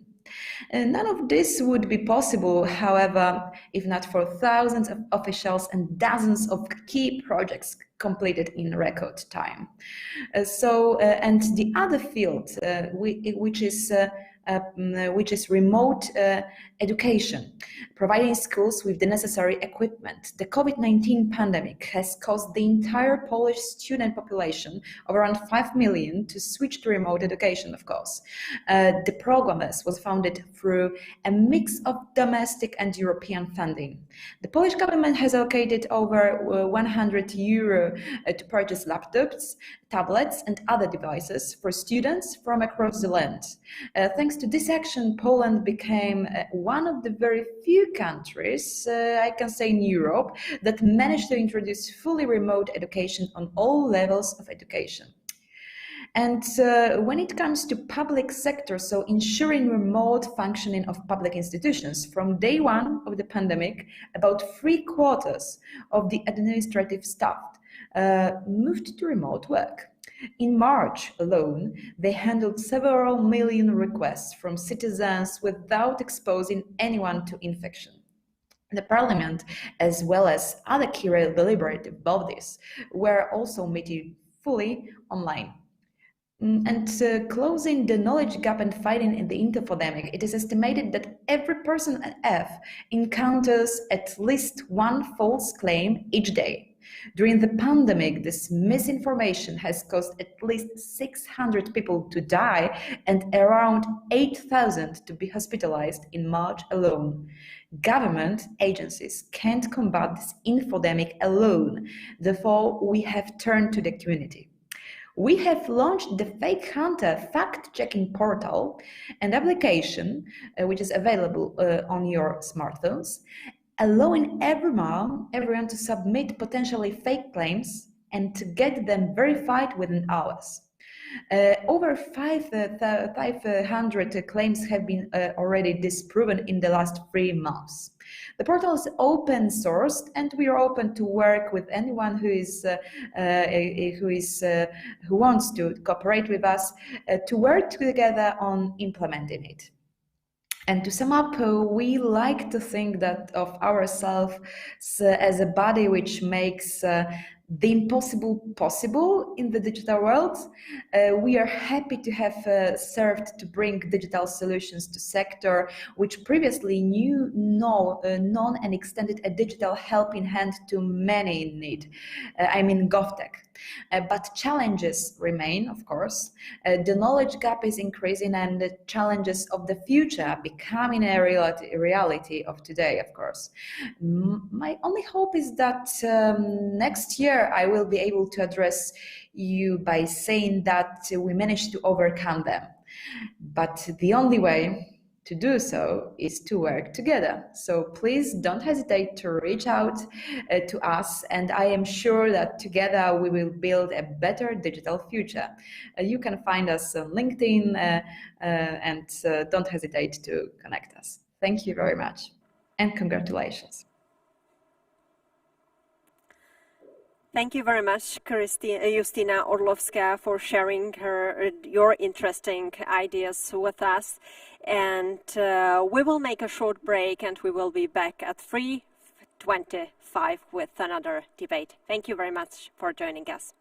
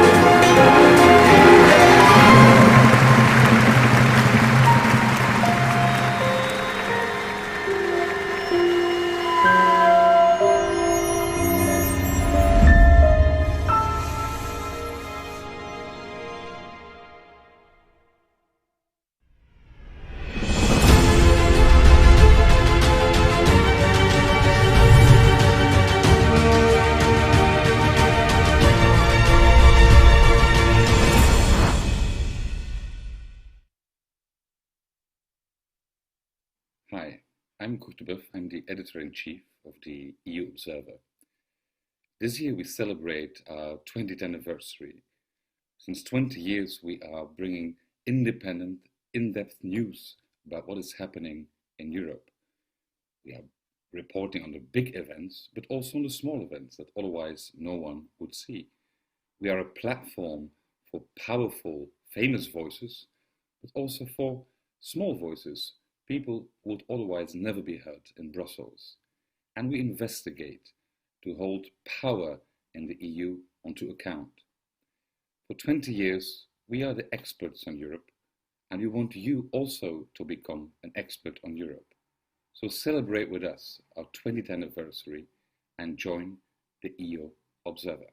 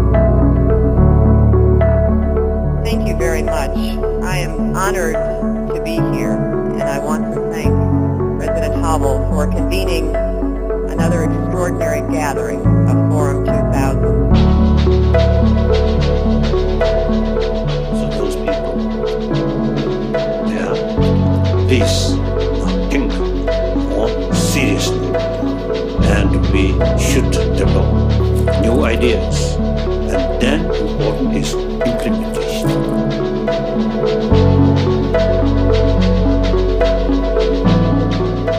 Dámy a pánové, vážení přítomní, já vás co nejsrdečněji vítám na konferenci Forum 2000.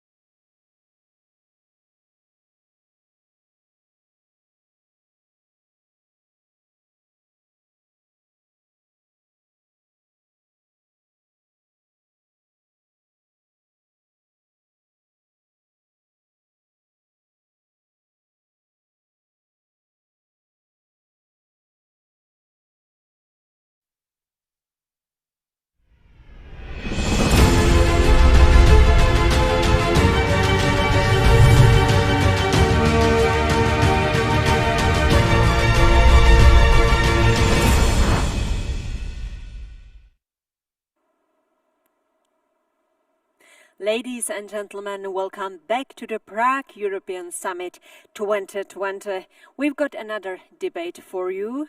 Our next topic is the European Green Deal, a fresh wind for the EU's global climate leadership. Let me introduce our presenter, Mr. Ivan Hodáč, founder and president of the Aspen Institute Central Europe. I will again join you at the end for the questions and answers. So please, if you have any questions for our guests, you can write them directly into the chat. Thank you very much, and Ivan Hodáč will take the floor.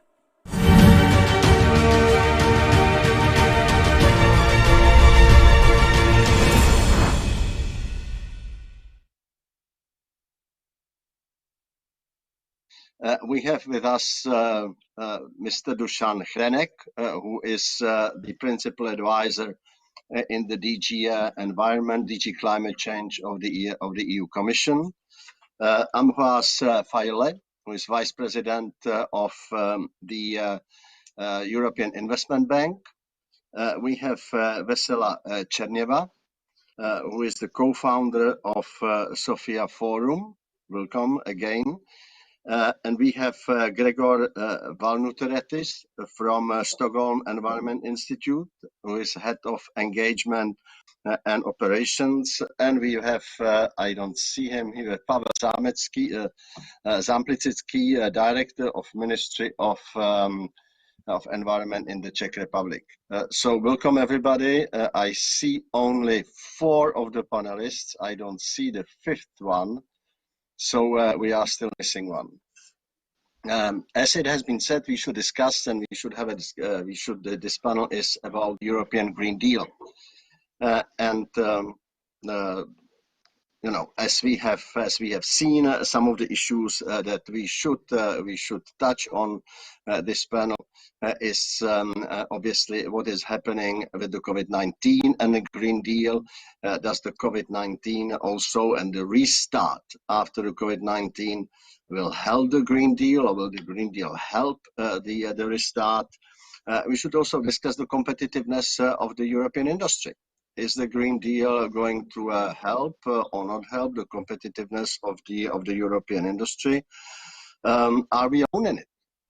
We are talking about that world should embrace this European Green Deal. Obviously, we should try to do that, but so far, except for the Paris Agreement, we are in it so far alone.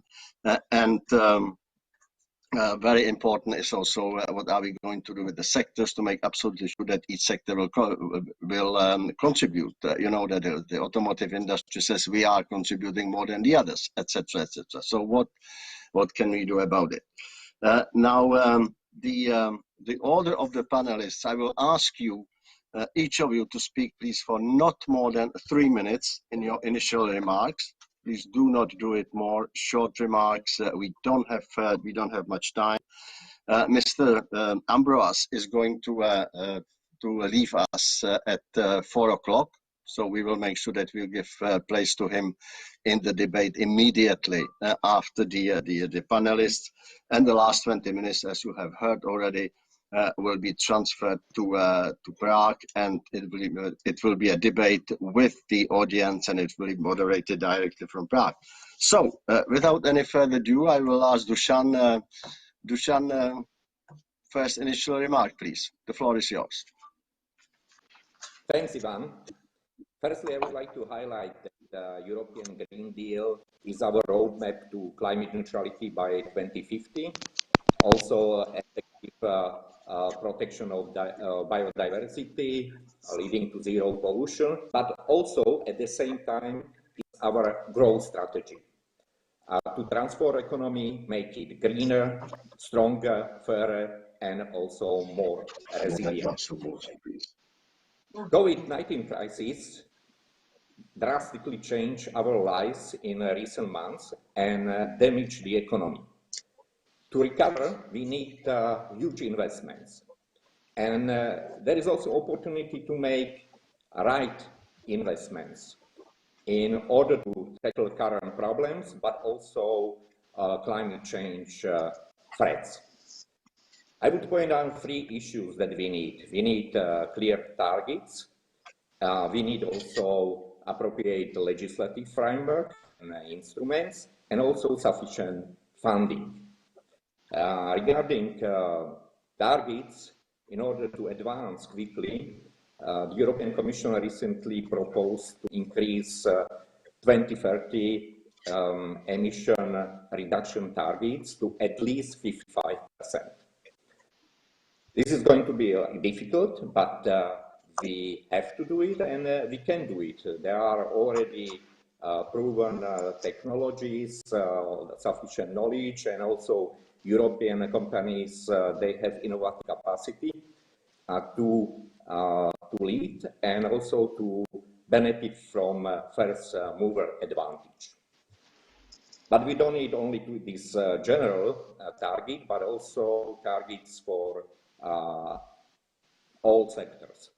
Enhance our emission trading system, boost renewable energy, energy efficiency, and also transform energy taxation. The European Commission is working on it, and next year we will propose new legislation in many areas.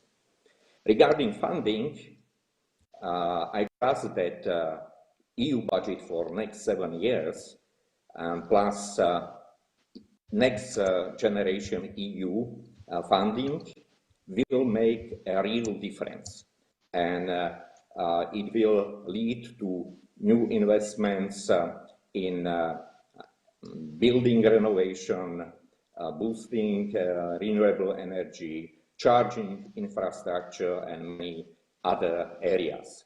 I would like to highlight that 37% of next generation EU budget will be spent directly on Green Deal.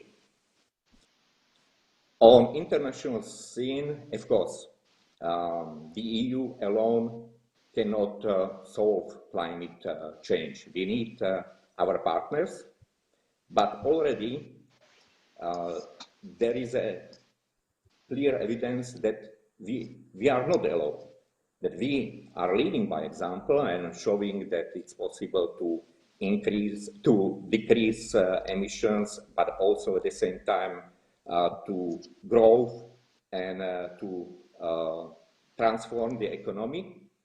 And now there are positive signs from Japan, South Korea, China, and I trust also that the next US president will follow his commitments from the election campaign. So I'm quite optimistic that the next 10 years, they will be really decisive in our objective to fulfill Paris Agreement and to deal with global warming.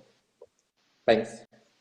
Yeah, thank you. Thank you very much, Dusan. And we are obviously going to come back to the financing, to the partnership, to the global problem which we have, also to the relation with the United States. As you know, John Kerry will be probably appointed the envoy for environment in the Biden's administration, and we'll come back to this during the debate. Ambroise, European Investment Bank. We don't have him. I thought that he will be hidden somewhere, so he didn't join us. I'm sorry, but there is one window open, and I thought that he was behind it. He is not. Vesela, what about your opening remarks, please? Thank you very much. And I will pick it up exactly where Dusan stopped. This election was indeed one of the biggest unknowns for European policy, also on the green agenda. The other unknown, as Ivan mentioned at the beginning, was the impact of the pandemic. And many people, many experts, but I think many citizens also were worried that at the end of the day, the anti-pandemic measures are going to overtake the green agenda, both in terms of political capital, in terms of political attention, if you will, but also in terms of financial resources. And of course, it was great to see that the Commission succeeded to uphold its commitment. And I'm saying this not only as a personal opinion, but also we did, ECFR did public opinion surveys in 2020 in 15 member states, which show that in every member state, support for more attention to be paid to tackling climate change has grown. It has grown with those who have become more supportive through the corona crisis, outstripping those who are less so in every of the countries concerned. This is also the expert opinion. We have another instrument, a Coalition Explorer, in which we offer 20 priorities to experts in all of the member states.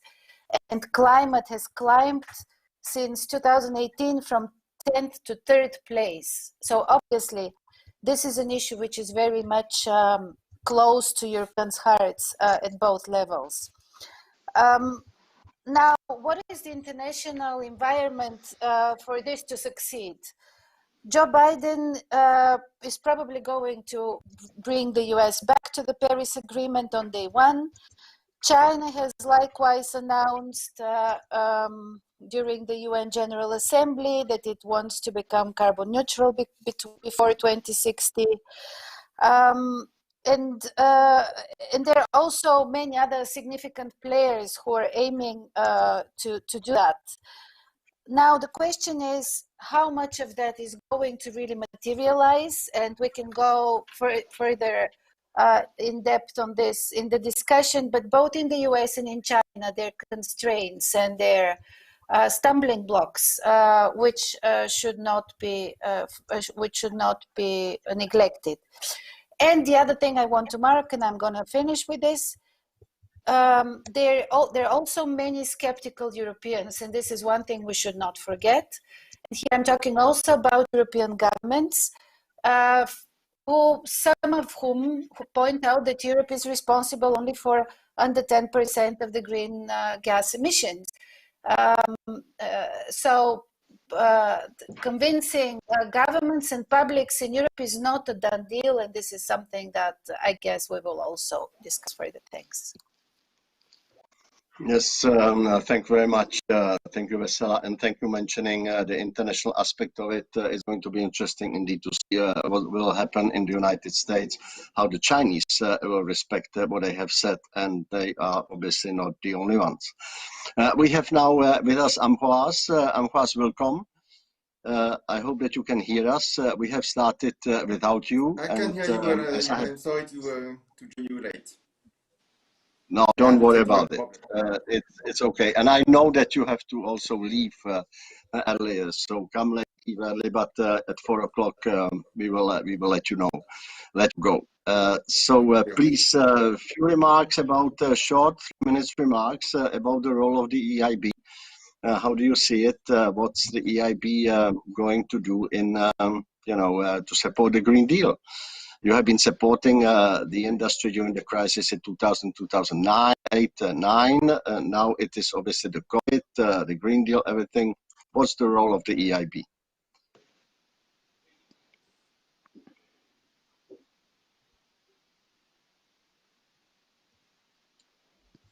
Ambroise? Can you hear me? Can everybody hear me? Yes, we can. But Ambroise cannot. So can the Prague people make sure that Ambroise can hear us, because I can't hear him neither. Can you, Ambroise, can you unmute yourself?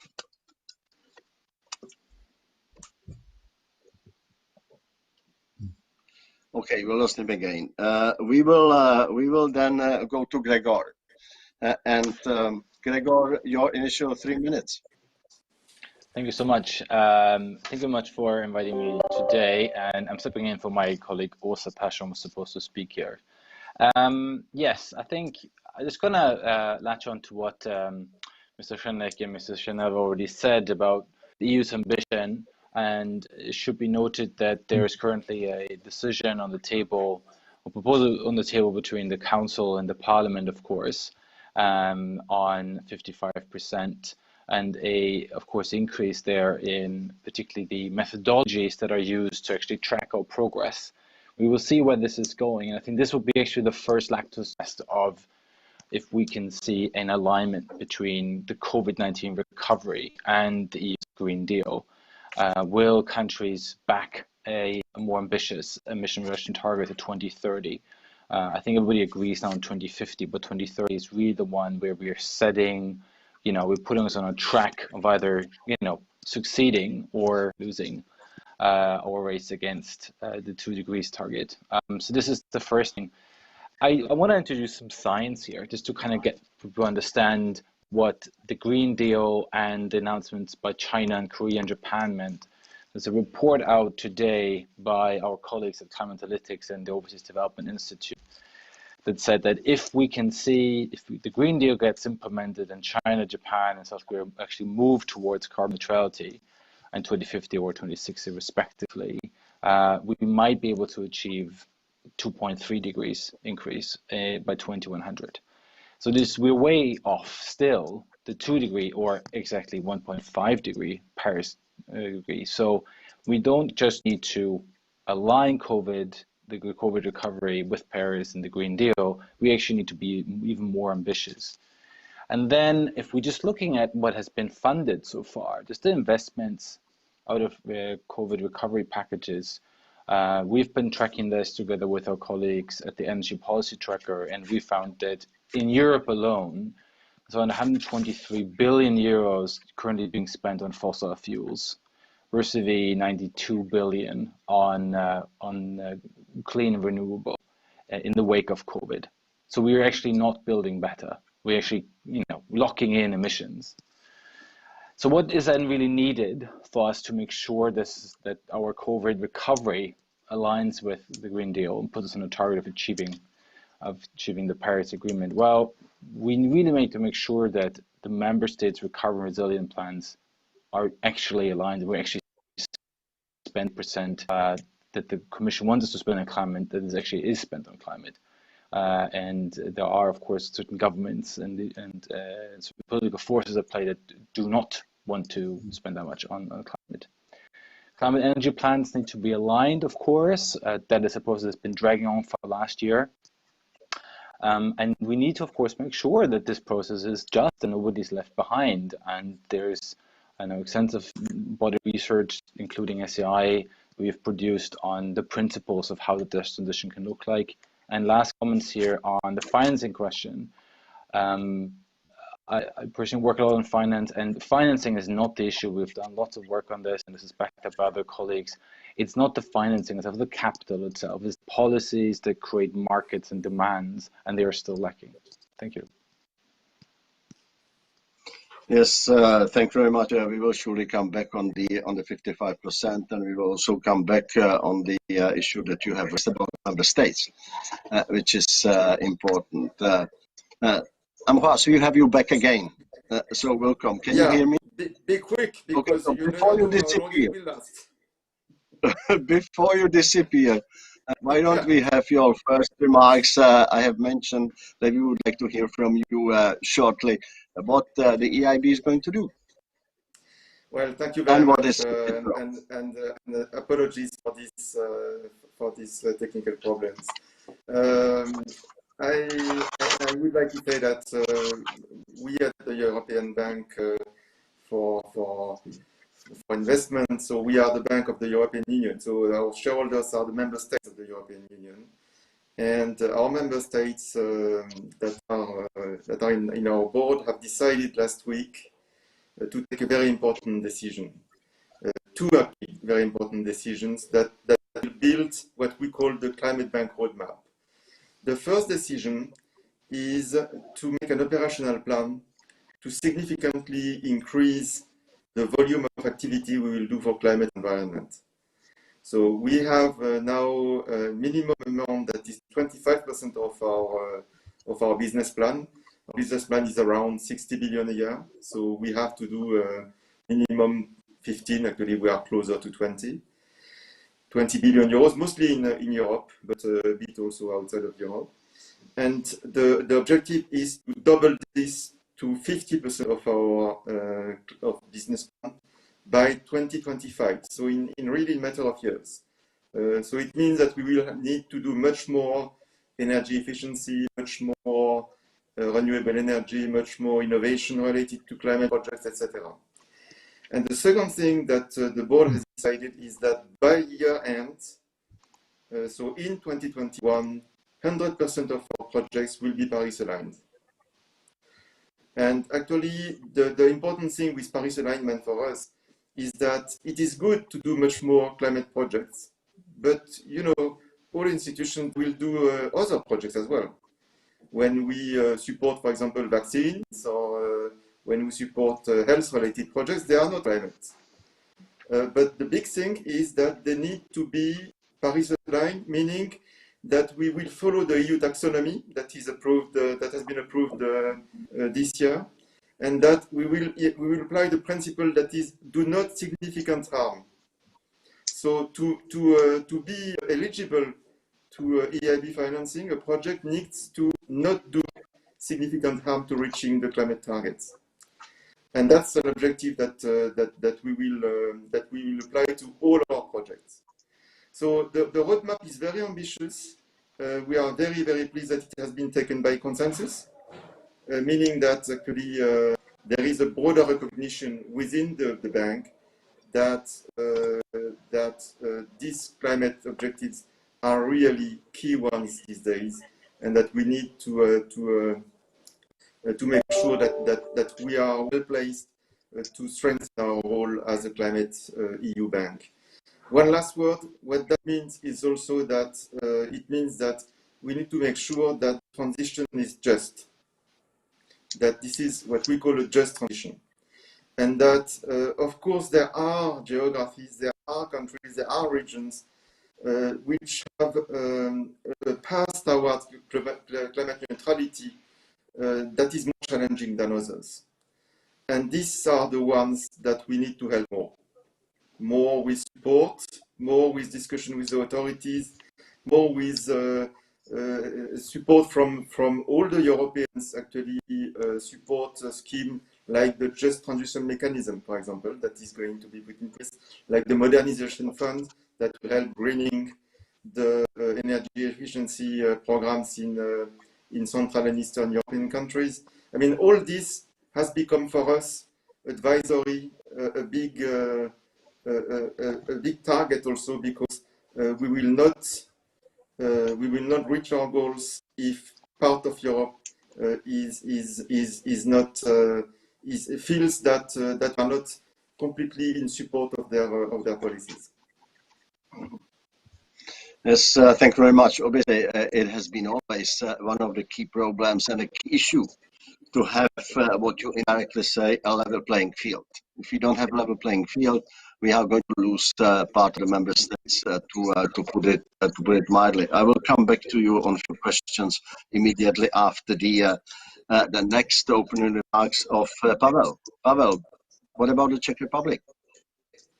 Yeah, thank you very much, and I think it's just thanks for the invitation, and it's just right moment because I can continue with let's say debate on financial flows, because just today we had a meeting with the State Environmental Fund because the Czech Republic is in preparation of huge financial sources which will be devoted to a European Green Deal, to higher ambitions, and I think it's the right moment to plan because we can do in parallel and provide money for the economic recovery and for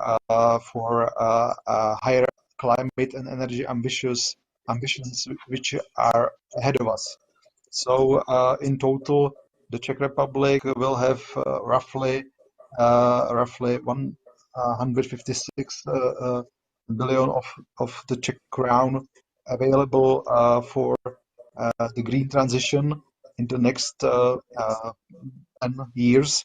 So we discussed the details of the modernization fund, for instance, how to improve our energy sector, namely higher capacity in renewable energy, energy efficiency in housing, a transformation of our heating sector, which is still based from 60% on coal. So there are huge incentives ahead of us, and we need to plan carefully. The same is the issue of just transition. We have 3 regions in the Czech Republic which are still heavily dependent on coal, so it's another area. So we have a lot of tasks now, and I think it's a unique opportunity to invest in the right way and how to overcome the problems with COVID crisis and move forward quickly. Thank you very much, Pavel. It's good to hear that the Czech Republic has a plan, and the Czech Republic obviously takes it seriously, because when Vesela mentioned that some member states are more skeptical, sometimes one puts the Czech Republic into this group as well. I'm not saying that Czech Republic is there. I'm saying that sometimes it's happening. Ambroise, as you have to leave us, I have 1 or 2 questions to you. And if any of you have questions to each other, please raise your finger, raise your hand, and I will give you a word. And you can also discuss with each other. I would appreciate it very much, based obviously on the opening remarks and what are you doing. Ambroise, what about the cooperation between the EIB and the EY, the European University Institute? So you have created a chair, Josdel Békés. Josdel Békés has been one of the fathers of the Green Deal, I would almost dare to say. What is going to? What's the purpose of it? What do you expect from this cooperation? Because it's not only a chair; it's also a closer cooperation between a financial institute and the University Institute in Florence. Well, let me start by saying very quickly that to our Czech friend who has just spoken, that there was the first meeting of the Modernization Fund, the fund that is going to support greening investments in a number of European countries, and we were very much impressed by the fact that the Czech Republic did come with a plan on energy efficiency, on buildings in particular. So that's absolutely something that is going to be key to reach the targets in Europe. And there are indeed these are very costly projects, but these are absolutely essential projects that we also would be very pleased to help support. On the cooperation with the EUI in Florence, I mean, we always thought, and we have an institute at the EIB that is in charge of that. We always thought that the cooperation with the academic world is extremely important, and more generally the connection with innovators, with those who are able to think a bit behind what we do in our daily lives is also very important. So that's why we have decided to join the chair on climate change. Actually, the first director of it will be the former DG Klima. So that's also something that we hope will be of high quality. We need high quality. We need to increase awareness about how climate issues are for researchers. Let me give you an example. We know now that our objective is to reach climate neutrality by 2050. We know that to reach climate neutrality by 2050, we need innovation. We need innovation that we are not aware of today. That will happen in 2030, in 2035, and we don't even know what it is about. But we know that we will need, and we know that they will come. For that, you need to increase, the attractiveness of this sector to young researchers, to young students, to just to make sure that that the ecosystem around increasing our role as the EU Climate Bank is going to be successful. The EUI will not be the only one. We have also we are strengthening, for example, in Paris, a chair also with Sciences Po, which is I mean we want to develop that not only in Florence but in other institutions. Gregor? Yes, this is directed to both and Dusan. I've heard a lot about innovation and on targets. Just on the research that we have done here, we actually often find that financing is not the key barrier. It is actually creating the market conditions for these new types of innovations or technologies that are already in a technology readiness level that is close to commercialization. Green hydrogen being probably the most promising option right now. Maybe you can expand a little bit on what you see is what are the kind of policies that you can envision going forward to really exploit the disruptive potential of these innovations that are available today. Ambras, why don't we go first with you, because you have to leave in 2 minutes. Yeah, actually, I will try to stay for 10 minutes, but that's fine. Let me say, yes, your question is absolutely a fundamental one. For that actually, we need two things. We need to be supportive of those who are taking risks. And for example, we have signed last year with actually Commissioner Moedas, who was the former commissioner on research, a big project. It was 100 million euros with the Gates Foundation, which is called Breakthrough Energy Venture Debt. And these are to support projects that are small projects. I mean, we know that almost all of them are going to fail. But if 2 or 3 succeed, even one, that could make the breakthrough that we will have for the energy policy that will help us then succeed in the climate policy. And I think that's the point that I would like to make. We need to have the right instruments. Instruments in terms of, for example, in terms of supporting very early stage, very risky projects, very small projects also often, and instrument in terms of, for example, having first loss pieces, so that we can bring other investors who would be interested to finance this kind of, to support, because financing still, when this is that risky at early stage, it is, I mean, we are not in excess of capital for that. More generally, European companies fall short in terms of capital, and that's something that we need in terms of equity to make it broader, and that's an issue that we need to help find solutions. And one of the solutions may be to find the appropriate financial instruments with the European Commission, so that we can bring this financing at the right level and the right time to these innovators. Yes, thank you very much. Dusan, the question was also directed to you. Yes. Yeah, thanks, and I completely agree with previous comments, and there is a need for substantial financing. So according to our assessment, in the next 10 years, we should invest yearly 350 billion euros more in energy, in infrastructure than in the previous 10 years. So definitely there is a deficit of funding, and we need to work in several areas.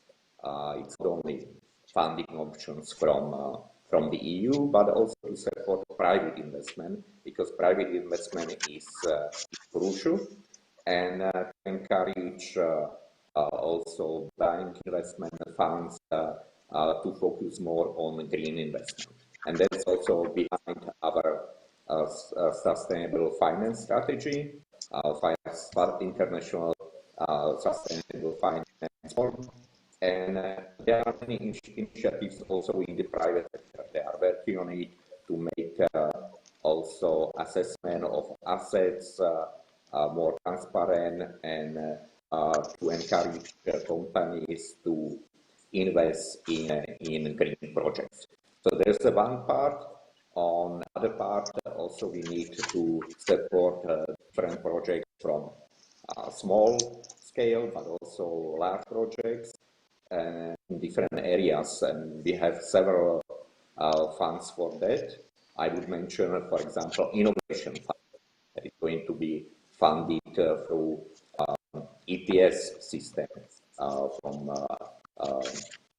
application. So this is more for large-scale projects, really to scale up and also to invest in new energy, new innovative approaches on longer time frame. But we have also Horizon Europe program. It's the biggest research and innovation program in the world, and there are different possibilities, and 35% of all funds will be dedicated to climate. Also, the last call recently it focused on Green Deal projects, and this is going to be really important for research and innovation in the EU. But of course, also EU structural investment funds can be used for research and innovation. And as I mentioned earlier, now we are going to have the biggest amount for investment on the EU level. That is going to be the largest budget, unprecedented in the EU. And globally, it's going to be more than 1,800 billion euros. 30% has to go to the Green Deal financing from the whole budget, and 37% of Next Generation EU also should go to Green Deal projects. So in general, there are many instruments. I can mention also EU Invest, managed together with EIB. There are other possibilities, and of course, there are many options, but we need to do more also with private enterprises and also financing sector in general. Yes, thank you very much. Let's move a little bit to the international cooperation. Vesela, you have mentioned the United States, you have mentioned China, and I have also said at the beginning that it looks like that John Kerry, who has been very instrumental in bringing the United States to Paris, so to say, is going to return back in the Biden's administration as the envoy for environment, for climate. How do we bring these big countries and others to the to work with us? We have ambitions that we want to be the world leaders, but we need the others as well. Today, the EU finances 40% of all, on the global basis, of all climate-oriented projects. That cannot stay. That can change. It has to change. What should we do in order to bring everybody to the same table, especially the big players? From a diplomatic standpoint, it will be obviously about restoring kind of a multilateral effort on climate. That is probably going to be easier than the other aspects. Because I think politically it will be very important both for the Biden administration, but also for the Chinese government for now to show a very high level of constructivity, of constructive behavior towards this issue. However, I think the diplomatic side is only part of the picture. If the EU wants to really kind of uphold some sort of coherence on the international level, it will have also to do a lot of work on standards. And I guess this is what the Commission does all the time, trying to create standards that can be set internationally, and to maintain technological leadership. And this is probably the most difficult bit, because if we talk about China, in order to fulfill its target, it's estimated that the Chinese government will have to invest something like $15 trillion in basically overhauling its economy. And this is a very, very big amount of money, which will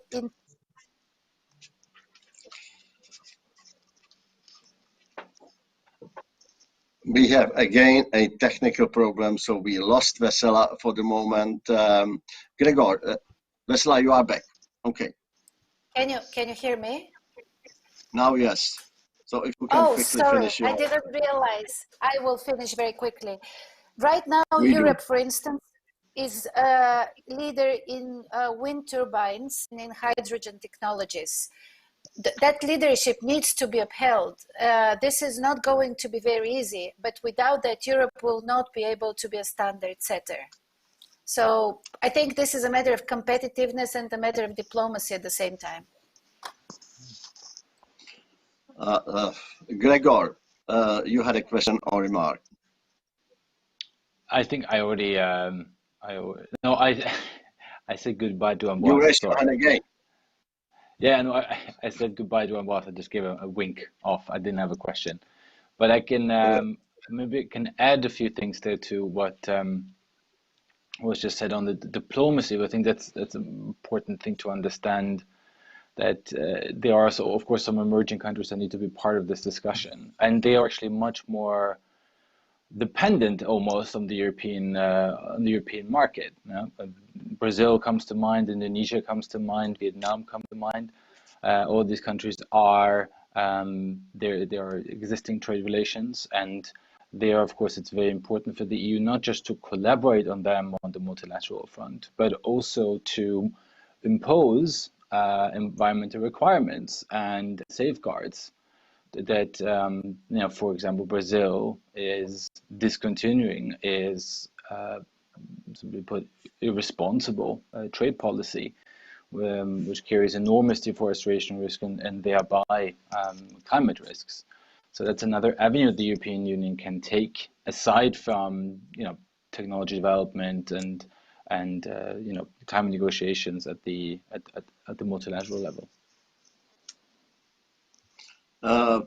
Should we use, for instance, the CO2 taxation, customs duties? Should we use trade instruments for this, Gregor?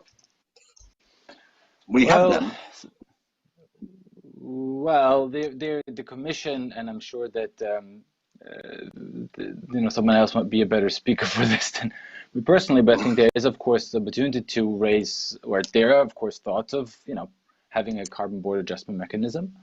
I mean, research shows that, of course, every single step to put a price on carbon is a positive one, because right now it is treated as an externality in both by governments and by businesses. So that's helpful.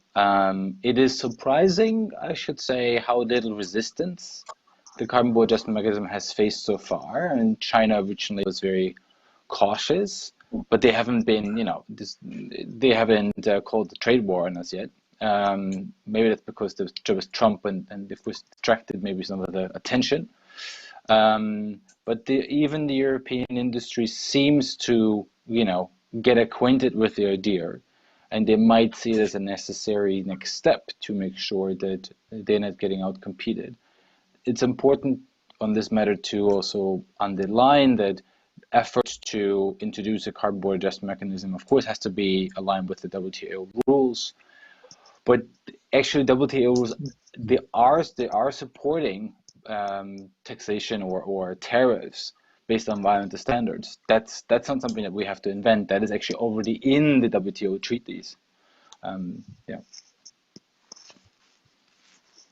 Thank you very much, Pavel. Did you, Dusan? I will come back to you in a second on this one. Pavel, you had a remark or question? Yes, on let's say a carbon border adjustment mechanism, we will see, of course, more details next year because we look forward to seeing the detailed proposal from the European Commission. Obviously, it's a difficult topic because it must be connected as well with revision of the whole EU ETS directive, in which we have still free allocation for industries which are in a risk of carbon leakage. So it's a very complicated issue. But yeah, I think we need to see both in parallel the process of the new legislation, which will be to protect the European industry and carbon market, which will be fit for this purpose. So I think that we will see more detail. But in the Czech Republic, we have ongoing position because for some industries, like for instance, steel industry or cement, they would welcome the introducing of the carbon border adjustment mechanism. But for others which are more dependent on products or semi-products which they need for final production, they are more vulnerable to impacts of such mechanisms. So, like for instance, car industry. So it's we need to be very careful when designing such instruments on its impacts on different parts of industry. Dusan, very quickly, we are coming slowly to the end of the panel. A short remark. How are we going to make sure that every sector contributes and that there will be no sectors, as it has been indirectly mentioned by Pavel, that might be losing competitiveness because others are gaining? How is the Commission going to deal with this, one of the key issues? Now we are preparing impact assessment in different sectors, and we will propose legislation next year in June. And of course, we will look at different sectors. Not all sectors can contribute in the same way. Some sectors are more difficult to reduce emissions. It's maybe easier for energy sector than for industry, and also transport is quite sensitive. So we need to look in all sectors and to find a solution how we can achieve at least 55% of reduction altogether. So to have global holistic view. And regarding border adjustment mechanism, Commission will propose it also next year. The best would be that we don't need it because other countries would follow our standards, our efforts, but we have to have this tool if others are not so advanced as us and they don't pay the same attention to climate, to environment, so we need this tool. In general, we have very active climate diplomacy. Every year, twice a year, we have delivery of our climate démarche, discussing with all countries and also using our development assistance to help countries to advance on climate action. So in general, there are many tools. As Pavel mentioned, for the moment, some sensitive sectors are protected also through free emission allowances. So this is something that it's assessed together. Yes, thank you very much. You know that the harmonization of standards, international acceptance of standards has been always one of the biggest problems we had in any kind of trade negotiations that we had with third countries. We are coming to the end of the panel. I would like to ask you one question to all of you, and if you can give me a 10 seconds answer. We have said at the beginning that the Green Deal will help us to restart the economy after the COVID crisis. Can you tell me, please, why and what are from your point of view, the key arguments from it? But please keep it to 10 to 20 seconds. Vesela, we start with you. Very good. I think this is a good tool for the EU to maintain its global soft power, and I hope we're successful in that. Thank you very much. Dusan? I think that now we have funds and instruments to start to rebuild and rebuild better. And for example, like a renovation way, renovation of buildings, it gives us like all benefits, more jobs, better impact for people, and also positive for the climate. Thank you very much. Gregor? Yeah, in the same line. Green recovery projects and investments have the highest multiplier, both in terms of social outcomes and environmental impact. Pavel? Yeah, simply the biggest amount of money in history will fall to the area of green investments and let's say recovery. So it must go hand in hand, and it will bring together that we will overcome the current economic problems due to COVID crisis. Yes, I believe that you are right. We will finish this part of the panel. I can just say a few buzzwords that went through this panel. I think it is 55% it can be reached, and carbon neutrality in 50 it can, but we need international cooperation, enormous investment in innovation. We need to make sure that every member state and every sector is contributing and it's on board with us. And last but not least, we need also private investment. We need public-private partnership. I'm giving the word to Prague. Please continue the discussion with the audience. And thank you very much to all the panelists. Thank you very much, Ivan, and thank you also for presenting this debate, and thank you all for your interesting answers and your interesting points of view. And as promised, I'm back. I'm here with questions of our public. So let's start with the first one. How should the EU deal with the imbalance in production and consumption of emissions? We are decreasing the emissions of production, but still consume goods that pollute outside the EU. So let's start, for example, with Vesela Černeva.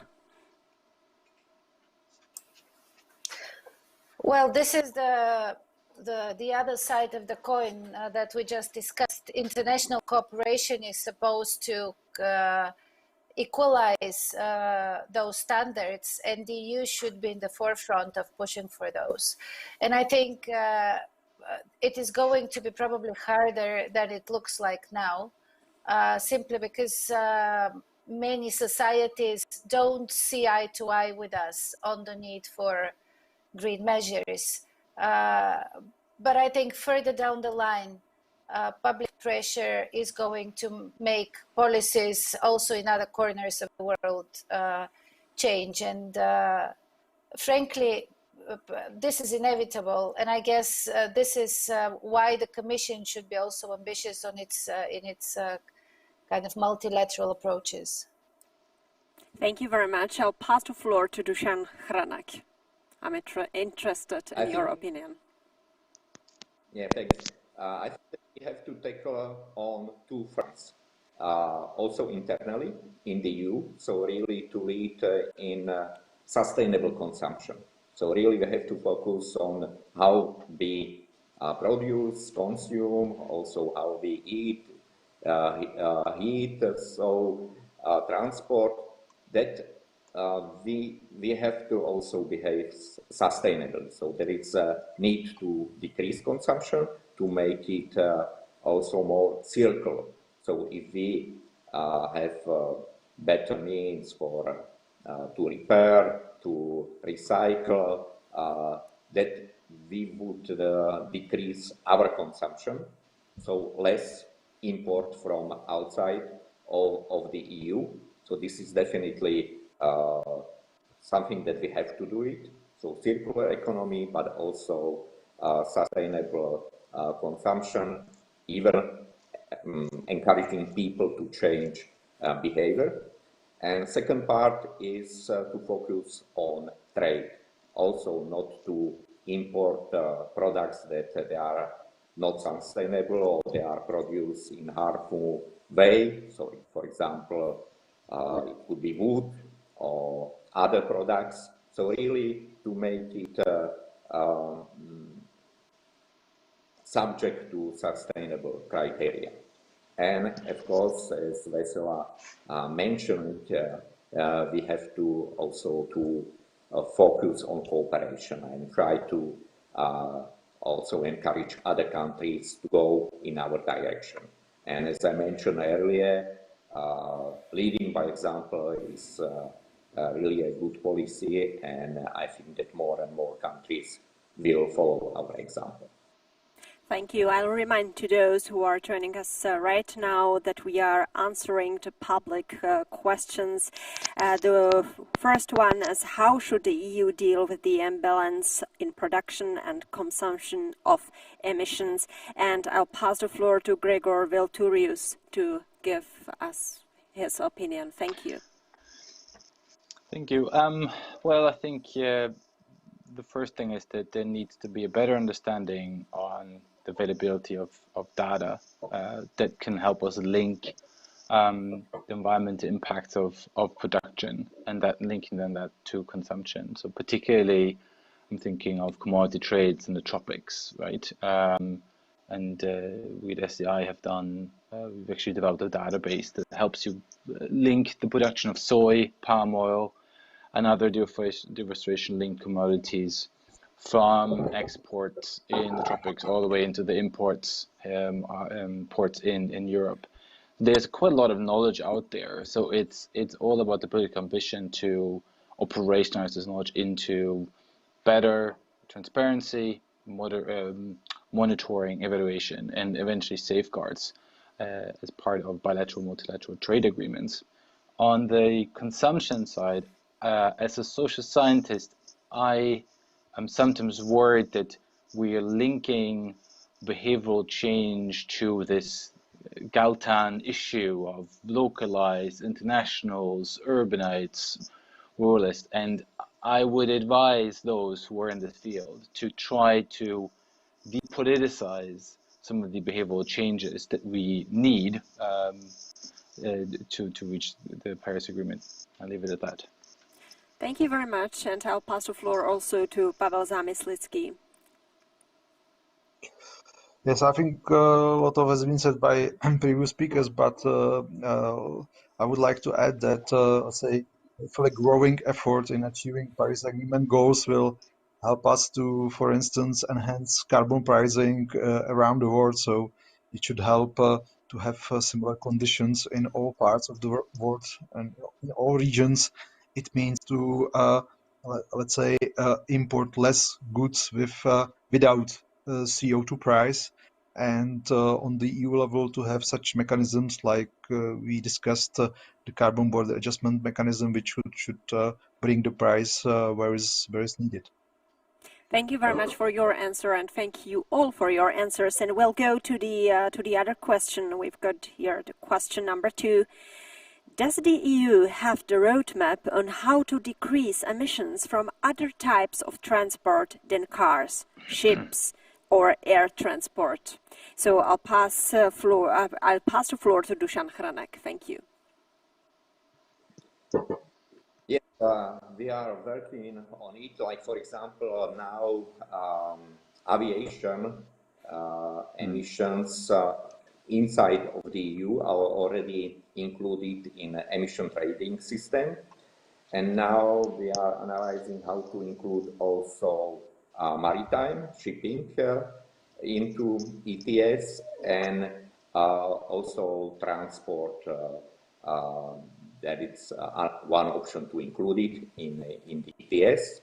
For a moment, on transport, road transport, we deal mainly with CO2 standards, and that it's quite a successful policy that really it's working, and new cars, they have lower CO2 emissions.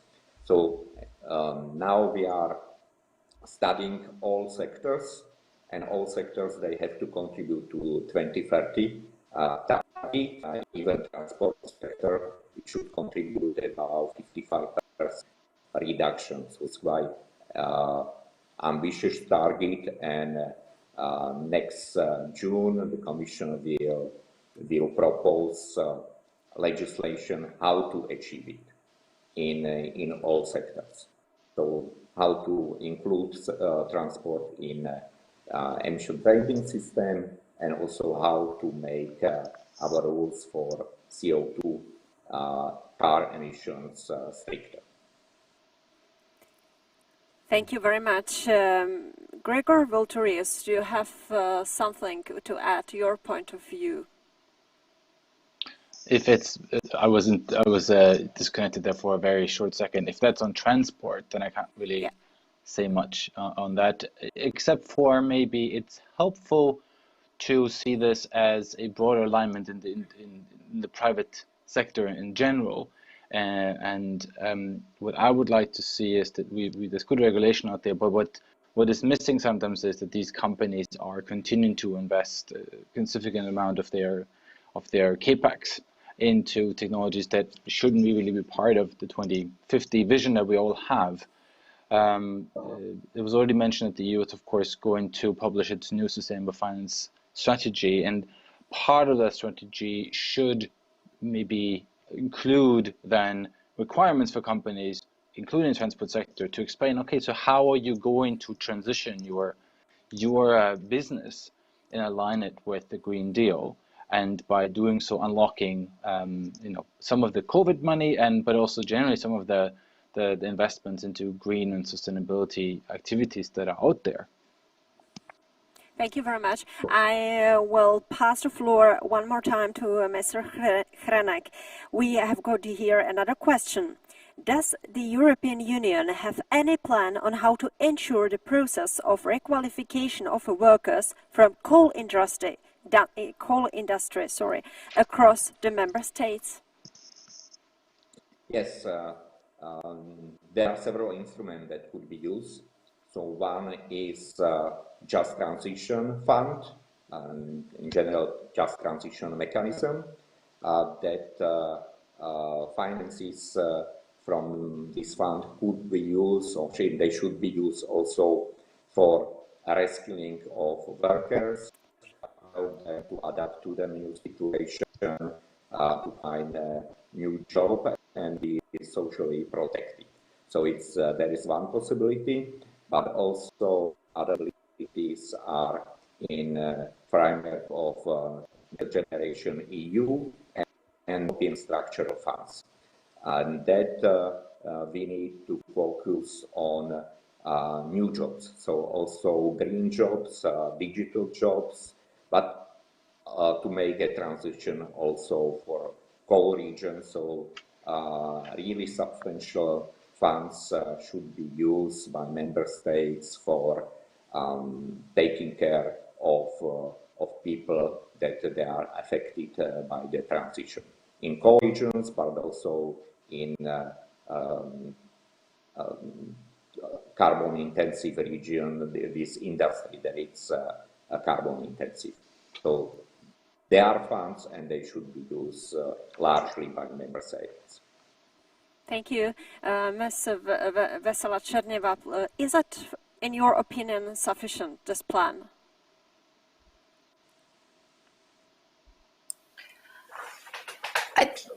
Look, I think it's not only a problem of funds. I think it's also a bit of an issue of political will, and how much governments can look the longer, at the longer perspective. Usually, governments look at a perspective of 4 years max, right? And this is why this issue is tricky, because it needs continuous efforts by a number of governments, successive governments.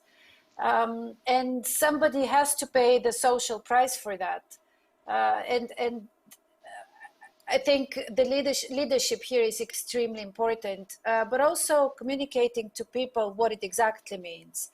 Because I think behind the question is also the worry of people that, they will simply have to lose their jobs, and they will have to change their career in the middle of, or even towards the end of it.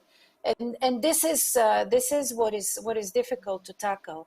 At the same time, people say, look, other countries in the world don't have to do this. I mean, again, to quote the Chinese example, they say we're going to have this very ambitious target, but at the same time, they have now given more permissions to build coal power plants this year than last year and the year before combined.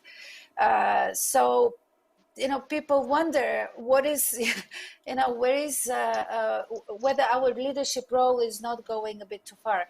So I think a lot of that has to do with politics and not only with funds.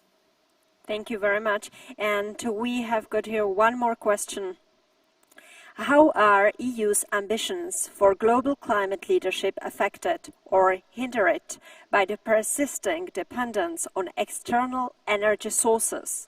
Shouldn't the current investment go into renewable sources instead of further building of gas pipeline infrastructure?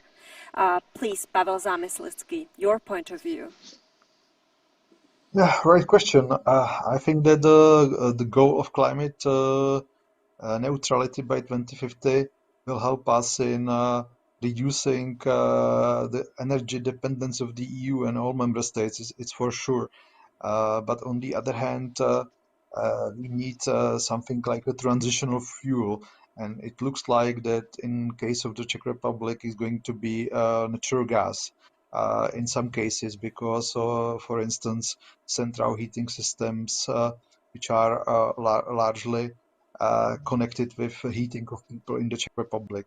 So I think for this moment we cannot say, okay, let's stop all import of fossil fuels and let's switch to green energy. It would be nice, but I think technically it's impossible. And but I would fully agree that the final goal is to dramatically reduce our dependence on imported fossil fuels, and that I think that this fact will help our economy a lot. But yeah, for at least 1 or 2 decades, we still need to live with imports of fuels to the EU.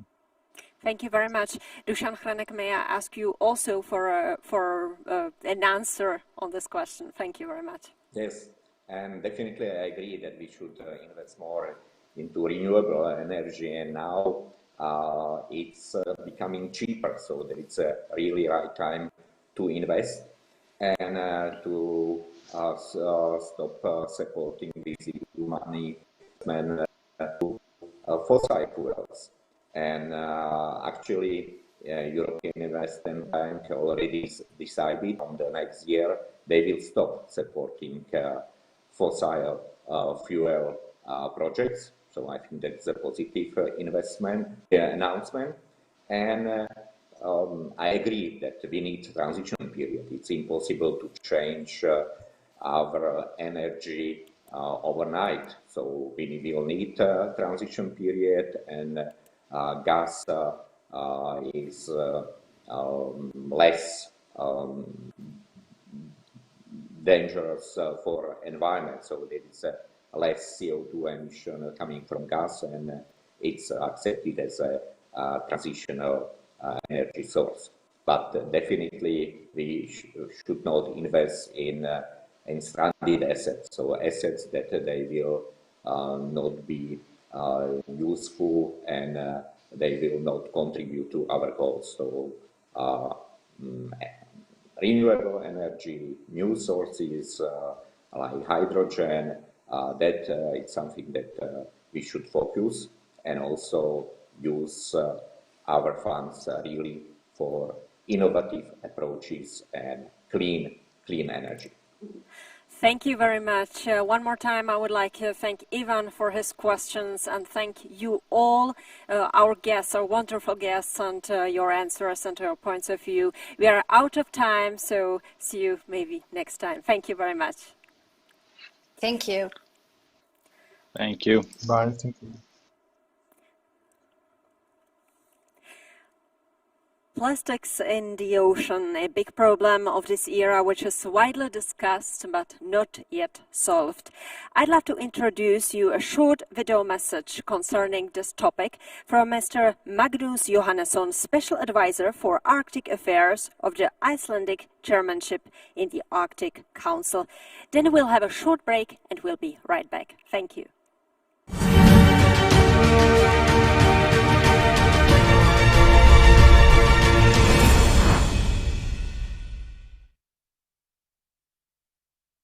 Hello everyone. First of all, I would like to thank the Prague European Summit team for inviting me to speak about plastics in the oceans.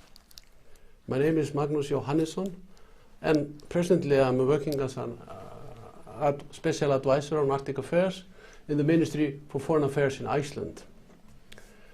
3 decades ago, during the preparation for the Rio Conference on Environment and Development in 1992, our main concerns regarding marine pollution revolved around chemical pollutions such as persistent organic pollutants and heavy metals. Since then, a global plan on production and use of certain POPs has been implemented through the Stockholm Convention in 2001 and strict environmental control of mercury discharges regulated by the Minamata Convention in 2013. But new threats to the marine environment have surfaced. Plastic pollution of the oceans is now on top of the list of our concerns and in some respects must be seen, along with human-induced climate change, as one of the major global environmental challenges that we are facing today. The debate and research on plastic waste in the world's ocean has taken off in the last few years.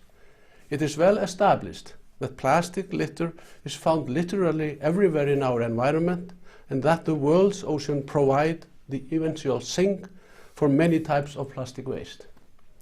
And plastic does both swim and sink. Plastic components have been found on the seafloor as deep down as 11 kilometers below the surface. Plastics in the oceans are mounting, and some studies quote that by continuing business as usual, there will be more plastics in the ocean than fish by the middle of the century. The full impact of the presence of plastics on the marine ecosystem is not known. We know well that macro and microplastics can injure and kill mammals, fish and seabirds, but the impact of nanoplastics on marine food chain and food security is not known. Most plastics are not biodegradable and can persist in the environment for centuries. Furthermore, toxic chemicals can adhere to the surface of plastic litter and be transported with it through ocean currents into the food chain. Studies have indicated that around 100,000 marine mammals and turtles and 1 million seabirds are killed by plastic pollution every year. There is every reason to take firm actions now to improve management of plastics with the aim at halting all flow of plastics into the oceans. Plastics in the oceans originate from a wide variety of sources and reside both with human activities at sea and on shore. Incomplete collection and management of solid waste and insufficient management of wastewater are the main onshore culprits, while fishing activities, shipping, offshore mining and aquaculture provide the main sources at sea. There are, for example, recent studies in the Arctic which show that fisheries are responsible for over 50% of macroplastics in parts of the Arctic Ocean. With that said, plastic items in different forms are such a common commodity in our everyday lives that a concerted action at all levels of our society is required if we are to turn the tide on plastic pollution in the oceans. The responsibility for success or failure rests with all of us. We need to significantly change our approach to this problem. Manufacturers should be obliged to design plastic items to be reusable, recyclable, or compostable. In the household, we must eliminate the use of plastic items we don't need and deliver other plastic waste to proper handling and processing. The single most effective way of reducing plastic waste that enters the ocean is to make circular economy predominant in our societies. Circular economy fulfills the criteria of sustainability. It is good for the environment, it creates new jobs, and it promotes effective use of our natural resources. In short, it's a good business. Circular economy, compared to businesses as usual, could reduce plastics entering the oceans by 80%, and it would also bring about sizable reduction in greenhouse gas emissions, generate savings, and create significant number of new jobs. To make the necessary shift towards circular economy, governments need to use both carrot and stick. Legal obligations should be put on manufacturers, mandatory requirements on offshore activities to ensure responsible management of the plastic waste, including marking of fishing gear. Local government must provide the necessary infrastructure for effective collection and recycling of waste, and companies and individuals required to sort and return all their plastic waste. A return fee for valuable plastic material could be introduced to encourage return and recycling of the items, not just for water and soda bottles. In my opinion, we need to use economic incentives much more widely and strategically to reach our environmental goals. To succeed in making this shift, we need innovative collaboration and partnership, but most importantly, we need leadership. I take this opportunity to strongly encourage the European Union to take the lead at the global level to bring about the necessary changes in the production and use of plastics and turn plastic waste into a more forceful economic commodity. In my opinion, it would have a strong environmental impact, not only in the EU member states, but worldwide, and serve to reduce the load of plastics in the world's oceans. Lastly, I'm pleased to inform you that under the current Icelandic chairmanship, the Arctic Council has made actions against marine litter and plastics a high priority issue in its work. It is expected that the next Arctic Council ministerial meeting in May 2021 will adopt an ambitious regional action plan on marine litter that will contribute to reducing the flow of plastics to the Arctic oceans from the Arctic states. I leave you with a reminder of my opening words. The Stockholm Convention and the Minamata Convention have shown us that we get good results when we work together. Yes, we can and we must. Thank you for your attention.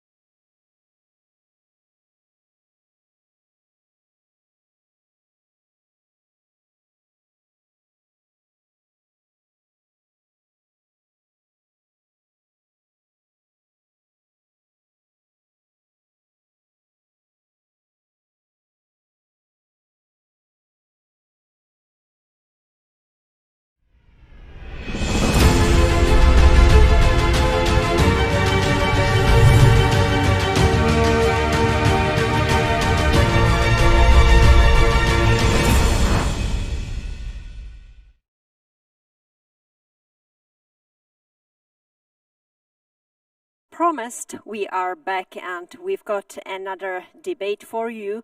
The post-COVID-19 recovery as an opportunity for a stronger Europe. Perspective from the Western Balkans.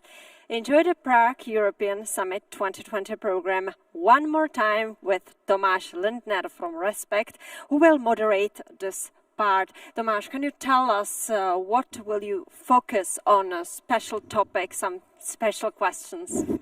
Well, we'll have only maybe 20 minutes for a discussion, so unfortunately we cannot go that deep, but I would like to touch more longer-term issues connected to the consequences of the pandemics on the relationship between the Western Balkans and the EU. I would also like to discuss the question what the election of Joe Biden for the American presidency, what impact that will have on the Western Balkans. So these are just two points that will definitely be mentioned during this debate. Two important questions. Okay, so I hope that Nikola Dimitrov is already with us and that he is ready. Still not. So we will wait because we had some small technical problems. So I'll repeat you that the debate we are offering right now, or that we will offer in some minutes, is called Post-COVID-19 Recovery as an Opportunity for a Stronger Europe Perspective from the Western Balkans. And it will be moderated by my colleague Tomáš Lindner from Respect. So we are all ready and we can go on. I pass you the floor. Thank you.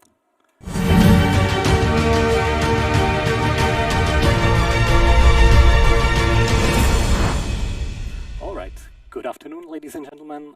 I will not introduce the debate anymore because Katka did it twice for me, and that will save me a few seconds for our discussion with Mr. Nikola Dimitrov, who is the Deputy Prime Minister for European Affairs of the Republic of North Macedonia. Welcome, Nikola. Thank you so much. Dear Tomáš, I hope that's a proper pronunciation. I would have preferred to be physically in Prague, and I was there not too long ago. So I'd like to thank Europeum for this invitation, and I'd like to send warm greetings virtually to another Tomáš, my previous colleague, the foreign minister. All right. Well, Nikola, I know there are some important up-to-date topics that are connected to the events of from yesterday and from today, but I will keep them aside for the moment because I believe that in our later Q&A sessions, when people from the audience will have the opportunity to ask a few questions, they might come back to that, and I will rather prefer to focus on the original schedule, on more longer-term issues. So let me start by asking. When we look back at this year, at the pandemic of COVID-19, how would you say this crisis impacted the relationship between the European Union and Western Balkans? Well, after an initially slow start, and I think it took a while for Europe to get its act together and come up with concrete actions and policies, I'm pleased to say that Europe made us feel as part of the family. And I think it's safely to say that we can say this on behalf of the whole region of the Western Balkans. I vividly remember the first weeks of COVID-19, of the pandemic, when we had Macedonian citizens stranded between borders, stuck at airports with cancelled flights. This initial rush to find ventilators and other relevant needed medical equipment. Europe was by far the most active friend of the region, initially offering medical equipment to all countries of the region, then millions of euros to mitigate the socio-economic consequences of the crisis. We, as North Macedonia, we had an initial 62 million euros on debt, the socio-economic consequences, and then an additional 160 million euros in direct budget support. Then what was previously not really accessible for us, but only for member states, the European Solidarity Fund, joint procurement procedures, the joint procurement agreement, the EU civil protection mechanism, all these became available, and we were able to establish a very good cooperation in this context, both on joint procurement of medicine, of using the services of the civil protection mechanism to put people on planes. We also helped citizens of EU member states to fly back home. And with the help of the Commission and the RCC, we established so-called green lanes. I remember calling fellow ministers in different capitals to ask for trucks to transport to continue unimpeded. This was, I think, solved with the establishment of this so-called green lanes. So, as with many other challenges today, the fight against terrorism, the challenge of migration, you all remember the Balkan route in 2015 and 16. Our region, because of its geography, we are a region that is encircled by member states, is very much part of the destiny of the European Union. And I think the COVID-19 pandemic only underscored this, that we are in this same boat, and that the more aligned our policies are with those of the European Union, better for us and better for the member states of the European Union. So I think this difficult year, this joint challenge, renewed the sense of solidarity, both within the EU, but also between Europe and the Western Balkans. And it only underscores why it makes perfect sense, and there are so many reasons, that the European perspective of this region has been reiterated so many times. Now, bear with me, we had a setback yesterday, but I will try, as you requested, to focus more on the long term. Well, we'll come to the short term, to the up-to-date later, I'm sure about that. But maybe just like a short follow-up, did also the public opinion in North Macedonia on the European Union shifted a little bit as a consequence of the pandemic and the pandemic response, or was there not much of a move? Europe is very popular in North Macedonia, and I think this is mostly for two reasons. It varies, it moves between plus 80% of the people, they support European integration. Sometimes it goes below, more towards 70%. I haven't seen very recent polls, but our public opinion is very much pro-European. And the reason for this is twofold. One, with the common market and can you hear me? Yep, perfectly. Yes. Okay, I'll continue. The reason for this popularity is twofold. One, people see hope for more prosperity.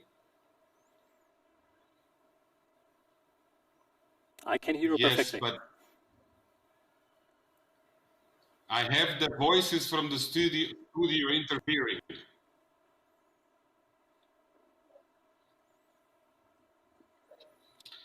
Yes, I can, but I'd like to go back to the moderator if possible. All right. Well, Nicola, so can I pose you another question? Can you hear me clearly? Yes, I can hear you, but the studio interfered.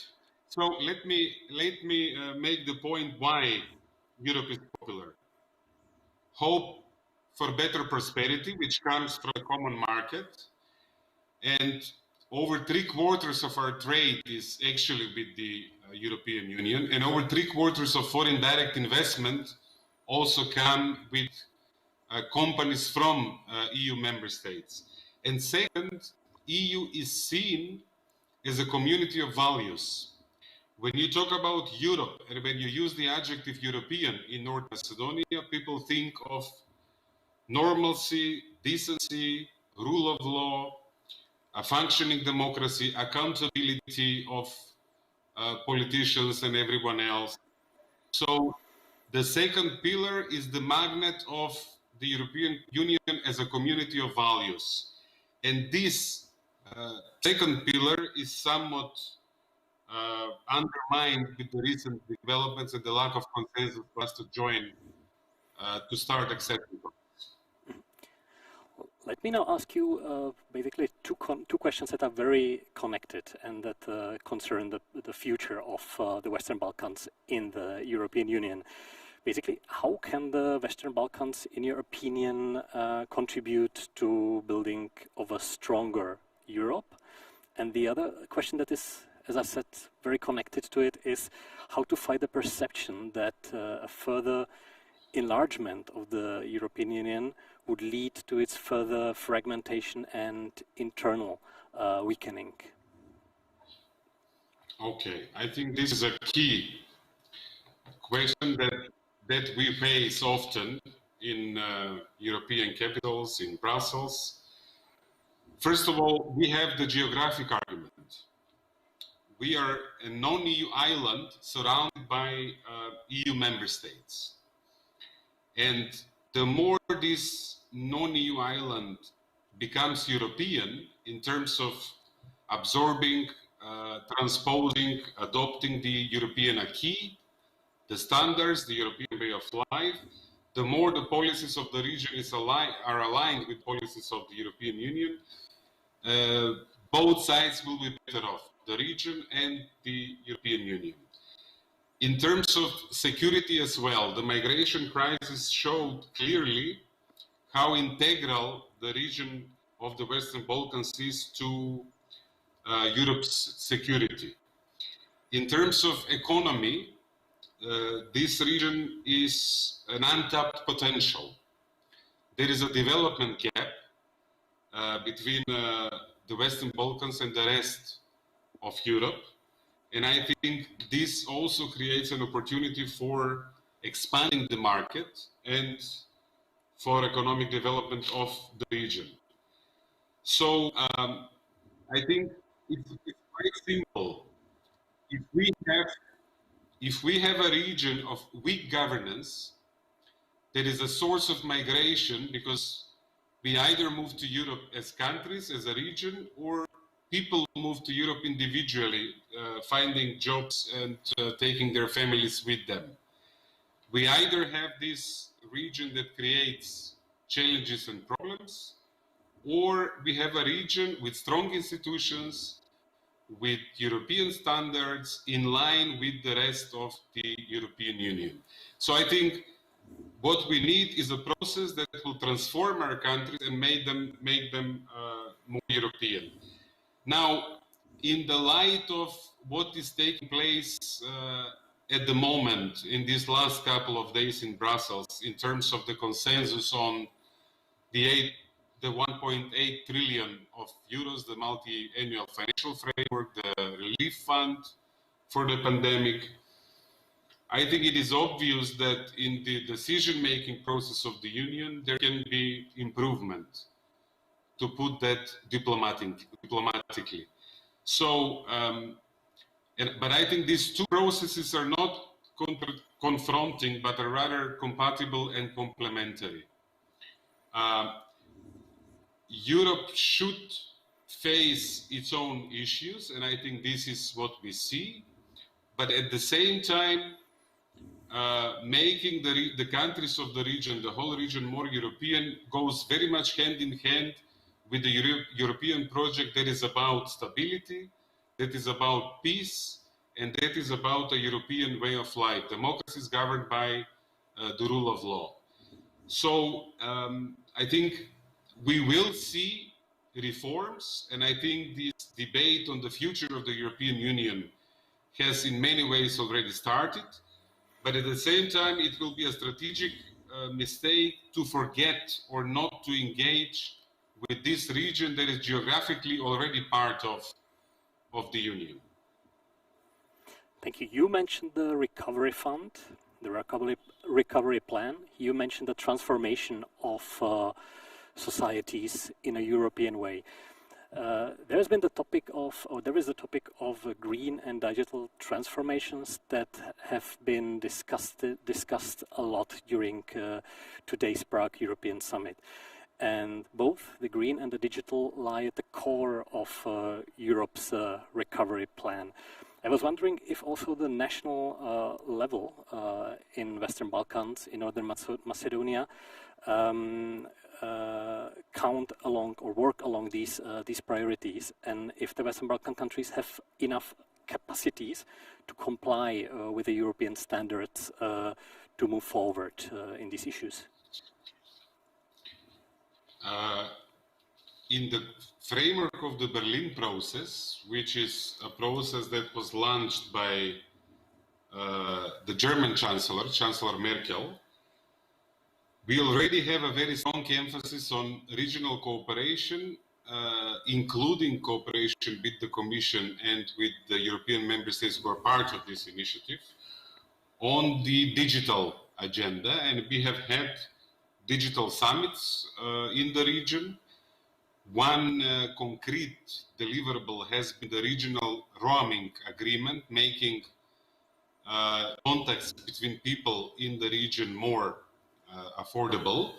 And there is also a next step in the pipeline, which is to decrease the roaming prices between the region and the rest of Europe, with the countries of the EU. Digitalization is a huge opportunity for economic development. It is also a tool to fight corruption. It is also a tool to make public services for the citizens quicker, more efficient, and more affordable. So it's very much in what we plan and what we do at the moment. In many ways, the pandemic pushed us further to do things digitally, and I think the way we have this conversation is only one example in that direction, although I think a physical presence is still quite needed in many ways to discuss delicate issues, to overcome problems, to resolve issues. But also in terms of how we do governance at home, we have an e-government portal, paperless government sessions, and we meet online most of the time these days, because it is also safer. We've been a candidate country for a long time, for 15 years. We are the first country that signed the Stabilization and Association Agreement in the region as back as 2001, 19 years. And in terms of our overall preparedness, we have a solid state of play. We're in a solid shape. We have administration that understands the process. We have an issue in keeping them where they are in terms of the competitiveness between the private market and the public sector. So what we need is a chance to show what we can do with reforms. And we got a green light this year in March with the support of the German presidency and virtually all member states but one at the moment. We want to start finally the accession process so that we can compete with others on a healthy competition, I think, on who does reform better, who digitalizes better their economy, where media are more free, who fights corruption more efficiently, and who adopts gradually the environmental directives. We need fresh air, both literally. Skopje is one of the more polluted cities in our region, but we also need fresh air metaphorically in terms of a tangible, realistic European perspective. You mentioned the accession process, and you mentioned that one country, it's Bulgaria, has for now blocked it. That is the news of yesterday and today that we already touched upon. I was wondering, how do you see the chance that this accession process will still start during this year, during the German EU presidency, and what has to happen for it to start? We are doing our best. We have an unconditional decision of all member states of the Council in March this year that we should start accession talks. And now we have issues that are between us and that goal. Now, it's very difficult to explain to the Macedonian citizens that one of the obstacles, the Macedonian language, which is my mother tongue, is an obstacle to our integration with a union that, according to the Lisbon Treaty, respects its cultural and linguistic diversity. And it is also difficult to understand how something that is very internal, that is at the heart of who we are, our identity, our sovereignty, should be an impediment to good neighborly relations based on mutual respect. So we are doing everything that we can. We are engaged with our neighbors from Sofia to find a way out of this. But who we are and what language do we speak cannot be part of this discussion. Not in 2020, Europe, it's 21st century. And I think countries should deal with issues other than what the identity of their neighbor is. This is something very internal. This is something very sacred. And who we are, our European future, and our intention to have good relations with all of our neighbors, I think should be fully compatible and complementary goals. I have to say that we talked about European values. We know, of course, very well the Lisbon Treaty. And I think we Europeans, regardless that I am not a citizen of a member state, but we are still Europeans. We all lose when we don't speak up in defense of core European principles. The accession process should be a process of bringing Europe at home, in North Macedonia, in our region. It should not be a process that deals with bilateral issues that should not really impede or take European accession as a hostage. So we will fully commit to continuing our discussion with Bulgaria. We cannot really negotiate or discuss Macedonian identity, Macedonian language, and hopefully there will be a breakthrough. If there is no breakthrough, we will never give up from the agenda of the Europeanization, hopefully with the help of the accession process, which is a reform tool. But if we have to, we will call upon friendly member states to help us to focus on the key reform areas and to make progress so that we are in good shape when circumstances change. Thanks a lot, Nicola. Thanks a lot for the final words, because unfortunately our short time frame is over. So thanks a lot for making time. All the best with your work in the next weeks. Warm regards from Skopje to you and to the audience. Thank you, and see you soon personally in Prague. Goodbye. Thanks a lot. I wish you a nice rest of the evening, and I give back the word to Katka Etrichová. Thank you very much.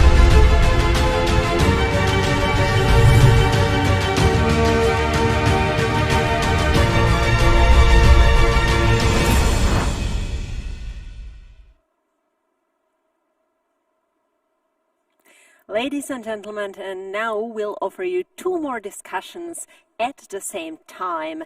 The first one is on the topic Transatlantic Relations Beyond Repair, what to expect from the US 2020 presidential elections, with Richard Jorswiak, the editor from Radio Free Europe, Radio Liberty. And the second one is EU recovery plan from the Visegrad perspective, with Vladimír Bartovec, director of European Institute for European Policy, and his guests. But do not forget to follow this second discussion. You have to switch into the mirror hall. If you want to stay with us, stay with us. Richard, it's up to you. Thank you very much. The floor is yours.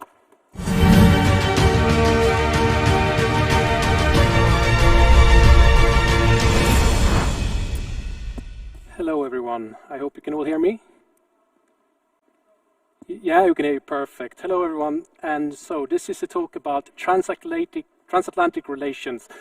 Before I start, I just want to say everyone that, as Katka mentioned, this is a parallel session going on as well. So if you listeners are hearing sort of two different things, you have to switch off one of the windows, hopefully not the one we are at, or just refresh. So just a little housekeeping rule here. So, transatlantic relations beyond repair is the topic, or the name of this topic we're going to discuss now. A very pertinent topic, I would say. And I think it's quite fair to say that in the last 4 years, Europe and the United States have not really seen eye to eye on really anything from the Iran nuclear deal, China, Russia, climate change, the WTO, or even the WHO. And you could almost hear a sort of collective sigh of relief from most European capitals when it was clear that Biden had won. However, though, I mean, after all, what we can see is that it wasn't a clear sweeping victory many expected. Governance in the United States is still very much divided. We can also maybe talk about the disunited states at the moment. And of course, we have a president that still haven't conceded. But even beyond that, if we look back at before 2016 in the Trump presidency, they were clear that there were some tensions in the transatlantic relations that I think perhaps have become even bigger since President Trump. So the question we're really going to ask now is transatlantic relations really beyond repair? And who I have with me now is 4 speakers that I believe are experts in this. We couldn't really have asked for a better panel. We have in Brussels James Petříček, the Deputy Assistant Secretary General for Political Affairs. I always trip over that title, but thank God not this time. Also the Special Representative of Southern Caucasus at NATO. And an old, really, if anyone has followed NATO in the last decade or two, you know how important James is for that alliance. We also have the State Secretary at the MFA in Riga, Latvia, Andris Pels. Andris has also been a diplomat who's been posted in Brussels, both at the permanent representation at NATO and in the EU as well. We have my Swedish compatriot, Anna Wieslander, who is obviously the Director for Northern Europe at the Atlantic Council and someone who is really an expert on everything transatlantic. And last, but absolutely not least, my old sparring partner from Brussels, Stephen Blockmans, who is the head of EU foreign policy and institutional affairs at one of the most foremost think tanks in Brussels, CEPS, and also a professor at the University of Amsterdam. Guys, welcome to all of you. Before I start and ask with the introduction here, we're going to ask, there is a Slido question for you viewers here. It's a sort of questionnaire we should answer yes or no, and the question is, should the EU still pursue its strategic autonomy? Yes or no? We will see. There's a little poll going on, and of course you're already free right now to send questions in. There's going to be a little intro here. We're going to talk a little bit with the 4, but then I really want to open the floor for questions, so please send in your questions already now. James, I will start with you. Of all the institutions that seem to really struggle in the last 4 years, I have a feeling, looking from the outside, that NATO was maybe the one. We heard a lot of critical comments about the alliance by President Trump, even though I think that, you know, towards the end of his presidency, he seemed to get on very well with Mr. Stoltenberg, and he seemed to be, you know, saying nicer things about NATO. But what do you say, is the transatlantic relationship beyond repair? and is perhaps NATO even beyond repair? Ricard, thank you for that question, and thank you for the invitation, and it's great to be here. I'm realizing now for the first time why when I was spokesman, the makeup lady put makeup on the top of my head, so I apologize for the glare there. But let me turn straight to your question. And I have been reminded over these past 4 years of a quote from Samuel Johnson, where he says, marriage has many pains, but celibacy has no pleasures. And I think we've had many of the pains of marriage over the last 4 years without, unfortunately, a marriage counselor. But I think also both sides of the Atlantic have been painfully aware that celibacy is not an option, that we cannot stand separately, that we can only stand together. And I think these last 4 years have really highlighted that.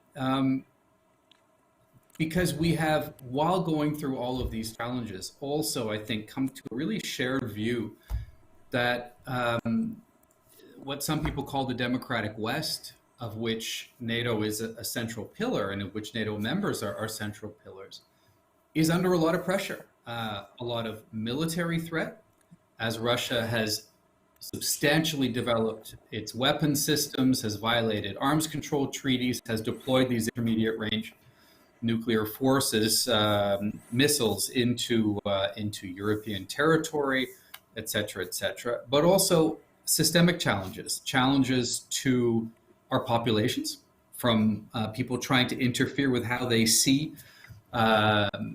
security issues and each other, interference into the democratic systems, attempts to influence the international bodies that set norms and standards, for example, when it comes to internet freedom or when it comes to human rights. So we really recognize that over these past 4 years, we've come under a lot of pressure and we need to stand together. So that's sort of one thing that has kept the marriage, I think, pretty strong. The second thing I'd say is that actually it hasn't been all complication. And you quite rightly highlighted some of the stresses. I would note that despite all the sort of tough rhetoric coming from Washington in particular, when it comes to NATO, for example, the US has actually increased its military presence in Europe. It has increased the amount of money it spends on the defense of Europe, increased the number of exercises. I'd say actually that we have a growing convergence when it comes to China on the recognition of the challenges. Of course, there are also opportunities, and we've seen just recently in Asia a trade deal over the last couple of days that shows some of those opportunities. But there are challenges, and I can see the allies coming closer together, and in many ways coming closer to the US position on China. We have agreed on a lot here in the last 4 years together across the Atlantic on space, on emerging and disruptive technologies, on our operations. And I think all the allies, you know, the rhetoric's been difficult, but they've all recognized that they need to spend more on defense. And I think that's going to continue under a new administration. So I'm just going to now preface the next 2 points on the assumption that there is indeed a new administration. And I'd say these two things. Just as you said, I think we all expect a lot of the fundamental irritants in the transatlantic relationship, which were kind of outside of the NATO context, to be addressed pretty quickly, because President-elect Biden has very clearly said that he intends to change direction when it comes to Iran, when it comes to climate, when it comes to the World Health Organization, when it comes to arms control and extending New START, in general support for multilateralism. Those are big things, and they have been big irritants. Hopefully, we can expect that they would be addressed relatively quickly. Also, I think we can expect change in tone and in sort of predictability, and both of those things will go down well here. But then I would conclude, because I knew you wanted us to be brief, and there are very smart people who also want to speak, that you shouldn't expect don't expect some fundamentals to change. whatever administration is in place, the United States is toughening up on China and on the concerns that the rise of China is posing for all of us. I don't expect that to change. Second, the US focus on China and the Indo-Pacific region, I don't expect that to change either.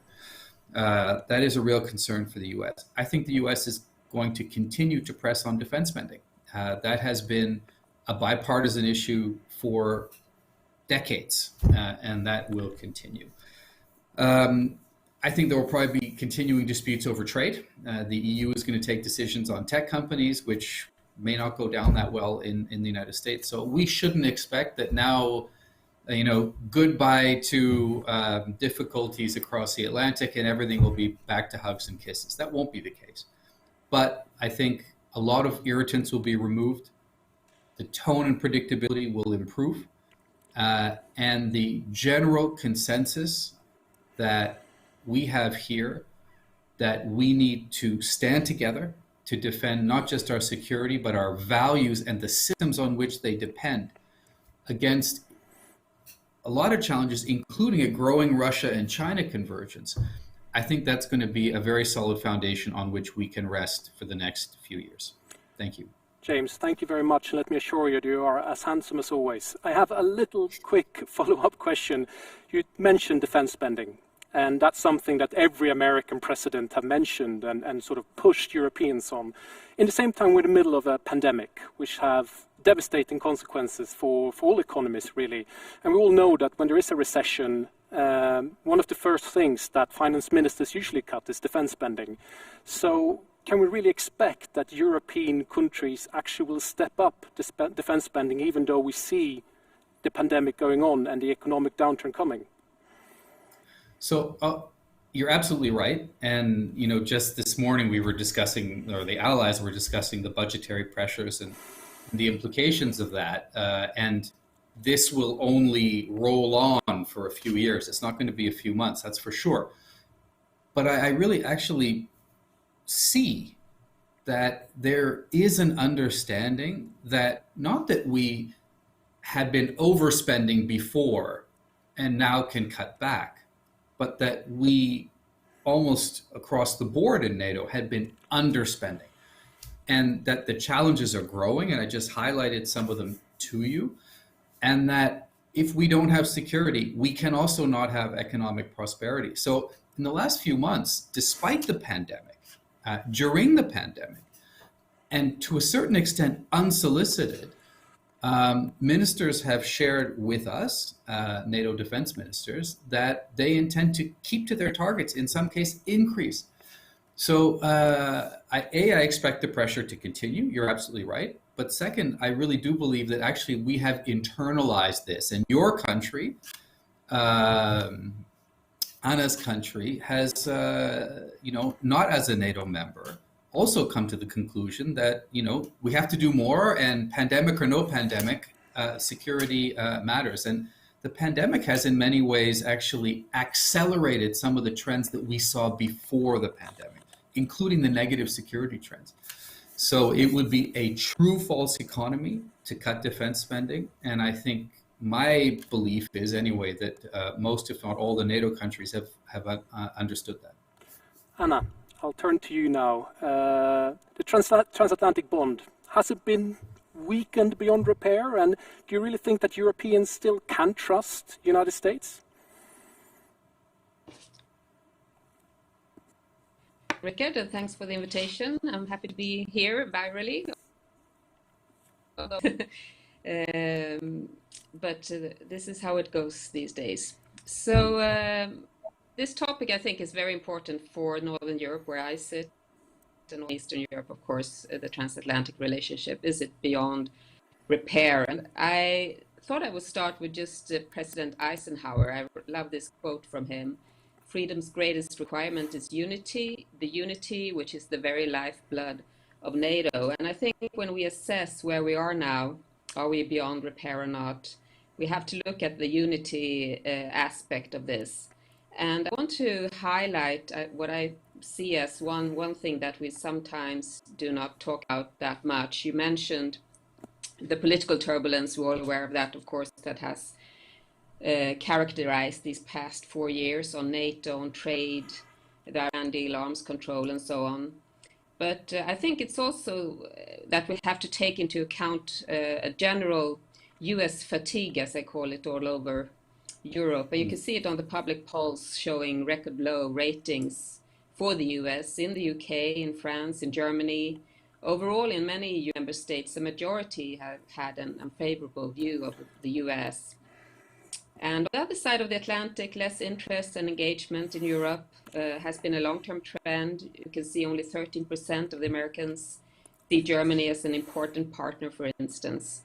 So I think we also need to have a view of the public, since we are all working within democracies here. How do we address this when we take account of the unity? And then, of course, there are the other aspects, the other tendencies, as James pointed out, primarily on the military side, where we have had a lot of engagement from the Trump administration, increased deterrence towards Russia, investments in more troops on the ground, infrastructure, preposition of material, exercises. So these are plus and minuses, but overall I think there definitely has been a quite severe drift across the Atlantic these past 4 years. And you can see that as it is reflected in these calls for Europe to increase autonomy. And this is good in the way that it reflects the sense that Europe must take on more responsibility for its security, but it's bad in the sense that it sometimes reaches naive levels of its security. So both good and bad in that. And since the election, I've heard from other parts of Europe actually arguments that, you know, it's not perhaps all happy notes on Biden. You can hear arguments such as Biden is Trump with a nice face, indicating that this US fatigue will prevail actually, and there's an assumption that can change. And if you join discussions in Washington, D.C., on the election and foreign policy, they tend to jump to China directly, while we tend to jump to European autonomy directly. And I think this kind of reflects something that we have to acknowledge also, that, as you both have said, previous speakers, this will not go back to how it was once. We have moved on during these 4 years, and we have to acknowledge where we are now and take stands in order to move forward in a constructive way. So I think that, first of all, of course, Joe Biden is not Donald Trump. Biden is a solid transatlantist, and I was at the Munich Security Conference 2019 when he promised Europe that we will be back, and I think they will, as James also elaborated upon. The Trump administration had no preference in working with Europe. They could if it fitted their interests, but they might as well not. So this will be a difference. I think the Biden administration will seek to have a preference to seek solutions and build trust with Europe ahead. And that will be a big difference. They will also, I believe, have a sober view on Russia. I do not expect them to have a reset on Russia with this administration, although it's always tempting for a new president. But the need for a reset I hear more frequently from Paris, actually, than from Washington, D.C. And on the European side, many representatives have already reached out, both from the EU institutions and from Berlin, Paris, and called for a revitalized transatlantic agenda and a New Deal. And these are, of course, good news that we have such intentions. I think there are excellent opportunities to shape much more of a common agenda now between the US and Europe in the years ahead. And to my mind, that overall vision has to be an agenda to defend the West, to defend democracy, human rights, and free and fair trade against autocracies such as China and Russia, who seek to undermine the rule-based order. And NATO could do more, I believe, of global strategic consultation while keeping its operational focus regional. But then this agenda also needs to embrace more of a consensus on Europe's role and responsibility, its capacity to act and to act alone if necessary. That is, if the US doesn't want to or is not able to. So Europe has to develop its capacity to defend itself, keep defense spending up, but also be smart on its way ahead. And I believe strongly that NATO needs to start shaping some sort of European pillar within itself. I do not believe in the Macron way of moving towards more European independence, although he has also confirmed his belief in a European pillar in NATO. So there is common ground here. But I also believe, and this is a very important point, I think, that there can be no credible and realistic European autonomy without the agreement or consent of the US if we want to keep the transatlantic framework. And this has to be both political and military. How do Europeans and the US divide the work between them? Who takes the lead, when and where, and on what issues? And can there be consensus on the level of independence? Those are key issues to address these coming 4 years. And this is not about feeding fragmentation, as the US sometimes claims. I think, on the contrary, this is about this unity, again, the lifeblood of NATO. In order to maintain this cohesion, you have to recognize the differences and sort them out, because this internal unity will bring external strength and more equal partnership between the US and Europe ahead. And I'll stop there.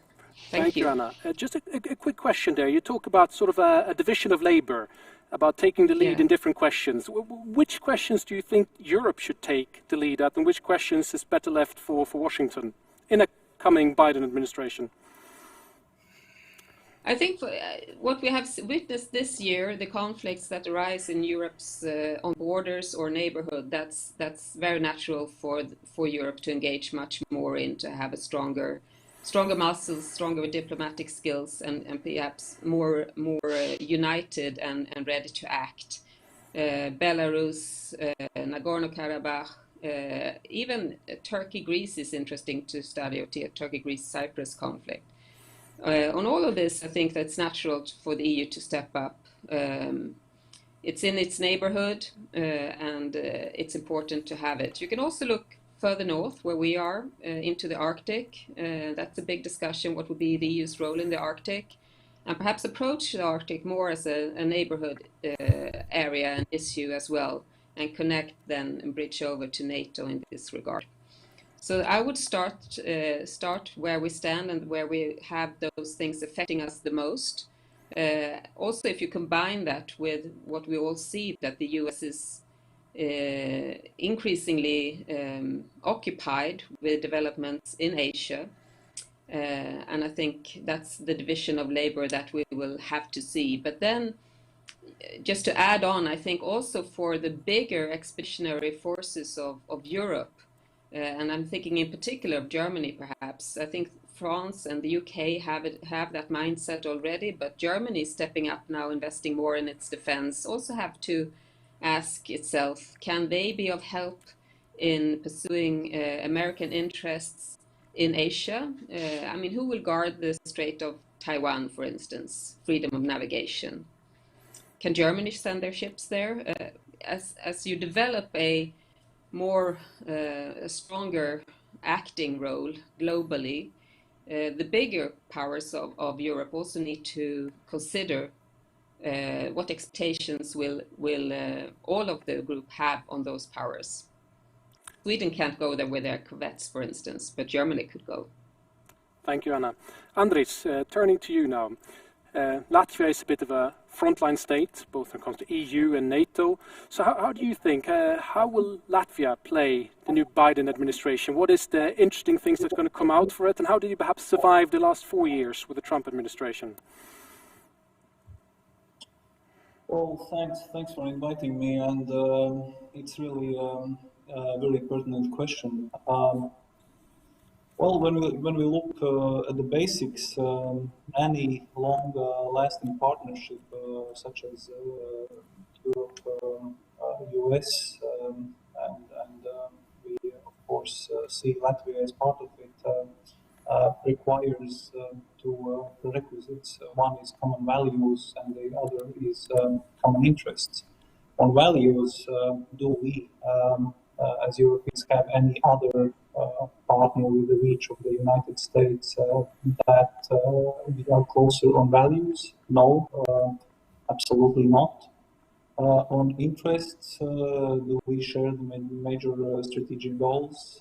Yes, and more than with any other major player. So I would say that on the basic level, the basis for the transatlantic partnership are solid. So to the question, how do the 4 years of current administration look from the perspective of smaller country from the north, Latvia? I'll touch upon practical cooperation, strategic communications part, and systemic shifts. From the practical cooperation point of view, we in Latvia have seen the closest security partnership with the United States ever, more than during the Obama administration, which in turn was more than during the Bush administration. So it is totally on the right track and right upward trajectory, also as James mentioned before. And we expect it to develop further with any new administration. From a strategic communications point of the view, the approach of the current administration has been a bit rougher than we Europeans have been used to.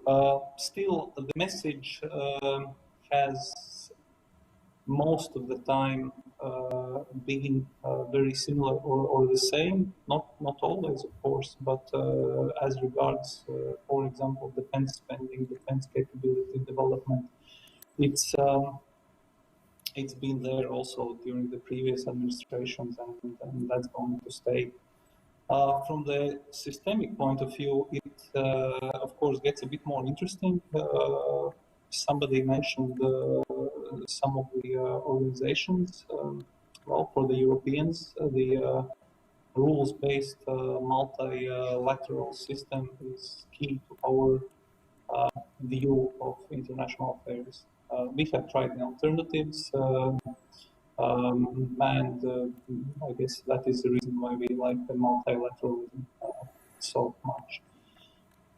The issue, as I see it, is that we sometimes put the equation mark between multilateralism and the current web of somewhat static international arrangements, while the driver of the creation of the system, the US, seems to be increasingly agitated, at least by some specific parts of this web.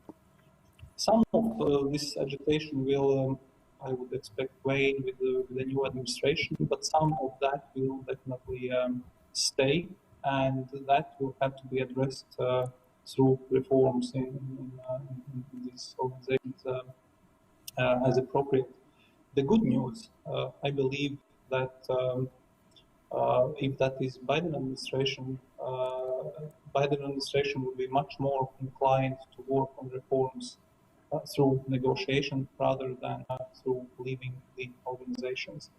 So if the premise of today's theme on repairing the relationship, transatlantic relationship, is a desire to return to some previous point in history, that is not realistic.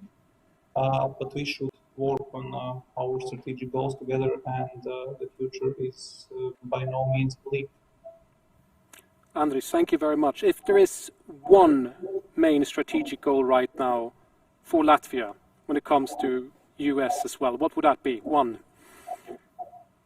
definitely security. Today is our national day. It's 102 years since we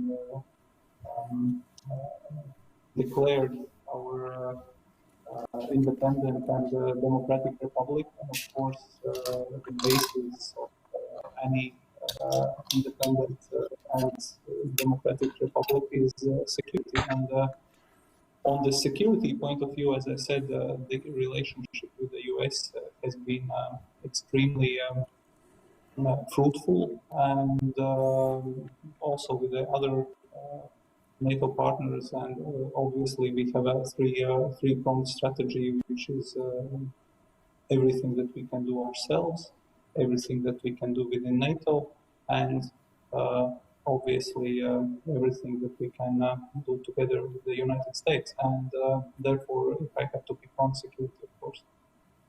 Thank you very much, Andris. Stephen, turning to you, the European Commission is currently drawing up a sort of list of topics, items that they want to re-engage with America on.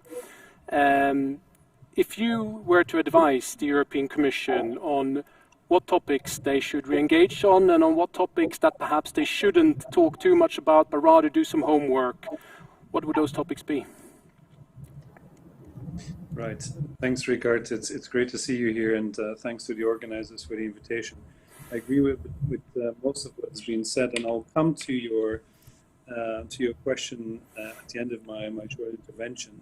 I mean, I would like to pick up on some of the points that were raised by the previous speakers, and that relate to the topic of this session.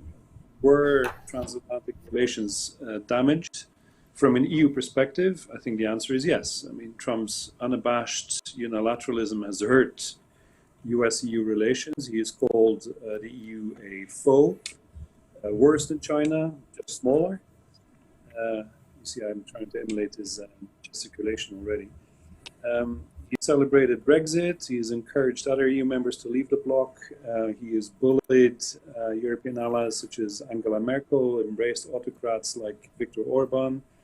This has obviously not helped the search for supranational mechanisms to enforce compliance with rule of law conditions for EU membership. He's imposed national security tariffs on steel and aluminum imports from European allies. He's announced that more may follow. And in fact, in relation to your question, I saw that today the European Commission has presented a goodwill offer, if you want, to the Biden administration by offering some type of mini package for tariff reductions.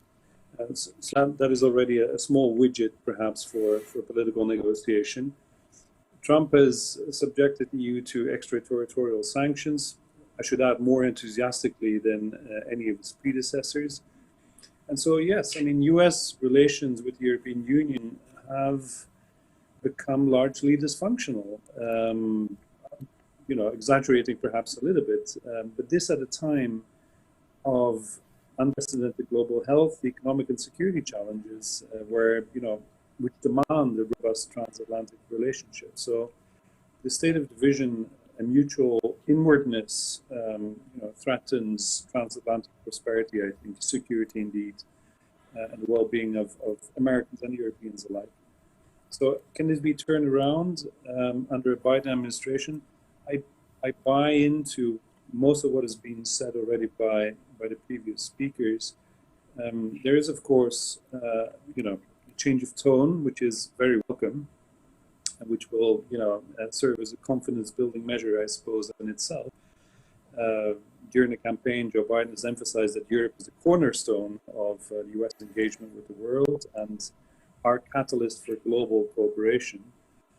And so his first instinct could be indeed, to turn to Europe as America's indispensable partner of first resort when it comes to addressing international challenges. I mean, he's a passionate transatlanticist, as has been noted before. But I agree that, what has not been mentioned by the previous speakers is that, in fact, he will be forced to first deal with domestic issues. We've talked a lot about international challenges and cooperation, but the Biden administration's immediate challenge is likely to be, an inevitable confluence of crises at home. The ongoing COVID-19 pandemic, deep social tensions, continued recession, astronomical levels of government debt. So the US is unlikely to be, the type of consistent outward-looking partner that the Europeans, the European Union need and want. At the same time, if the US doesn't beat COVID-19, generate economic growth. So it is in Europe's interest, I suppose, that Biden addresses domestic issues first, because I mean, if America can't help others, or America couldn't help others, if it can't even help itself. And so, even if there's lots of talk about rejoining the WHO, the Paris Climate Accord, the Iran nuclear deal, perhaps, there will be constraints also on what Biden can do in terms of foreign policy, constraints of domestic political nature. I mean, he will be constrained by popular demands and a much stronger radical conservative opposition at home. And he has already alluded to the fact that that there will be no, return to the status quo ante. The rallying cry of America first, I think, will remain in all but name. Biden has vowed to prioritize investment in U.S. green economy, in U.S. childcare, U.S. education, U.S. infrastructure, over any new trade deals. And he's also called for an expansion of the so-called Buy America provisions in federal procurement, which has long been an irritant in trade relations with the European Union. So I think here, to your point also on China and the strong bipartisan support, perhaps not for decoupling, but at least for a much more assertive line in dealing with the communist-led state, will force the European Union to muster, all the political will and resources at its disposal to try and carve a third way between the U.S. and China.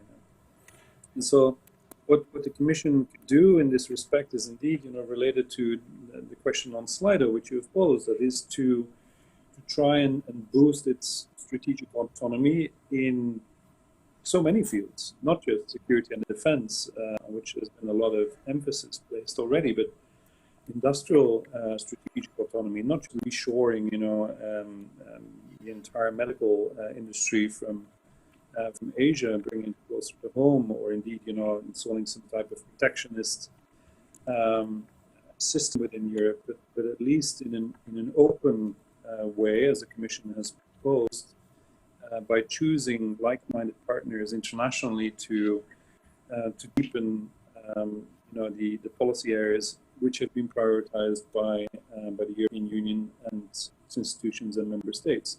They revolve around the green economy, and they revolve around digitization and cybersecurity. I think those will be the areas that the EU and the European Commission should take the lead in trying to find, a partner across the Atlantic.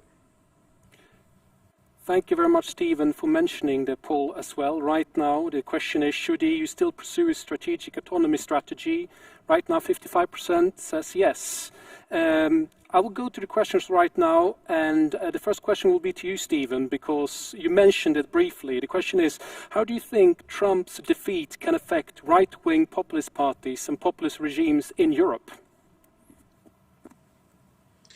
Yeah, I think it will be a boon for democratic forces, to the Biden victory, that is, to try and rebalance, a little bit the democratic alliance in Europe as indeed globally.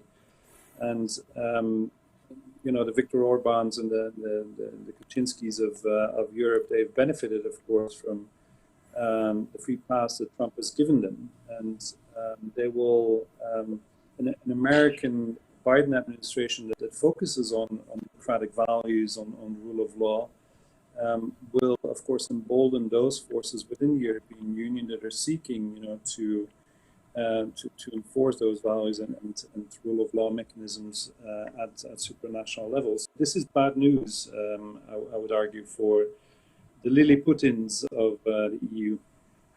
Thank you, Stephen. There are quite a few questions about China, unsurprisingly. And the question is basically, can we now, with Mr. Biden in the White House in the near future, see any sort of US-EU convergence on how to deal with China? I'd like to ask Andres and also Anna on this. Do you think there will be a sort of EU-US convergence on China?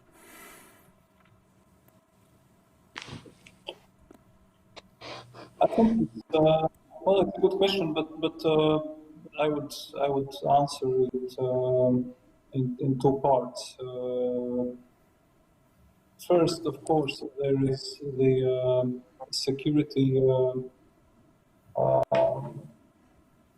part of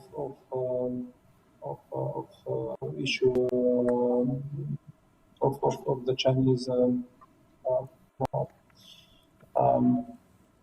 issue, and there I think it is more and more aligned already, and I would expect that the EU and the US would continue on the path that has already been started in mutual talks, including NATO. Regarding trade, of course, it's trickier because trade is the EU is a large bloc, China, US, and we all remember how we looked at the potentialities of the US-China deal and what that could have as an impact on the US-EU trade relations. So that is a much more difficult question, and I would hope and expect that those issues would be dealt through WTO aligned processes. Anna, what do you say? Do you think there will be a convergence, a transatlantic convergence in China on everything from 5G, Huawei, trade, and so on? Well, I think there will be attempts, at least to a larger extent. What we have seen this past year has been, I think, discomfort among Europeans to be dragged into a trade war or increasing escalation between US and China, and a feeling that we should be able to not, some say neutral, or just not be part of that kind of thing. On the other hand, as I said before, I think the overall agenda is that we have to decide, are we on the same side in the defense of the West, and what do we stand for? And I think that the Biden administration will work much more towards this. They have discussed, forming an alliance of democracies, not only US and Europe, but also including the Asian democracies, in order to shape the agenda in this way. Not being less tough on China in the sense of getting level playing field and getting more free and fair trade in place, but not working so much alone, reaching out more. And I think it's very important that Europe is ready to work towards such an agenda, and not trying to be hiding in its head in the sand in that sense. And there comes the issue of the EU as the geopolitical commission that Ursula von der Leyen declared, and so on. I think that's now we will see. You cannot only work with European autonomy issues. You also have to take a stand on where you are in the broader global power game. Can you define and can you pursue an agenda where you combine security, technology, and economic aspects? That's when you act in a more geopolitical setting, I would say, to see how these things are connected and to be able to make the hard choices sometimes. I don't think Europe has been there because we have put economy first in many senses and let the US handle the other issues. Now, Sweden, if I may go to my own country, made an interesting decision the other week in excluding Huawei from the future 5G network. And we did that. Not many countries have taken that strong stance, actually. I think it placed us with the US, Australia, UK, and we are waiting to see what, how will that be reflected among the other EU member states. Will that, are we forward-leaning and will the others follow, or are we apart and joining another axis than the European axis on this issue? I think that will be interesting to see. But we have done that as being a non-NATO member. state, but still weighing in the security aspects. That was determined the decision. Thank you, Anna. James, a bit more of a NATO-related question, perhaps, or part of it at least. This question about what do you think about the exchange between Annegret Kramp-Karrenbauer and Emmanuel Macron on the EU strategic autonomy, something we talked about as well, versus US as an indispensable power for the EU/NATO? And then as a follow-up question, is NATO still brain dead? Yeah, you know, we Canadians, like Swedes, know when there's thin ice underneath our feet, and thank you for pushing me out onto it. But let me say this. There is no controversy, I think, amongst most people, except on the really far extremes, that a Europe that can do more for itself makes sense for Europe. It also makes sense for NATO. NATO can't and doesn't want to do everything. The United States doesn't want to have to be part of everything. There are issues in Europe's neighborhood that I think any administration would want the United States, in the United States, would want Europe to be able to handle. So more autonomy for Europe, more ability to contribute to transatlantic security. Everybody, I think, understands that that makes sense. But it's also important, as the German minister said, to be realistic. And I think there are some hard numbers that just need to be put on the table. These are important questions, and we need to speak openly about them. What we're finding, if you break down the numbers, is that in NATO, 20% of defense spending of this alliance comes from EU countries. 80% comes from the non-NATO countries, including the United Kingdom, United States, Turkey, etc. So the power is not actually in the European Union countries, it's in the non-EU countries in NATO. And if you look, for example, at the enhanced forward presence, there are 4 NATO battle groups put out a bit, some might call it front lines. They're led by Canada, the United Kingdom, and the United States, and Germany.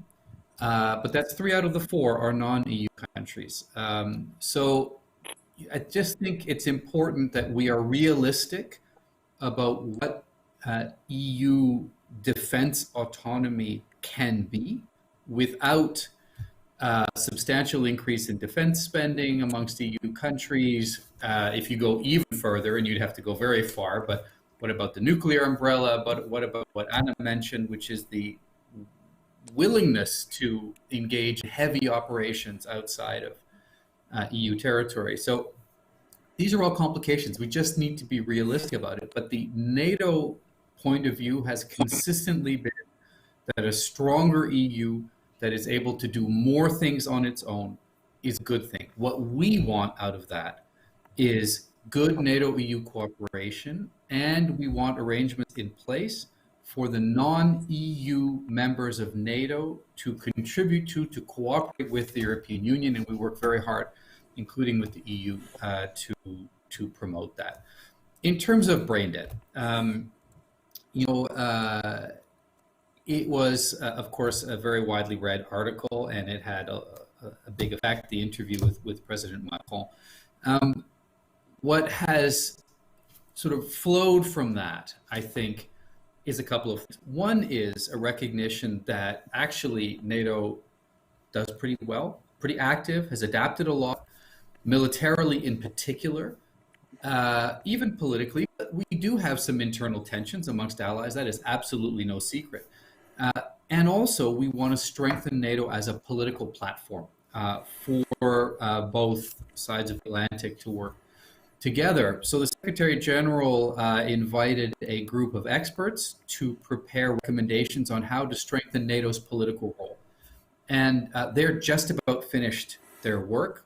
We're going to have a meeting of foreign ministers in a week or so here, or, well, no, here, I can't say here. Yes, here in cyberspace, we're going to have this meeting, and they're going to present their recommendations. And then the Secretary General will take those recommendations and then prepare his own with that as input to allies next year. So there's a lot of work going on with some concrete recommendations to further strengthen NATO's role as a political platform. And just to conclude on that answer, I really think it's very important. And it's very important because, as I mentioned, I think as other colleagues like Anna have mentioned, there are systemic challenges underway. This is a group of countries that shares democratic values, but also we share a very common perception on what human rights are, what cybersecurity is, what a free and open internet is. So we can use NATO as a platform, as part of this community of democratic countries, including with partners. The closest partners we have, including, of course, Sweden and Finland, but also in Asia Pacific, other countries in Europe. We need to use NATO more as a platform for that. And the brain dead comment, I think, has really helped stimulate a lot of thinking, new ideas to help deepen cohesion and consultation within NATO. Following up on that, James, as well, because there's another question here about PESCO. There isn't a European event without a PESCO question, as you know. So do you think then that would it be a positive thing if the Biden administration would be more supportive towards unified European defense integration, such as PESCO? Yeah, so PESCO, for those who don't follow all these more technical agreements, is an EU effort to encourage defense cooperation amongst EU countries. We fully support that, of course. The challenge from a NATO point of view is to ensure that the non-EU allies can participate also, that they have access to this. And I think it's actually not a secret that there was some tension about this. Even my own country felt like the rules weren't clear. It was a little bit exclusionary for EU allies. The EU has now taken decisions on how to engage with third parties. And they have a whole set of rules and regulations for this and how decisions will be taken. Already, some non-EU allies, if I understand correctly, have participated in some PESCO projects. I think now the rules of the game are clear, and the proof of the pudding will be in the tasting, meaning if we can continue a positive trend whereby the non-EU allies can participate in these projects, that'll be a good thing. And I think it's of benefit to both sides of the Atlantic for two reasons. One is politically. We don't want a situation in which, as I said, 80% of the defense spending countries in NATO feel excluded from EU projects. But the second is practical, and that is these are highly capable countries, very much for that reason. Their companies have a lot to offer. This is high-tech cooperation. So we believe that this is a win-win to have these rules in place, but implemented in a way that all non-EU allies can participate. Stephen, can I get your thoughts on PESCO as well? Do you think it's a good way of perhaps creating some possible strategic autonomy for the EU, or is it just something that is sort of very popular in the Brussels bubble? No, obviously it is very important that the European Union, for all the reasons mentioned before, is able to, as the Americans would say, keep up its own path in the immediate neighborhood, and for the protection of its own security interests and the promotion of multilateral solutions that are ultimately in the DNA of the EU itself. And PESCO exists on paper, of course. Capability development is being defined in 3 successive waves of projects which are now being implemented on a modular basis between different groupings of member states. Indeed, I mean, the political agreement has been reached as far as third country participation is concerned. It is heavily conditioned, of course, so as to meet and support the security objectives, interests of the European Union as a collective. It's conditioned as well, not in a protectionist stance to shield off armaments companies and the defense industry in the EU itself, but for a reason that has to do with the spending that comes online, managed by the European Commission and its new Director General Defence Industry and Space. Through the European Defence Fund, which is new money basically that has come online through EU, that will come online through the EU general budget. Money which is raised by the member states, would not readily, grants such money for armaments companies abroad without having secured at least a number of commitments to transparency and the support of those security interests, as I mentioned. Norway has, as an EEA member, full access to the single market, pays into the general budget, and thus already benefited from that access in principle. We'll have to see now how the legislation will look like once it's published in the official journal to scrutinize, whether or not these exceptional rules allowing for third country participation in PESCO are too exclusionary, to make economic sense, or indeed to make sense in the capability development of platforms, which otherwise take ages to develop, of course, and for which the European Union will indeed benefit, from expertise elsewhere. For the moment, as I mentioned, it's a paper exercise. Nothing is flying, sailing, or driving just yet. And so, for the success of PESCO and the political capital that needs to be invested in it to keep it going, would be important, in the next few years to actually launch a couple of these new platforms. Okay, guys, we have about 4 minutes left right now, which is not a lot. I want to remind everyone to still vote. So far, it seems to be overwhelmingly a majority that the EU should pursue strategic autonomy. But for you guys now, as a closing remark, the famous last word for you, you get 1 minute each to look into a crystal ball. We are in maybe 2023, 2024. There's nothing about the US election, but where are we in the transatlantic relationship? How broken or unbroken is it? What would you like to see have happened in the last next 4 years, and what is still to be repaired? Just very short, 1 minute, as a sort of concluding remark for all of you. Andris, for you, what do you think? 2023, how is it functioning, the transatlantic relations?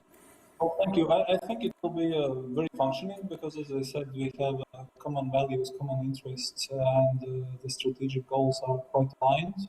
We will still have our tactical disagreements and maybe broader disagreements on some issues, but still, I believe that on both sides of the Atlantic we will be working towards nurturing relationship and not trying to dig into our respective trenches on the issues we can't really agree on. Thank you.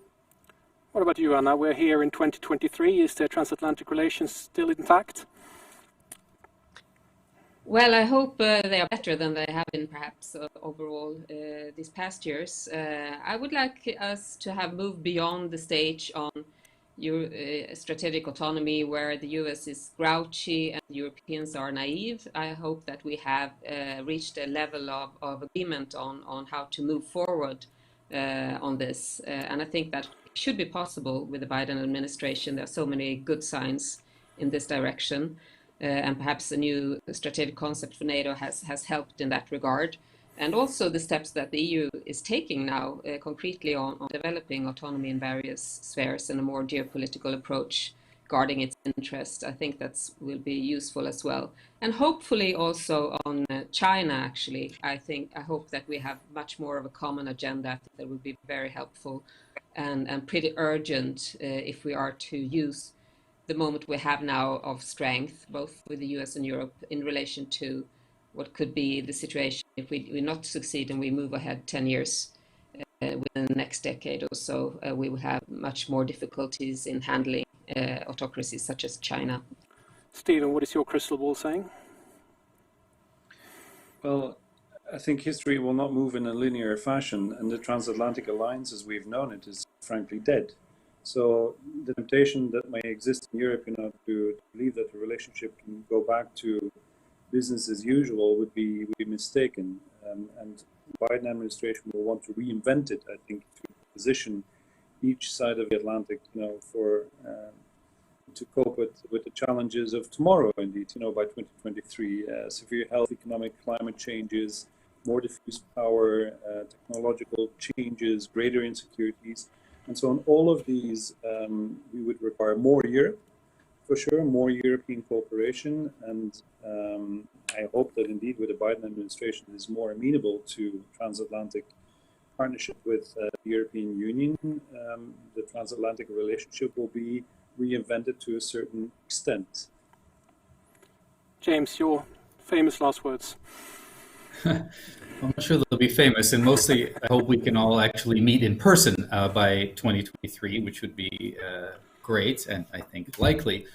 What I expect is, as we have all discussed, a lot of the irritants removed, a pretty broad commonality of vision when it comes to multilateralism, the value of multilateral organizations, the value of the democratic West working together.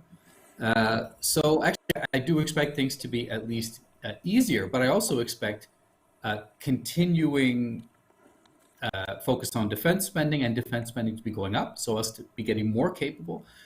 But I also expect that the challenges that we are going to face as a community will be enhanced. They'll be more complicated. They'll be bigger. In part because of the effect of the pandemic. So we are going to have to stand together. And I think that might be a little bit easier over the next 4 years than it has been over the past. Guys, thank you all very much. We are running late by about 40 seconds. So thanks all for participating in this. You're great. Now, I'm just going to say also that in terms of the polls result, 69% thought that or thinks that the EU should pursue its strategic autonomy strategy.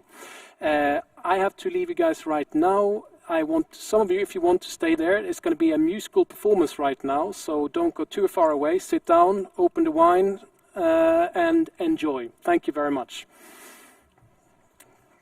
Thank you.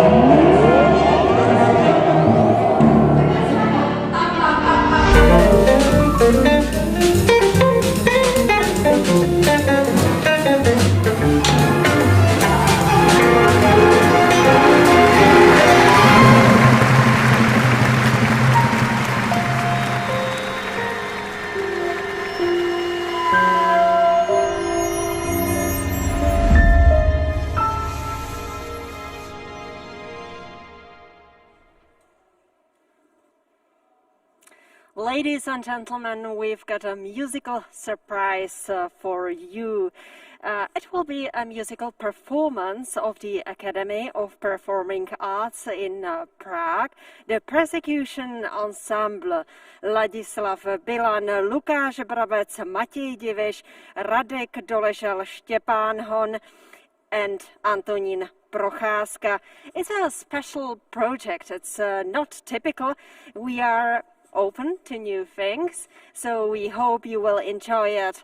We will hear 3 pieces: intro for Tu Pandero, Se la noche en el jardín, and Cassidy Breyer's Marching Parade.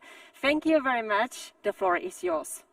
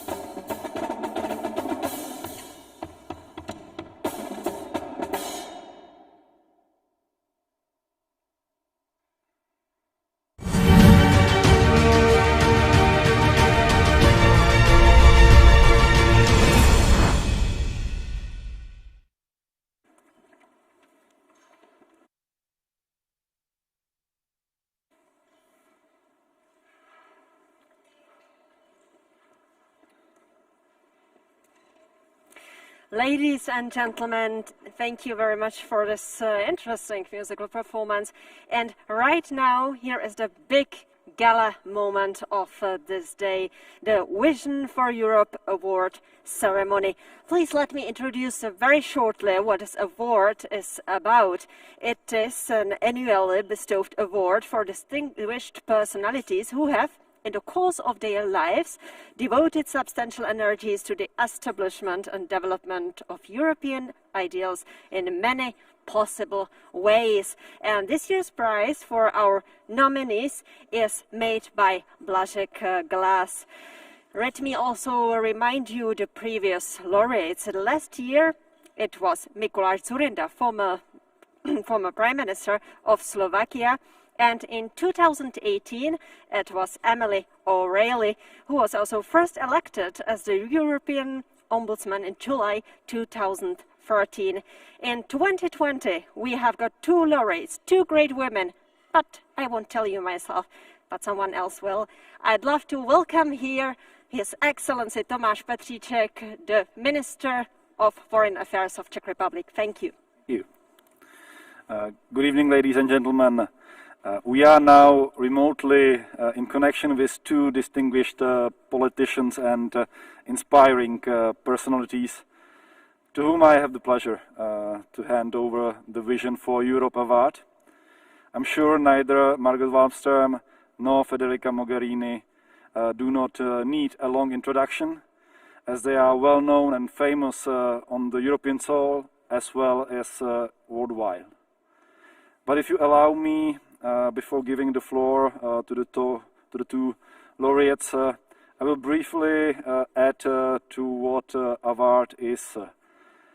As was said, Vision for Europe is the annually bestowed award for distinguished personalities who have, in the course of their lives and professional careers, devoted substantial energies to the establishment and development of European ideals, such as strengthening peaceful cooperation among European nations, developing a fair institutional arrangement of European integration, making European integration more accessible to European publics, and overcoming prejudices and misconceptions related to the integration process.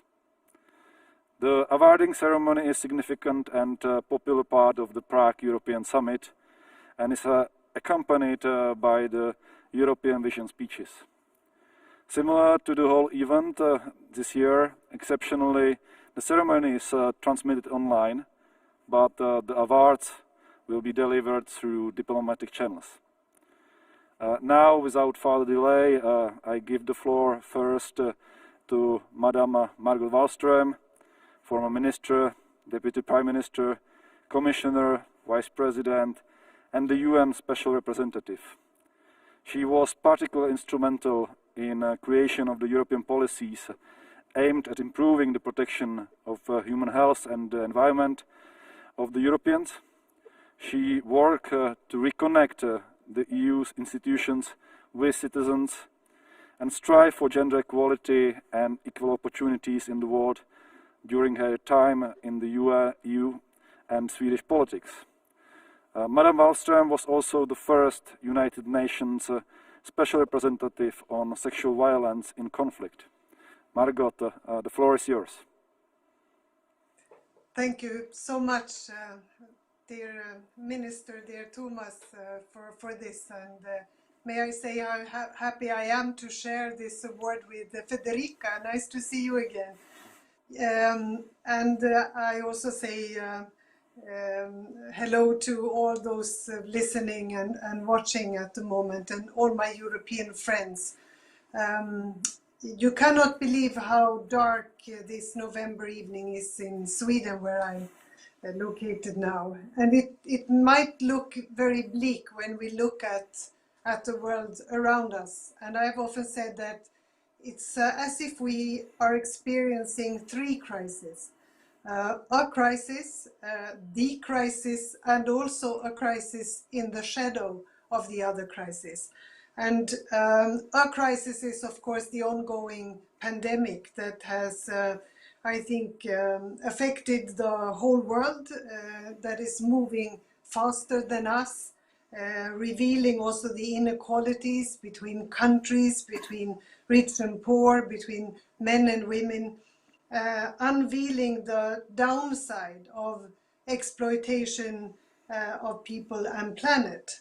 And the crisis is, of course, the climate crisis that also affect all of us, ongoing and with effects that are global and especially noticeable for us who live in the Arctic area.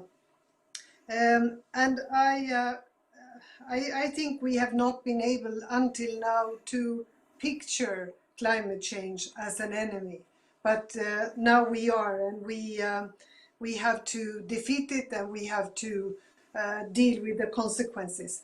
And then we have a crisis in the shadow of those two crises, and that is the environmental crisis that encompasses what we do with water, waste, biodiversity, and what have you. Everything we do to this, what I have insisted on calling the most beautiful planet on Milky Way. I think that we have to realize that this is also the root causes to phenomena like the pandemic that we have now. If we do all of these very bad things to biodiversity, if we continue with deforestation, unfortunately wildlife will have no other alternative than to move closer to people, and we will also see more of these zoonoses, meaning that a pandemic outbreak will happen. So I think that thinking of this in this dark November could overwhelm people, but I must say it was such a happy surprise to hear that I would receive this award, and it is such an amazing thing to think of all European friends and to see you again, Tomáš, to see Federica, and also realize how important the European Union is. And we can only stay important if we stick together, and if we at this moment also demonstrate to people here in Europe, but also to the rest of the world, that we can actually distribute vaccines now to people in a fair way and effective way, and deal with the economic and social consequences of the pandemic. And I believe we can, and I believe European Union can continue to insist on multilateralism, working together with the rest of the world. And we will find a new definition also of security, realizing that we have to rely on building common security. And I thank you so much for this. You cannot believe how much I wish I was in Prague with you and that I could travel, but that will have to wait until we see another health and safety situation. And just a big thank you. And Federica, nice to share this moment with you as well. Thank you, Tomáš. Margot, thank you very much for your nice and inspiring words.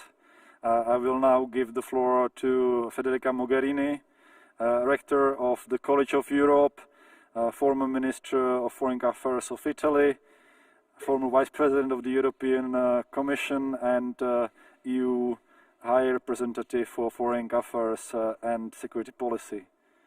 I have myself attended several Foreign Affairs Councils presided over by Federica Mogherini, but besides that I want to recall, for instance, her leadership and professional contribution to the EU Global Strategy of 2016, as well as her very instrumental role in finalizing of the JCPOA and relevant UN resolutions. She had proved excellent leadership and dedication to the European values in the difficult times after the Brexit referendum and during difficult period of the transatlantic misunderstandings and tensions after January 2017. Federica, the floor is yours. Thank you very much, Thomas. It's such a pleasure to see you, even if it would be much better to be physically in Prague. I was so excited when I received your invitation.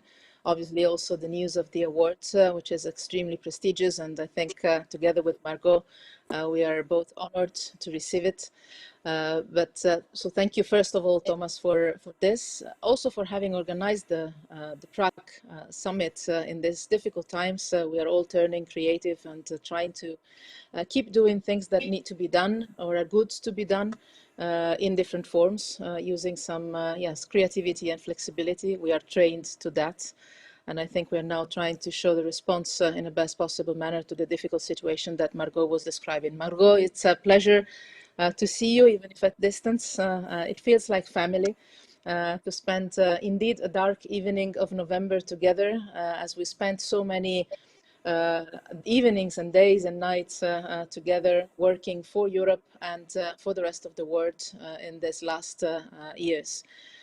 In Brussels, where I am, because as Tomáš mentioned, I stayed in Belgium after finishing my mandate at the European Commission, and as High Representative, now I am Director in Bruges at the College of Europe, and I'm very much looking forward to invite you all for initiatives and conferences either in Bruges or at the other campus the College of Europe has in Natolin, close to Warsaw, Poland.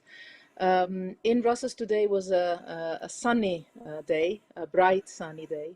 So let me try to bring a little bit of that sunshine in our conversations in this indeed dark moments, because I think not only Europe but the rest of the world, we've never experienced such a multiple crisis as now. I was thinking just the other day, if you think of the younger generation today, they have basically grown up in Europe and elsewhere with the threat of climate change. And I agree very much with Margot. It's a security threat, it's an enemy.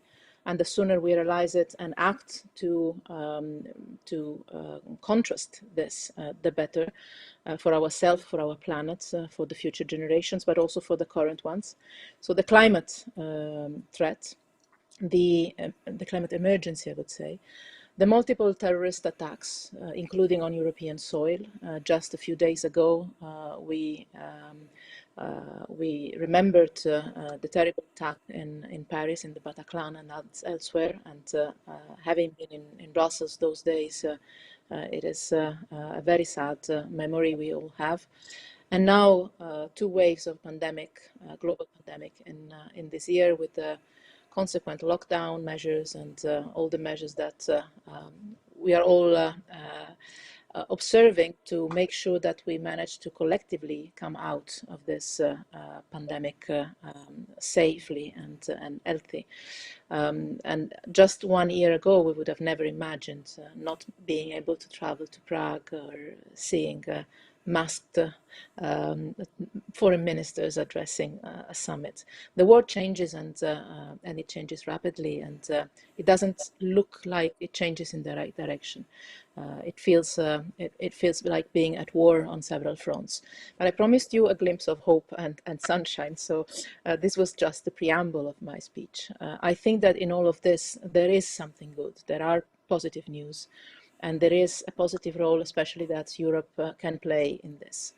The award is for the vision for Europe, and I think I've always believed in visions. I always argue that the famous anecdote that refers to the fact that whoever has a vision should see a psychiatrist. I think we need vision. I think we need to have a long-term horizon to be inspired and to avoid jumping from crisis to crisis. And this is also why we work together on the global strategy for the European Union. It is a vision, and it is a set of common actions that have started to be implemented in these years. I think that in this very gloomy picture we have, and in these very dark times we're living, the glimpse of hope comes from 2 things. One is the strength of Europe. I think the European Union is always very much ready to criticize itself, and our citizens are obviously also very rightly so demanding and pointing the fingers to the limits of the Union, and for sure we have many. But I have to say that in these times, if we were not part of the European Union, we should very fastly establish one and become all members of it. I think that the solidarity that we've managed to put in place, being it the economic one, being it the one related to the health systems of our countries, is vital, literally vital. And I think that the approach of showing and also acting as one is proving to be now, in these days with the pandemic, is proving to be crucial for the economy of scale. If it were not for the European Union, if we were not part of one union of so many millions of people, we would probably have much less hope to have a vaccine, to have a proper distribution of it, and to have a cooperative approach rather than a competitional approach.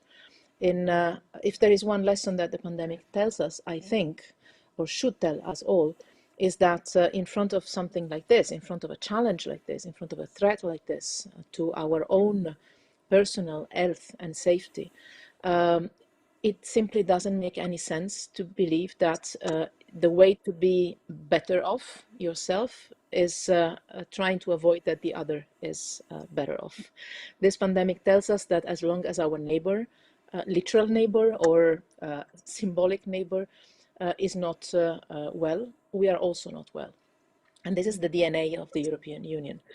The investment on the well-being of your neighbor, because you know that this is the only way to invest in your own well-being. This was the somehow the vision that the founding fathers and a few mothers, a little bit hidden back then, of the European Union had in mind after the Second World War, investing on cooperation being more convenient than investing in competition or confrontation. First time ever in European history that this happened.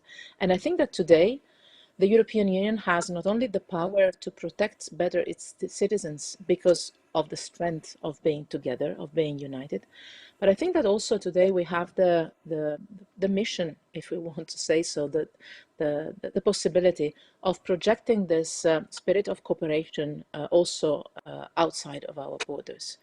There is a chance today, especially after the US elections, I think, and with the incoming Biden administration, I think there is a chance of revitalizing and resetting multilateralism and the cooperative international order, which is something the European Union has always worked for, also thanks to foreign ministers like Margot and Thomas that have contributed in a fundamental way to that. But we've always kept the flag of multilateralism and cooperation high. We've always invested in the UN system. We've always invested in dialogue. We've always invested in diplomacy. We've always invested in development and humanitarian aid. We've always invested in human rights, in equality, in participation, in active citizenship. All of this because we believe that cooperation delivers better for your own interests. It's a selfish investment. It's not charity. And I think that today, the European Union has the chance to liaise with others, and namely with Washington, most likely, and very soon, to try to, to reset the multilateral framework. And never as now, this is crucially important, because we will never manage to solve the many conflicts and crises we have at our doorstep, or even far away. We will never manage to address effectively climate change. We would never manage to address the inequalities that are growing in the world.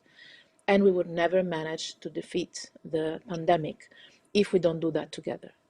Alone, none of us can do it. Only together we can. And the point is that we can. So the good news, the glimpse of hope, the little sunshine that I can share with you after this sunny day in Brussels, exceptionally sunny for a Brussels day in November, is this, that yes, divided we will never make it, and sometimes we do not make it because we are divided, but together we can.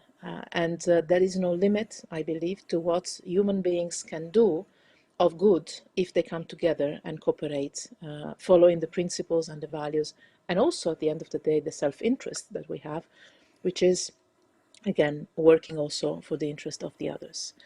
I I'm sure that both Margot and I will try to honor this award that we are receiving tonight, continuing to dedicate energies and determination and all the dedication we can give to not only Europe and the European project, but peace and cooperation and diplomacy and dialogue. When I was listening to you, Tomáš, saying that the award is for the dedication, I understand why both Margot and I maybe received it, because we are both determined to the limit of stubbornness, I would say, which is, I think, in these times something that we need to be, to be convinced of what we're doing, to do what we believe is right to do, and never giving up. If you hit the wall once, but you're convinced that what you're fighting for is right, continuing to find partnerships and cooperations and trying to achieve what is right to achieve. So I am really grateful and really appreciate enormously this possibility not only to have the award, but also to share it with Margot, who is a good friend and not only a former colleague, and also to show, if you allow me, also to show the younger generations, and in particular